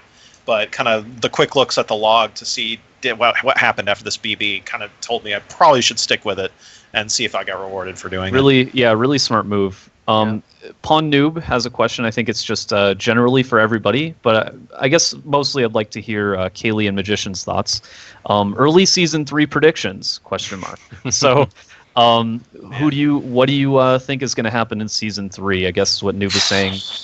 That's a It's really tough to big say. question. I mean, my predictions for season 2 were kind of turned topsy-turvy. I don't think anyone had Magician finishing top. I will frankly admit that I did not pick Magician for top 2. I think I put him 5th ahead of Bacon and no one else. Yeah, no one had him near the top, I don't think. Yeah, I don't think anyone saw Magician coming. I think Magician has really proved his mettle this season. Let me see here. Yeah, 5th, 4th, 6th, and 4th, respectively, among the 4 predictors. Yeah, I think he was. A lot of people thought Bloom, after last year's breakout, was predicted ranked 2nd, 5th, 2nd, and 2nd, respectively. I think it's fair to say Magician is sort of this year's Bloom then. Yeah, I mean, so I think my top 2 for this season were Bloom and Scientist, and both of those players did poorly. Scientist kind of had a few early losses. He didn't even out. play. Yeah. Yeah, and then Bloom's in the hazard match, for God's sake, which I did. I mean, at some point it's Diamond, and like it's kind of shocking that to see any of these players do poorly, right?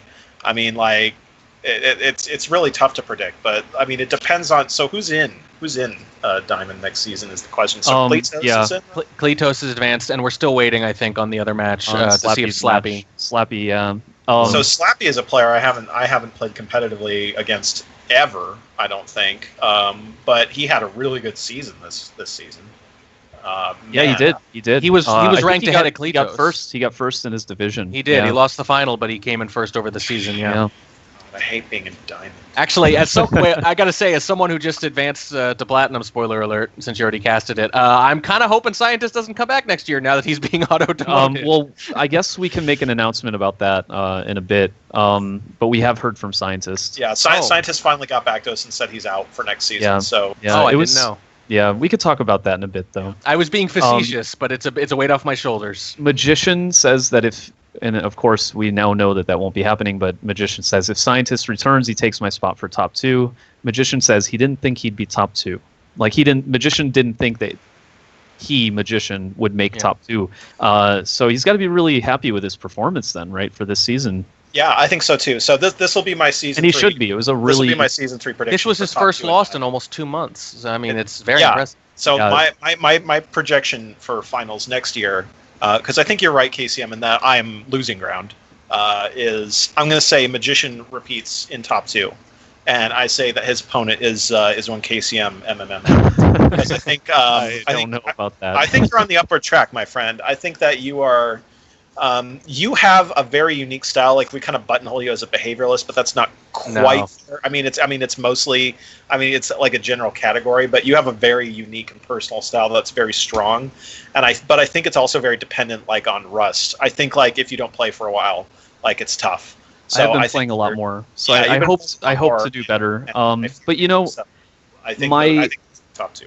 My goals for the game are a little bit different than they were in season 2. Towards the end of season 2, I was starting to think that the way I've been playing the game isn't really working out. And I don't mean it from it's not working out in terms of I'm not winning, but I'm just not enjoying myself as much.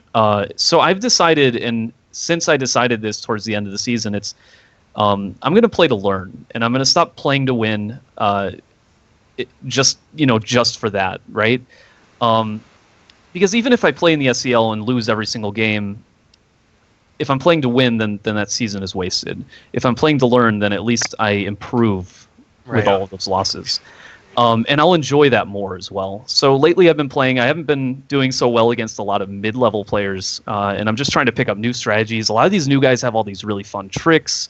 Yeah. So hopefully I can surprise a few people and give people a good show. Used to be, man. They're insane. I remember when like a 500 was like an easy win. And now it's just like you're going to fight for your life against. Worth pointing out though, that's largely on the sniper side. They are unbelievable snipers, but their spy play that lags a little bit. I think what's really going on, and I've talked to so many people about this. I think their spy play. It's not that it's really better or worse. It's just that it's different. They don't try to finish missions as consistently as top players a year ago did.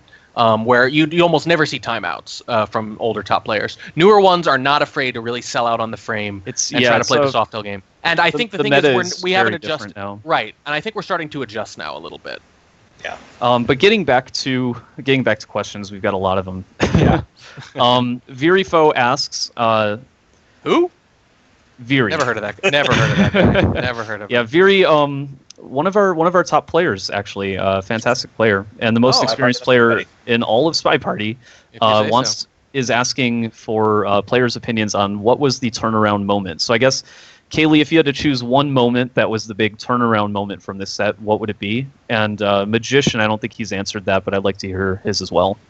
I think it was when I won my first Spy game via. I think it was getting a low light on Courtyard 2 finally after fake BBing. I think that was where I was like feeling like I have to crack a Spy game here eventually to win this set, and my strats are not working. And finally, I was like, I'm gonna commit to this strat because I have confidence in it. And then I feel like the fake BB finally worked. And I was able to, like, at least after that, he was not as confident about. I remember I did it one more time just to prove to him that I was committed to the strategy. And after that, he could not get the same confidence. He couldn't get like half the party low lit, you know.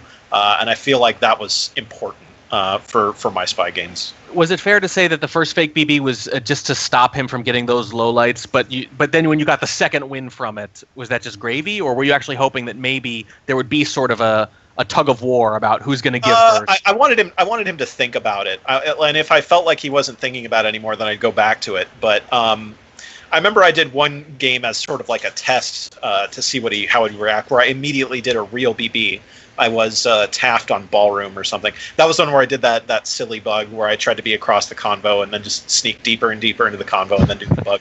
I think he saw that bug though. But I did a BB. Oh yeah, on Ballroom, and then he went to middle statue and he shot. Yeah. He saw the bug. That game. The important thing about that game is not the silly bug, which I was like, here's my sick tech. But that was towards the end of the set, wasn't it? Yeah, but at that point, I wanted to. You have to keep going. You know, you have to see if the BB thing's still in effect. So I pretty early walked in, I think, and did a BB and watched how he reacted to it.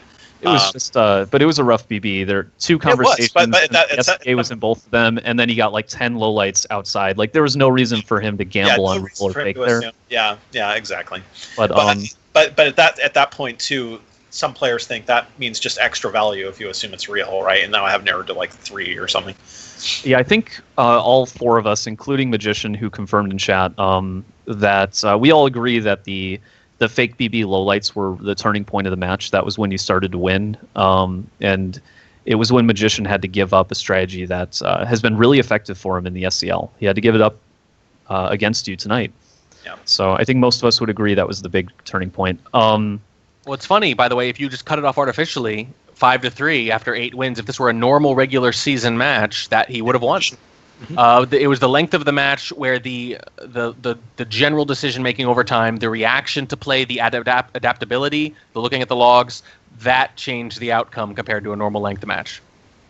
Yeah. RJ White has a good question. It's a big question, so I'm gonna shorten it a bit. He asks. Generally, what players surprised you this season in the SCL? But I'm going to ask you just to give like a top 3 and a very short explanation for why. Sure. This is a pretty because Magician, otherwise it's a big question. Yeah. So I have. So we already talked about Magician. So I'll talk about some other ones. Havard really surprised me. I did not expect Havard to do this well. I kind of had that division belonging to Moriarty and no one else because I remember Moriarty from long ago. I believe he took second. Moriarty, he did. Right? But Havard straight up beat Moriarty and won one of the matches and finished ahead of him in the standings, and the difference was that win. So Havard really surprised me. Pires really surprised me. Yes. Second. Pires, I am shocked did not make it into the top 2 of that division. I thought he was going to be the champion about halfway through the season. I think he started 3-0, 4-0, something like that. But then when Cameraman went on these like crazy good tears at the end of the season, he just had a few too many draws. I was not at all surprised. I played him a little before I started the SCL, just in sort of practice matches because I didn't know where I was going to be. Otherwise, I wouldn't have played him that often. Yeah. And I thought, wow, where did this guy come from? He's gonna shock a lot of people. Yeah, Pires. I'm sorry if I can elaborate on that point. Pires is also my pick for the.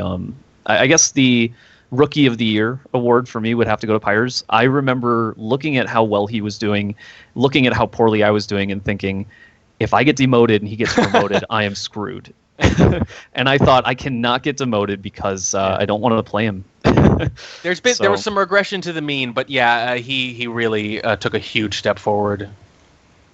Right, and The your other third player. Yeah, the third player I'd say is Slappy. Slappy did better this season than I thought. He kind of finished near the bottom of that division last season, but this season he did really well. I think he lost like it's 6-3-1, 6-3-1, and the format favors draws. So yeah, losing only one game is amazing. I think everyone else lost more in that division, right? Yeah, like it's I'm looking at it. Kledos is 6-2-2, and and they almost tied for points. Kledos is down by 1. So yeah, Slappy took the division and only had 1 loss. Yeah, Slappy was really good, and he had to play some tough customers in Platinum. So Kletos is a monster. Kaikar is a monster. Kaikar is one of the most underrated players in SCL, by the way. Kaikar is a monster. Sharper had a serious rebound season this season. And I mean, Royal Flush probably over promoted from silver. I think he was in last season, but still a really strong player. And Veranda, so he really held his own as one of the themes of SCL that I've seen is that the old school players often are falling, right, compared to these newer players. And Slappy, who's one of the oldest school people, in SCL Season 1 didn't do so well, and then SCL Season 2, he really showed that when he wants to grind, he can grind you down. He played some really, not just he won, but he won in a really methodical, just grind is the best word I can think about it. He really was playing with purpose. And it was really impressive to see. So I'm gonna go with Slappy. They're mentioning in chat. There are some memories in chat that he made a specific point to really put some effort into it this time. That he was only playing tournaments. That he was practicing more. And I gotta say that has been my personal experience as well. I've seen a shockingly direct correlation between whether or not you start practicing the day before a match or 4 days before a match. Even if you're not really even game planning anything, if you're just playing a few days more a week than you were before, instead of just the day or two before, you start 3 or 4 days early, it makes a huge difference. There's just no substitute for just having those neural pathways in your head nice and worn in, so to speak. Yeah, and you put in the time and you see the results. You really do. Magician also confirms that he chose Pyres as well for being surprised by Pyres in the SCL. Philiobot asks a question. I don't really know if this one needs an answer since Magician already kind of answered it, but I'm going to ask it anyway. Philio Bolt asks, do you think that after this season camping will emerge onto more players? Will more players be camping than are currently? My assumption is probably not, just because everybody is camping already. Yeah. So I would think to some that, extent, right? The only real change I think that can happen in SpyParty is behavioralist does really well, or just garners a lot of attention somehow, and people start adding more of that to their playstyle. I think Magician doing this well with making it this high in the SCL with some behavioral strategies in there, like assuming real BBs and stuff like that, and kind of playing counter meta. Those are things that people are likely to pick up, and camping. I gotta step away for just 30 seconds, guys. I'll be right back. Sure. But I don't think that there's anything to say about that. Most newer players are already camping. That's the first thing you learn in the game. Yeah, and it's interesting to make the distinction between the Yomi stuff, or sort of the goofy mind-reading stuff, and just general strategy, which isn't quite the same thing. It really is just common sense that if they're burning you with a certain assumption, you make them pay for that assumption. And it's not inconsistent with camping or behavioralism or anything else. It's sort of a different category. It's sort of like a triangle, right? It's not really, it's orthogonal to these other things. It's not really mutually exclusive with them. Right. If someone wants to make that decision and take that risk, eventually you have to punish them for it. Wodar asks a question. I have to skip it because it's directed at Crazy Kaylee. I think it's kind of a joke question anyway, but I'll ask it later. Okay, Wodar, we'll get to your fingerprint question. So I'm looking through the chat. I'm looking for questions. And I'm just not finding a lot. We've asked a lot. We have asked a lot of questions. Wodar asks a good question, which I don't have the answer to. Wodar asks, how big were the effects of green tests this set? I think Kaylee might have a better answer for that than we would, because I wasn't really paying attention. I was paying a bit of test. attention, but I got to be honest, I just don't remember any standing out. The only one I'm remembering is kind of late in the set when it was almost already decided Magician's back was against the wall. He had a really big green flirt that finished in 2. I remember thinking, wow, that might save him. But I really don't remember there being any ridiculous run of greens or I think there were or reds opportunities, or whites. though. I remember, obviously white test BB on balcony. I think there were like 2 shots for that, so green test might have changed that. Kaylee, the question from Wodar was, how big were the effects of green tests this set? And I remember there was a moment where I think that there were times when it could have made a bigger impact than it did. Like there was a time. I don't think the green test played as big a role in this set as they normally do in like your average set. Yeah, I agree. Yeah, agreed. I remember there was a moment where Magician greened to Purloin at the last second, so it went to pending, and we Warning Track and I were discussing it that he should finish another mission. He should get his last fingerprint, and then not try to win with the Purloin. But that didn't happen. He ended up getting shot for. Was that the one on Courtyard 2 or something? Yeah, it was Courtyard. Yeah, I think he was dead on that one. Yeah, agreed. So I don't think green and white really made a huge difference in a lot of situations. Maybe a green Purloin here or there. Got completely busted on Veranda, but I don't think I see a white test on that one. To be honest with you, I was really laser. I think wasn't it white? Wasn't that a white? Yeah, okay, well, yeah, fair enough. It didn't matter. It could have been a white test. It didn't matter. Attention to that, yeah. And my philosophy on it is always, or is usually, if you need a green, then you shouldn't be doing it, right? If a white can't win you that situation, or if you're going to get caught doing a white and you need the green, you shouldn't put yourself in that position unless you're desperate. So, unless you're desperate, sometimes you do need to. Sometimes you do. But I think that deliberately putting yourself in situations where you need a green test is something you have to consider against really good opposition. Right. But I've repeated that principle to a lot of other players over the years, KCM. I think that's such a good way to put it, is that if you're doing it assuming you're going to get a green, then it's a bad decision, and it's a bad decision already. I have to interrupt real quick and point out that Checker has asked a couple times. He says to remind you, Kaylee, about your Tobo notes and reading them out for us. I mean, I have those here. I mean, it's kind of long, but I'll do the short version. So I went through a set of his. The first thing I look for is general trends. I noticed he immediately highlights for inspects. He will highlight, interestingly, I saw in this, and remember this is 2013, so this is going to sound weirder now than it was then. If you stay at bookcase for long enough, he will highlight you just for sitting at bookcase. BB Purloin busts him. If he hears BB, he almost always just looks for low lights and doesn't think about hard tells. Yep. He will abort banana bread. He will stop talk banana breads. This is one of the big ones. He will always look for statues and low light cast immediately. Without he won't guard hard tells. He goes blind to that stuff for 10 seconds at the start of a match. Yeah. He seemed really nervous during tournament games versus non-tournament games. He seemed to have nerves. He played a lot differently. He can be beaten by bug camp because he tended to bug without looking at laser. He tends to bug just based on the opportunity rather than whether or not the sniper's looking. Time out every once in a while, and then after that it was just a bunch of per map stuff. Ballroom, he will always camp. Microfilm, just things like that.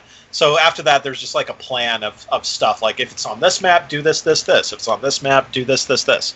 Again, this is from 2013, so it's all very old, and Tobo probably doesn't play anything like that anymore. But just and general trends, map trends, that kind of thing. You won that matchup. I think it was either 8-0 or 10-0, depending on the format. So it definitely worked. Years ago, something like that.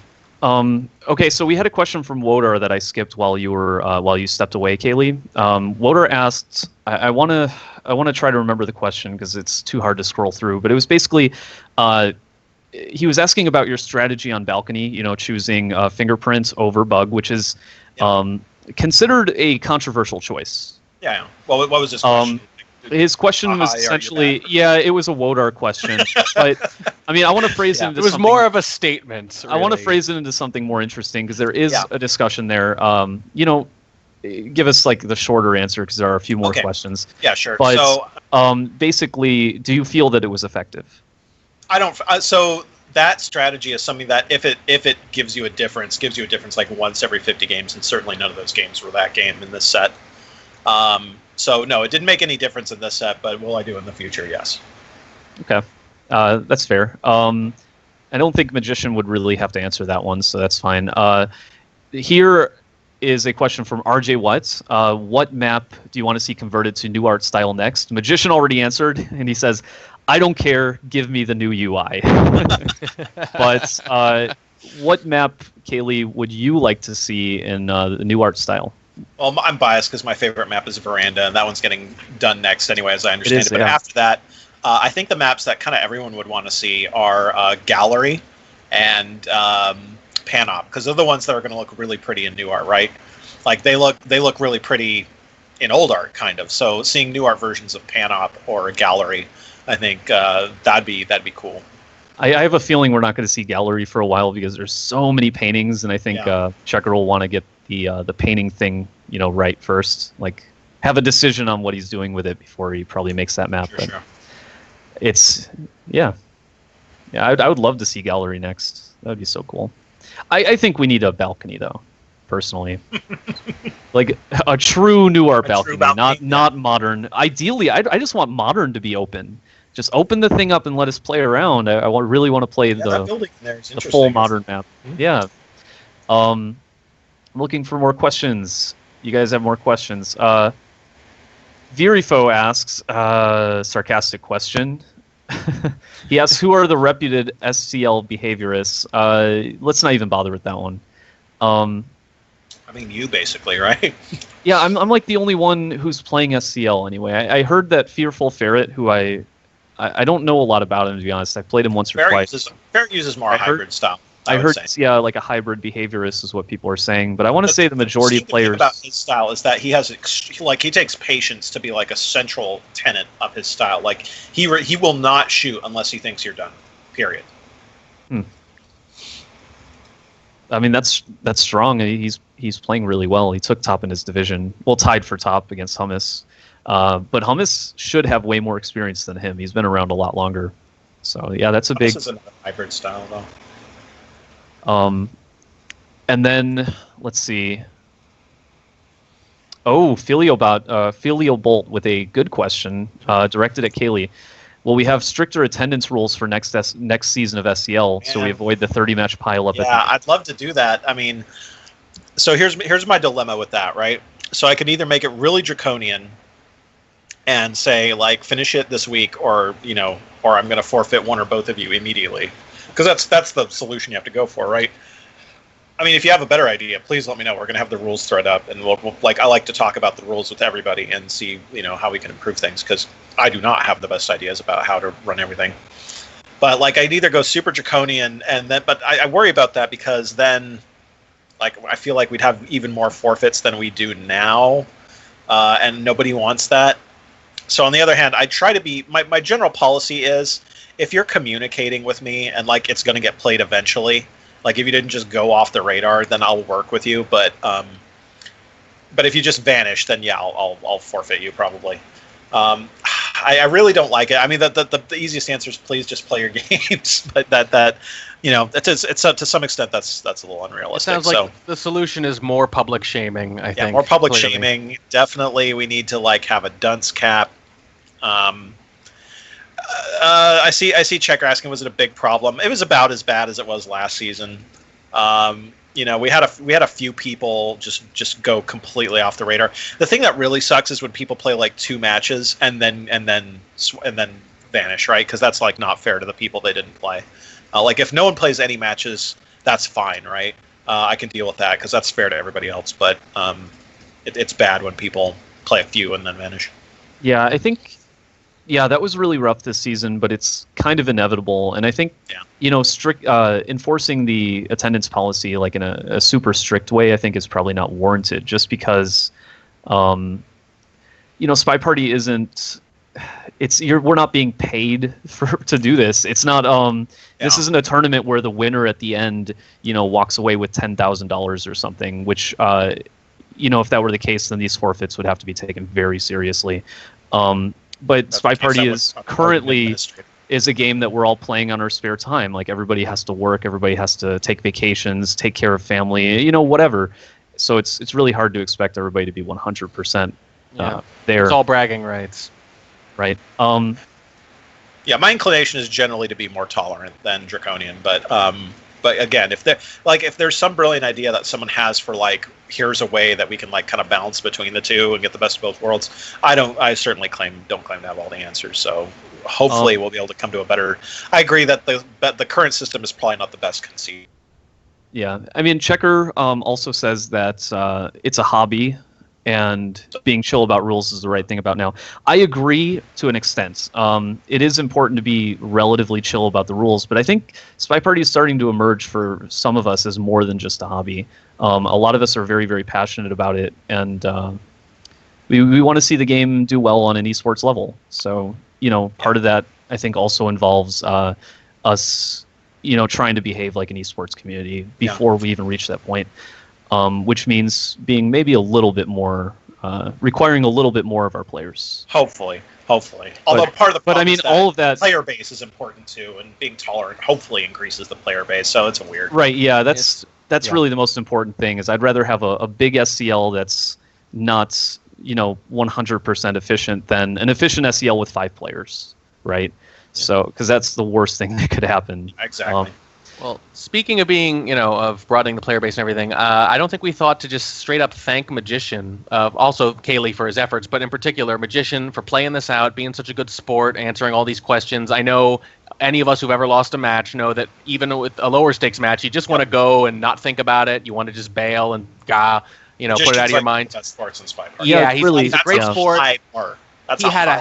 He had a hell of a year. He has nothing to hang his head about here. I think he played great, and he even jumped out to a big lead on, against the defending champion of all people. So, hats off to Magician. Thank you for sticking around and for giving us such a great set to cast.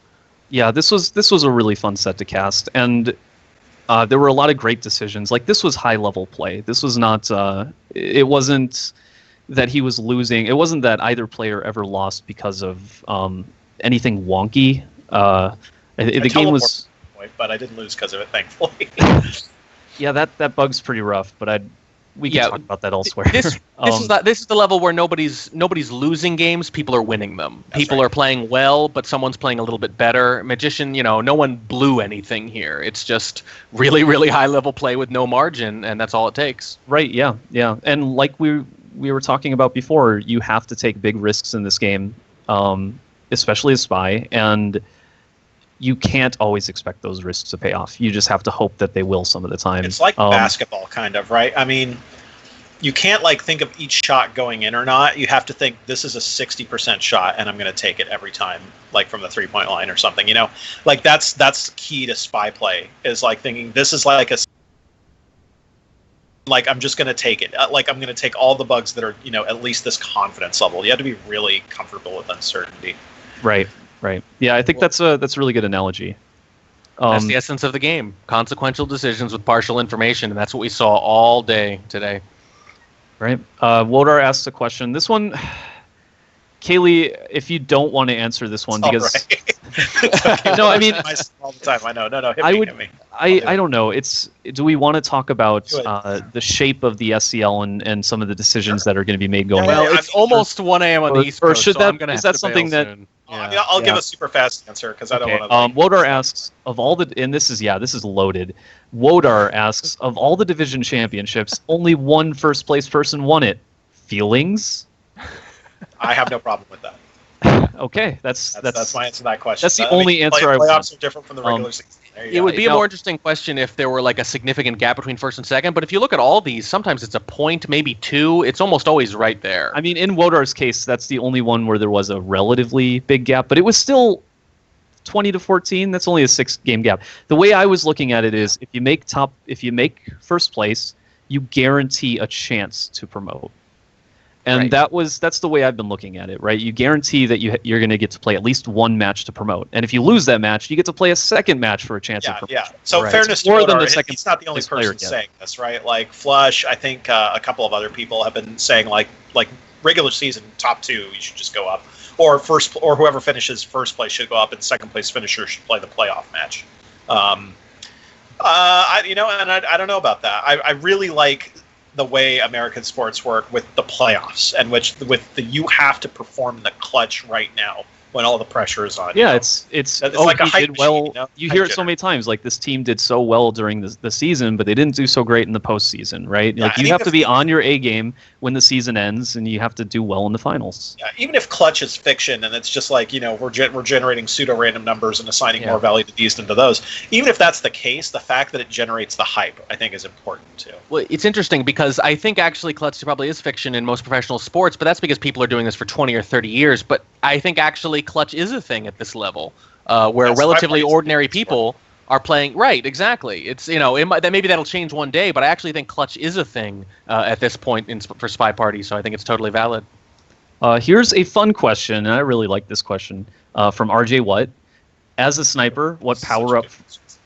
Yeah, you've heard this or you read it, right? As a sniper, what power up from Mario Kart would you like to be able to use on a spy? So you're the sniper. What do you throw at the spy, or what power up do you use? I mean, so OP ones like obviously red shell, blue shell. There's the spy funny joke. Yeah, magician said blue shelled. I'm gonna break the mold, and I'm gonna go with banana peel because that would improve my camping. I can just leave banana peels at like bookcases around the amba. I had a totally different reason for it, for banana peel. In Mario, at least in the original ones, you could like throw the banana peel, which wasn't really well known. You had to hold up when you did it. And if you got really good at it, you could throw it right in front of a car, and they just are forced to hit it. Banana peel. Yeah. And that would just be so fun to just throw a banana peel in front of a character and see if they path around it or not. You know, and then shoot if they slip, right? That's right.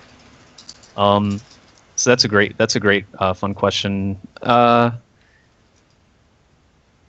Okay, Viri asks, pretty good. I like the way he words this question. Viri asks, Kaylee, you have preset maps and number of games played in the SCL. Yeah. This seems to emphasize shorter sets. Are you going to emphasize another skill in Season 3? I'm not sure I understand. West, in other words, Viri is saying that basically the format of the SCL currently emphasizes being good at short sets. Like if you can get 5 surprising wins against a player and win your set, like deploy all your tricks up perfect. front or something. Yeah, right, okay. right. Yeah. So he's asking, are you interested in emphasizing a different skill set in Season 3? Maybe not necessarily like, oh, I want to see how people do in long sets, but maybe a specific skill you'd like to see, explored a bit more. I don't have an agenda. Like I don't know. I didn't think that you. If we want to see people, if we want to see different skills emphasized, I'm all about that. Like we're going to talk about it too.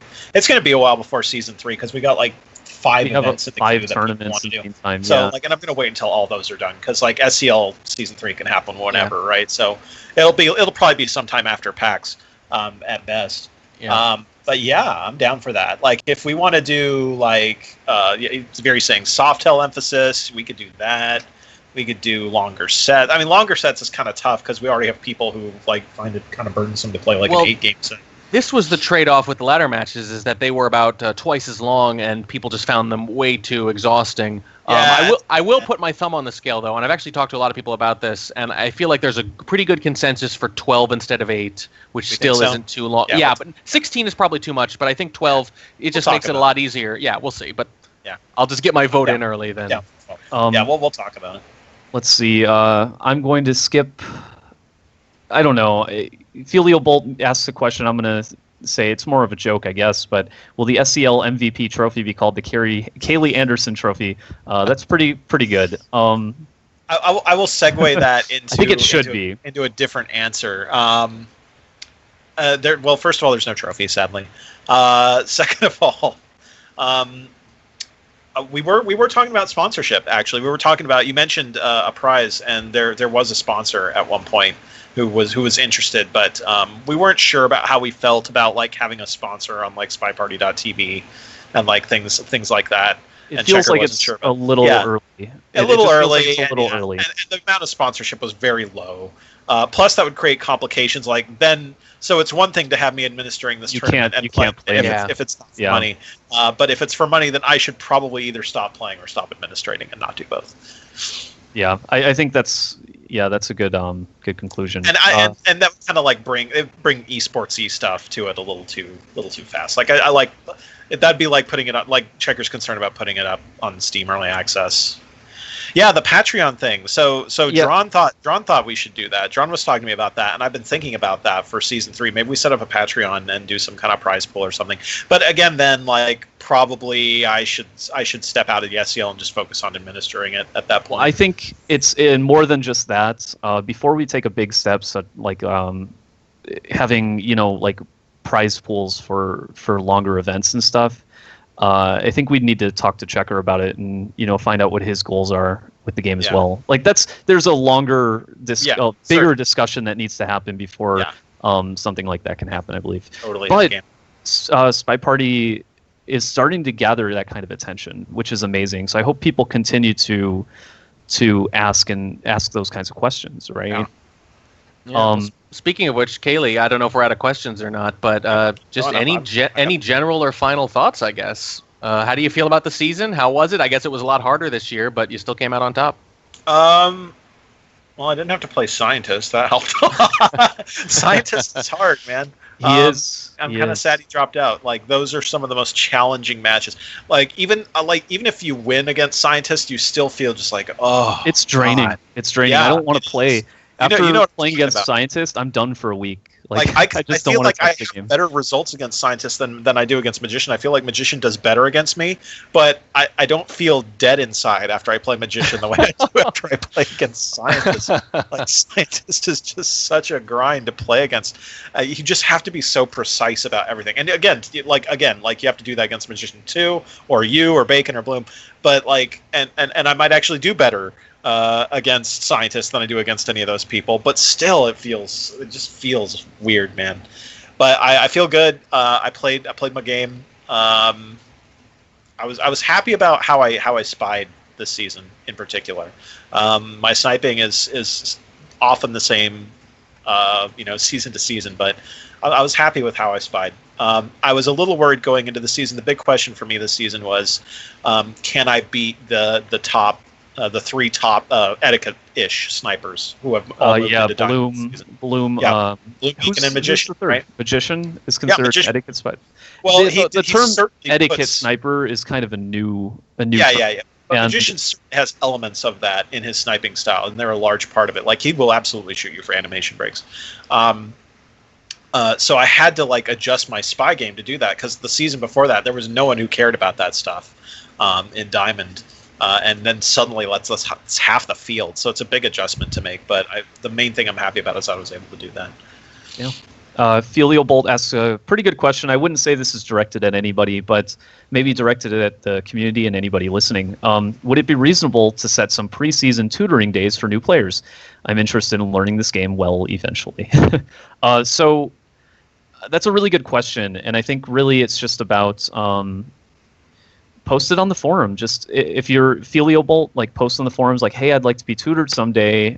Can we set a day aside for everybody to just enter, and the whole goal of that day is you get tutored. The pros will not play that day. They're there just to tutor. I think that's a really cool idea, and maybe one of us will come up with something later. Vorvac. Plus there are streamers too. Vorvac made us. Elvis, me, Drawn. We all tutor. Yeah, I mean, anytime you want to learn the game, log on. Or you can directly PM, I can't speak for everybody. You can directly PM me if you have any questions about the game or if you want to set up a match. I usually respond to PMs within a day. But I think most players would do that. If you PM a player, most players will try to respond. Vorvac apparently suggested that, I think it was... If you miss a date for the SCL, then maybe you get another pick or less bans or something like that. I think that was the gist of it, but it's hard to tell who's missing the dates. Usually it's 2 players just can't work it out. It's not like one player is available and the other player isn't. Usually they're just available in conflicting schedules, and that's usually the issue from what I can tell. But I don't know. Let's see, what else? Pawn Noob asks, what league would Wodar be in if you could slot him, and why Challenger? I think Wodar's underrated. I think we've exhausted the real question. Yeah, I don't think we can talk about Wodar. I'd probably put him in. He's either gold. He's like gold probably. I think. gold, maybe and there's an argument for platinum. Yeah, there's a lot of. Wodar playing his best. He can contend. Yeah, Wodar with playing time. is so that's the key though, right? But his best is I'm not get that Wodar. Yeah, I'm not yet ready to say that Wodar is deserving of diamond.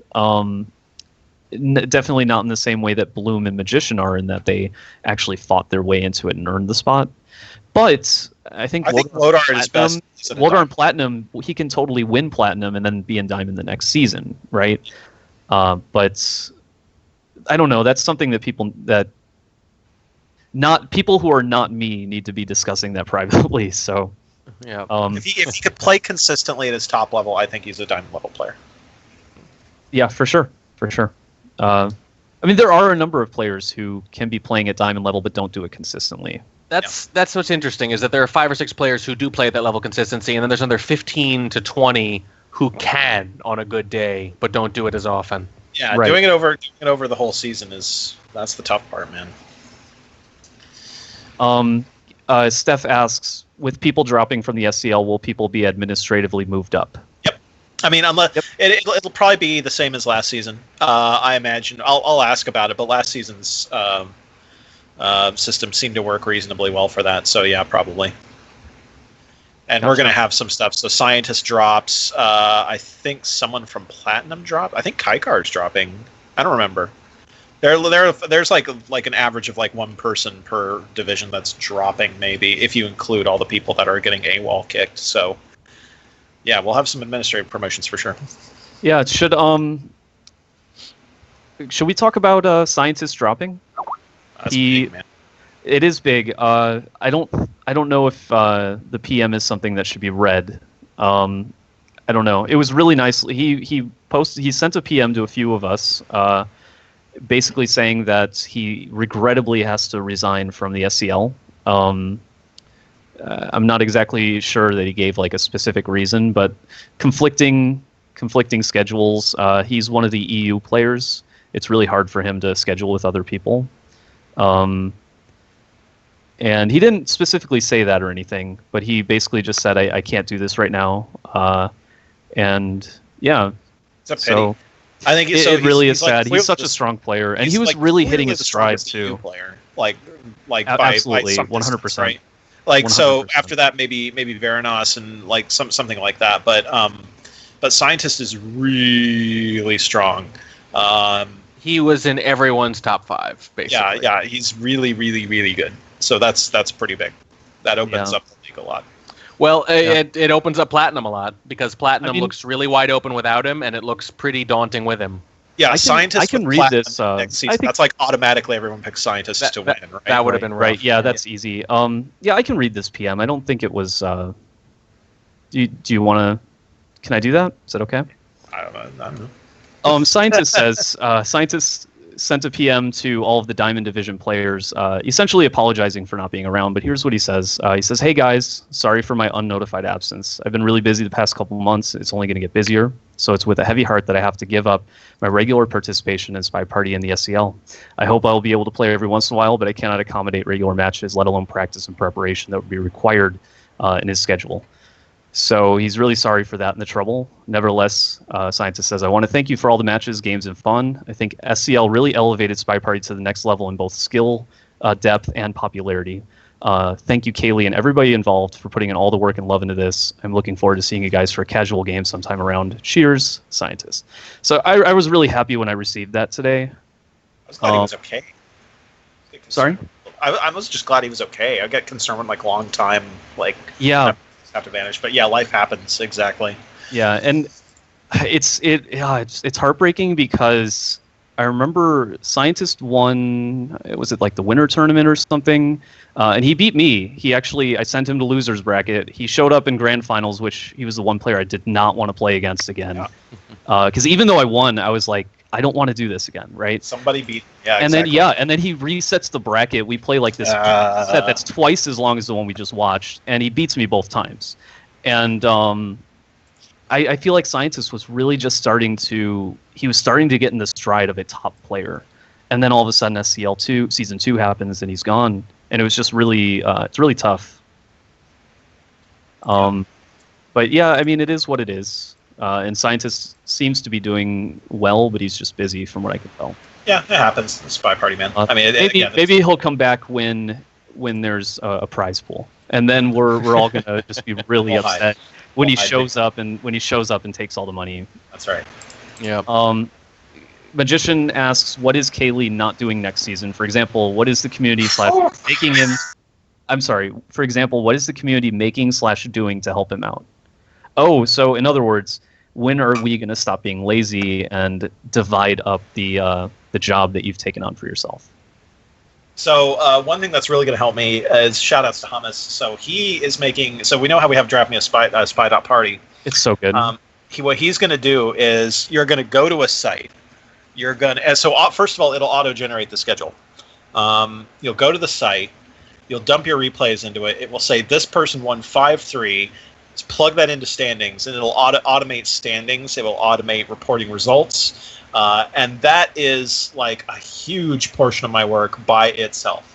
Because doing that, especially when everyone's like staggering their games, like playing games from like 3 weeks ago and stuff, that's basically impossible to keep accurate with a human brain that doesn't do that as their full-time job. Having to do that and like come to that is like, okay, where was I the last time I was trying to work on this mess? That will help immensely. So that is being automated. Plus, I think I'm going to have someone else just like manage that site. Ideally, we could do all this in one website, right? Like, so it'd be like SCL-Spy.party, I think is SG Nerf's domain. Shout outs to him for making that. Like, if we had one place where we could do that and have Draft Me a Spy Party, that'd be ideal. And even better if we had it on actual SpyParty.com, but that would require like a lot of work from Checker probably. So hopefully we're going to have all that in one place next season. One of the things that I really would like to do is have someone else host the stream because my internet is decent, but it's not always 100% reliable, although whose is, I guess. Plus my my graphical update stuff is not the best either. I tend to do it all in MS Paint. And there are people with a lot more talent in that kind of area than I am, or than I have.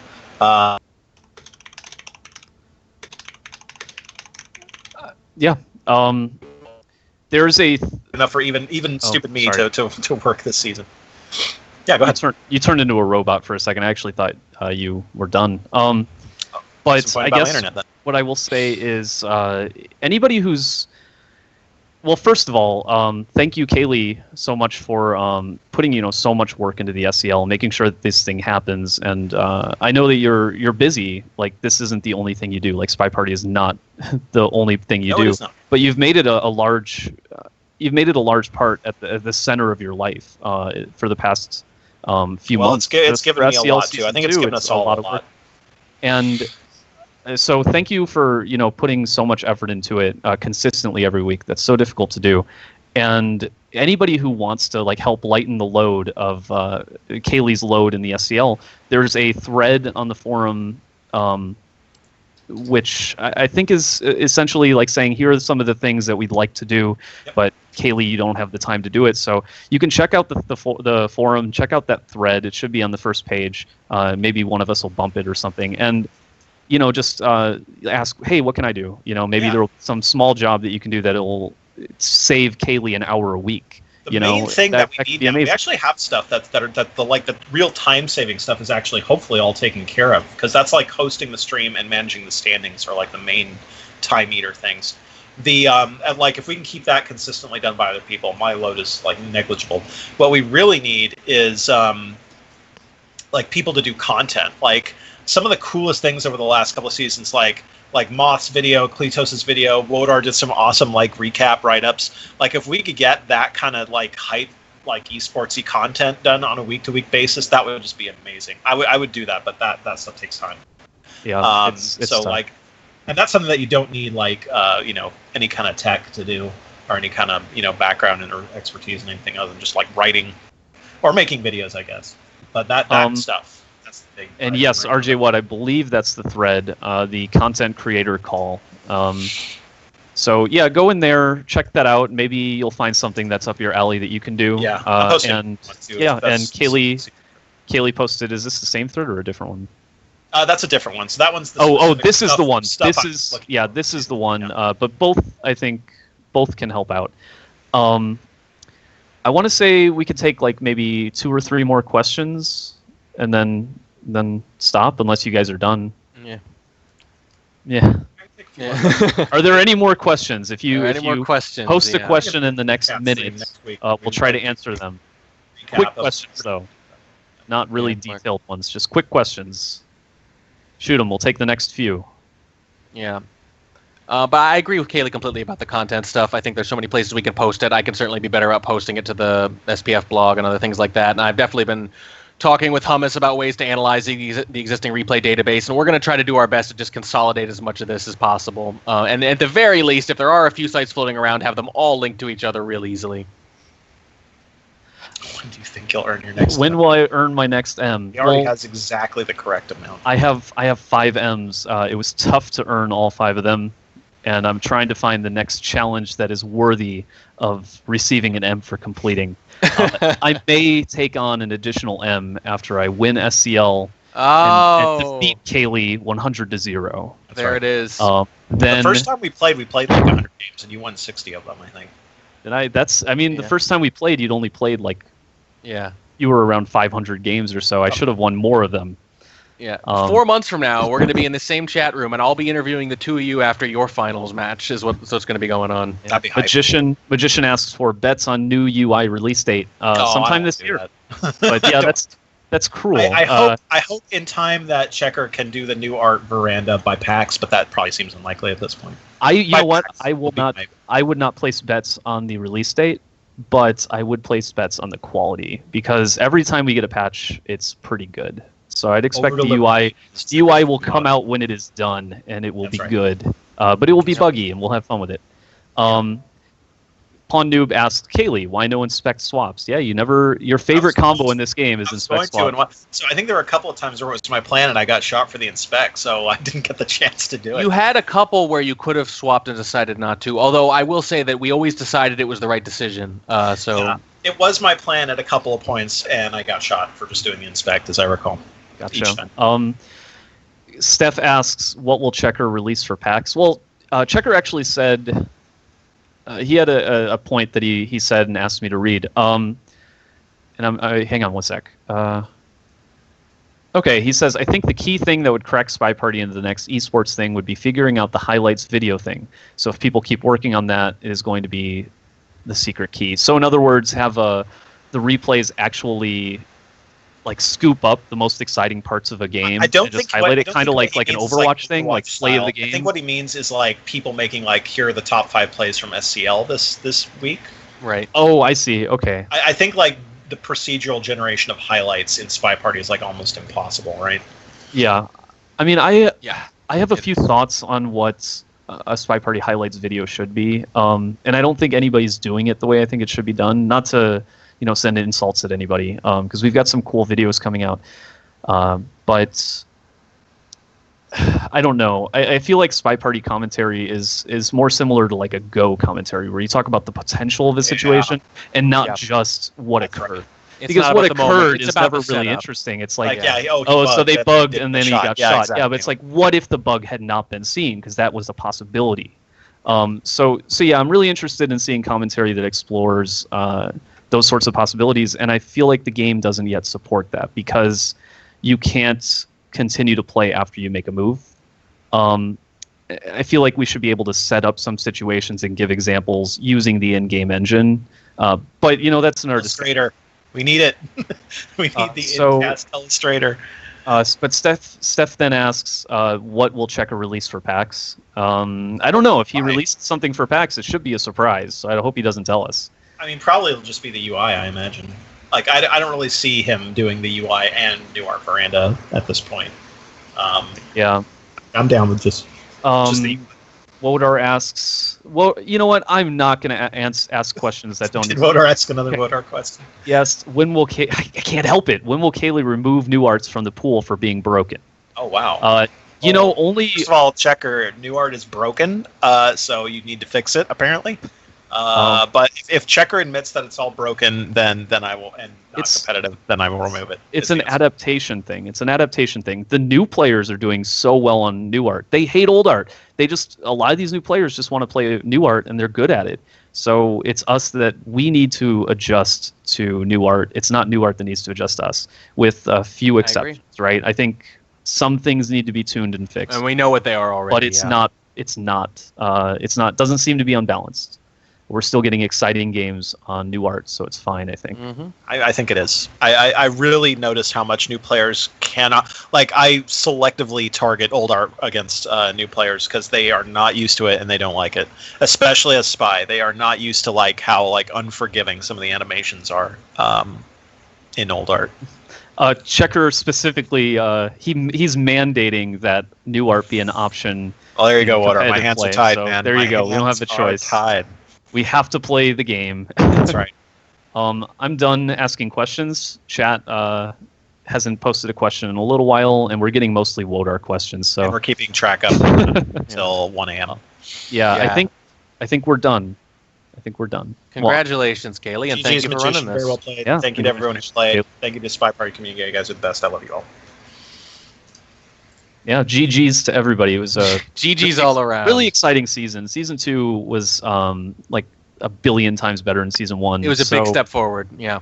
Yeah, I'm really excited for season 3, but I'm more excited to take a break from SCL. Yes, me too. Yeah, I admit I'm glad to take a break. Oh, and by the way, start your write-in campaign, everyone, right now. Everyone start sending PMs to Drawn, getting him to join for season 3. We got to make this happen. That's our off-season project, everybody. We all want Drawn to join. Drawn doesn't want to join. We'll get him. We'll get him. It'll be peer pressure in person at PAX. That's what we'll do. Well, yeah, get everybody to join. Get all of your friends to join. If you're why new not? to Spy Party and you're watching the stream, you're just watching casually. Maybe you've never played Spy Party. You can buy Spy Party at SpyParty.com. It's a $15 game. You get access to the game in its current form, but you will also receive the completed project. Every patch makes the game better. The game's already very big, and it's very polished. In my experience, very few games in beta are this polished, which is so important for a competitive game. If you think this is interesting, join the SCL. There are a lot of games being played. We try to cast games from all levels, and yeah, you can join the SCL in the forums. Season 3 will probably be starting in fall at some point, but there are a bunch of little like tournaments and mini events going on this summer that a number of players are running that you can check out as well, or you could just, whatever. And don't be intimidated by it. It's really tough at first, but it's tough for all of us, and you'll be grouped in with people who are also new to it, and people are going to hold your hand every step of the way. People are going to mentor you, tutor you, answer your questions. It's a very friendly community to make up for that skill curve, so don't be intimidated. Dive right in. There's absolutely no reason to feel embarrassed or afraid, I think, of joining. It's like, don't be intimidated, because just come in and try to have fun, right? That's the most important thing. We're Come all in, just trying to have get fun, better. Yeah. And maybe you'll learn something from it. Maybe you'll stick around. Maybe whatever. When I mentor someone, they always say, "Oh, I'm no good at this," and I say, "Well, listen. The secret of this game is that nobody's good at it. You just get a little less bad over time. That's what's fun about it. It's always challenging you. So don't worry about it."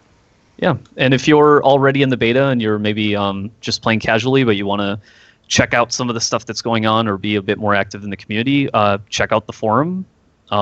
There's always a lot of stuff going on there, and join the community, have fun, chat with us, play the game a bit, And before I forget, thank you, KCM. I had a great time. The analysis was fantastic. I think we both really enjoyed it, and they gave us a hell of a show. Yeah, they did. It's just such a pleasure to talk about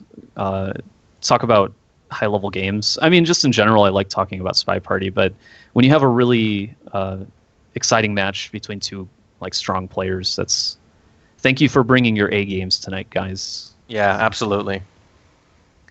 All right. Yeah. Shall we call it a night?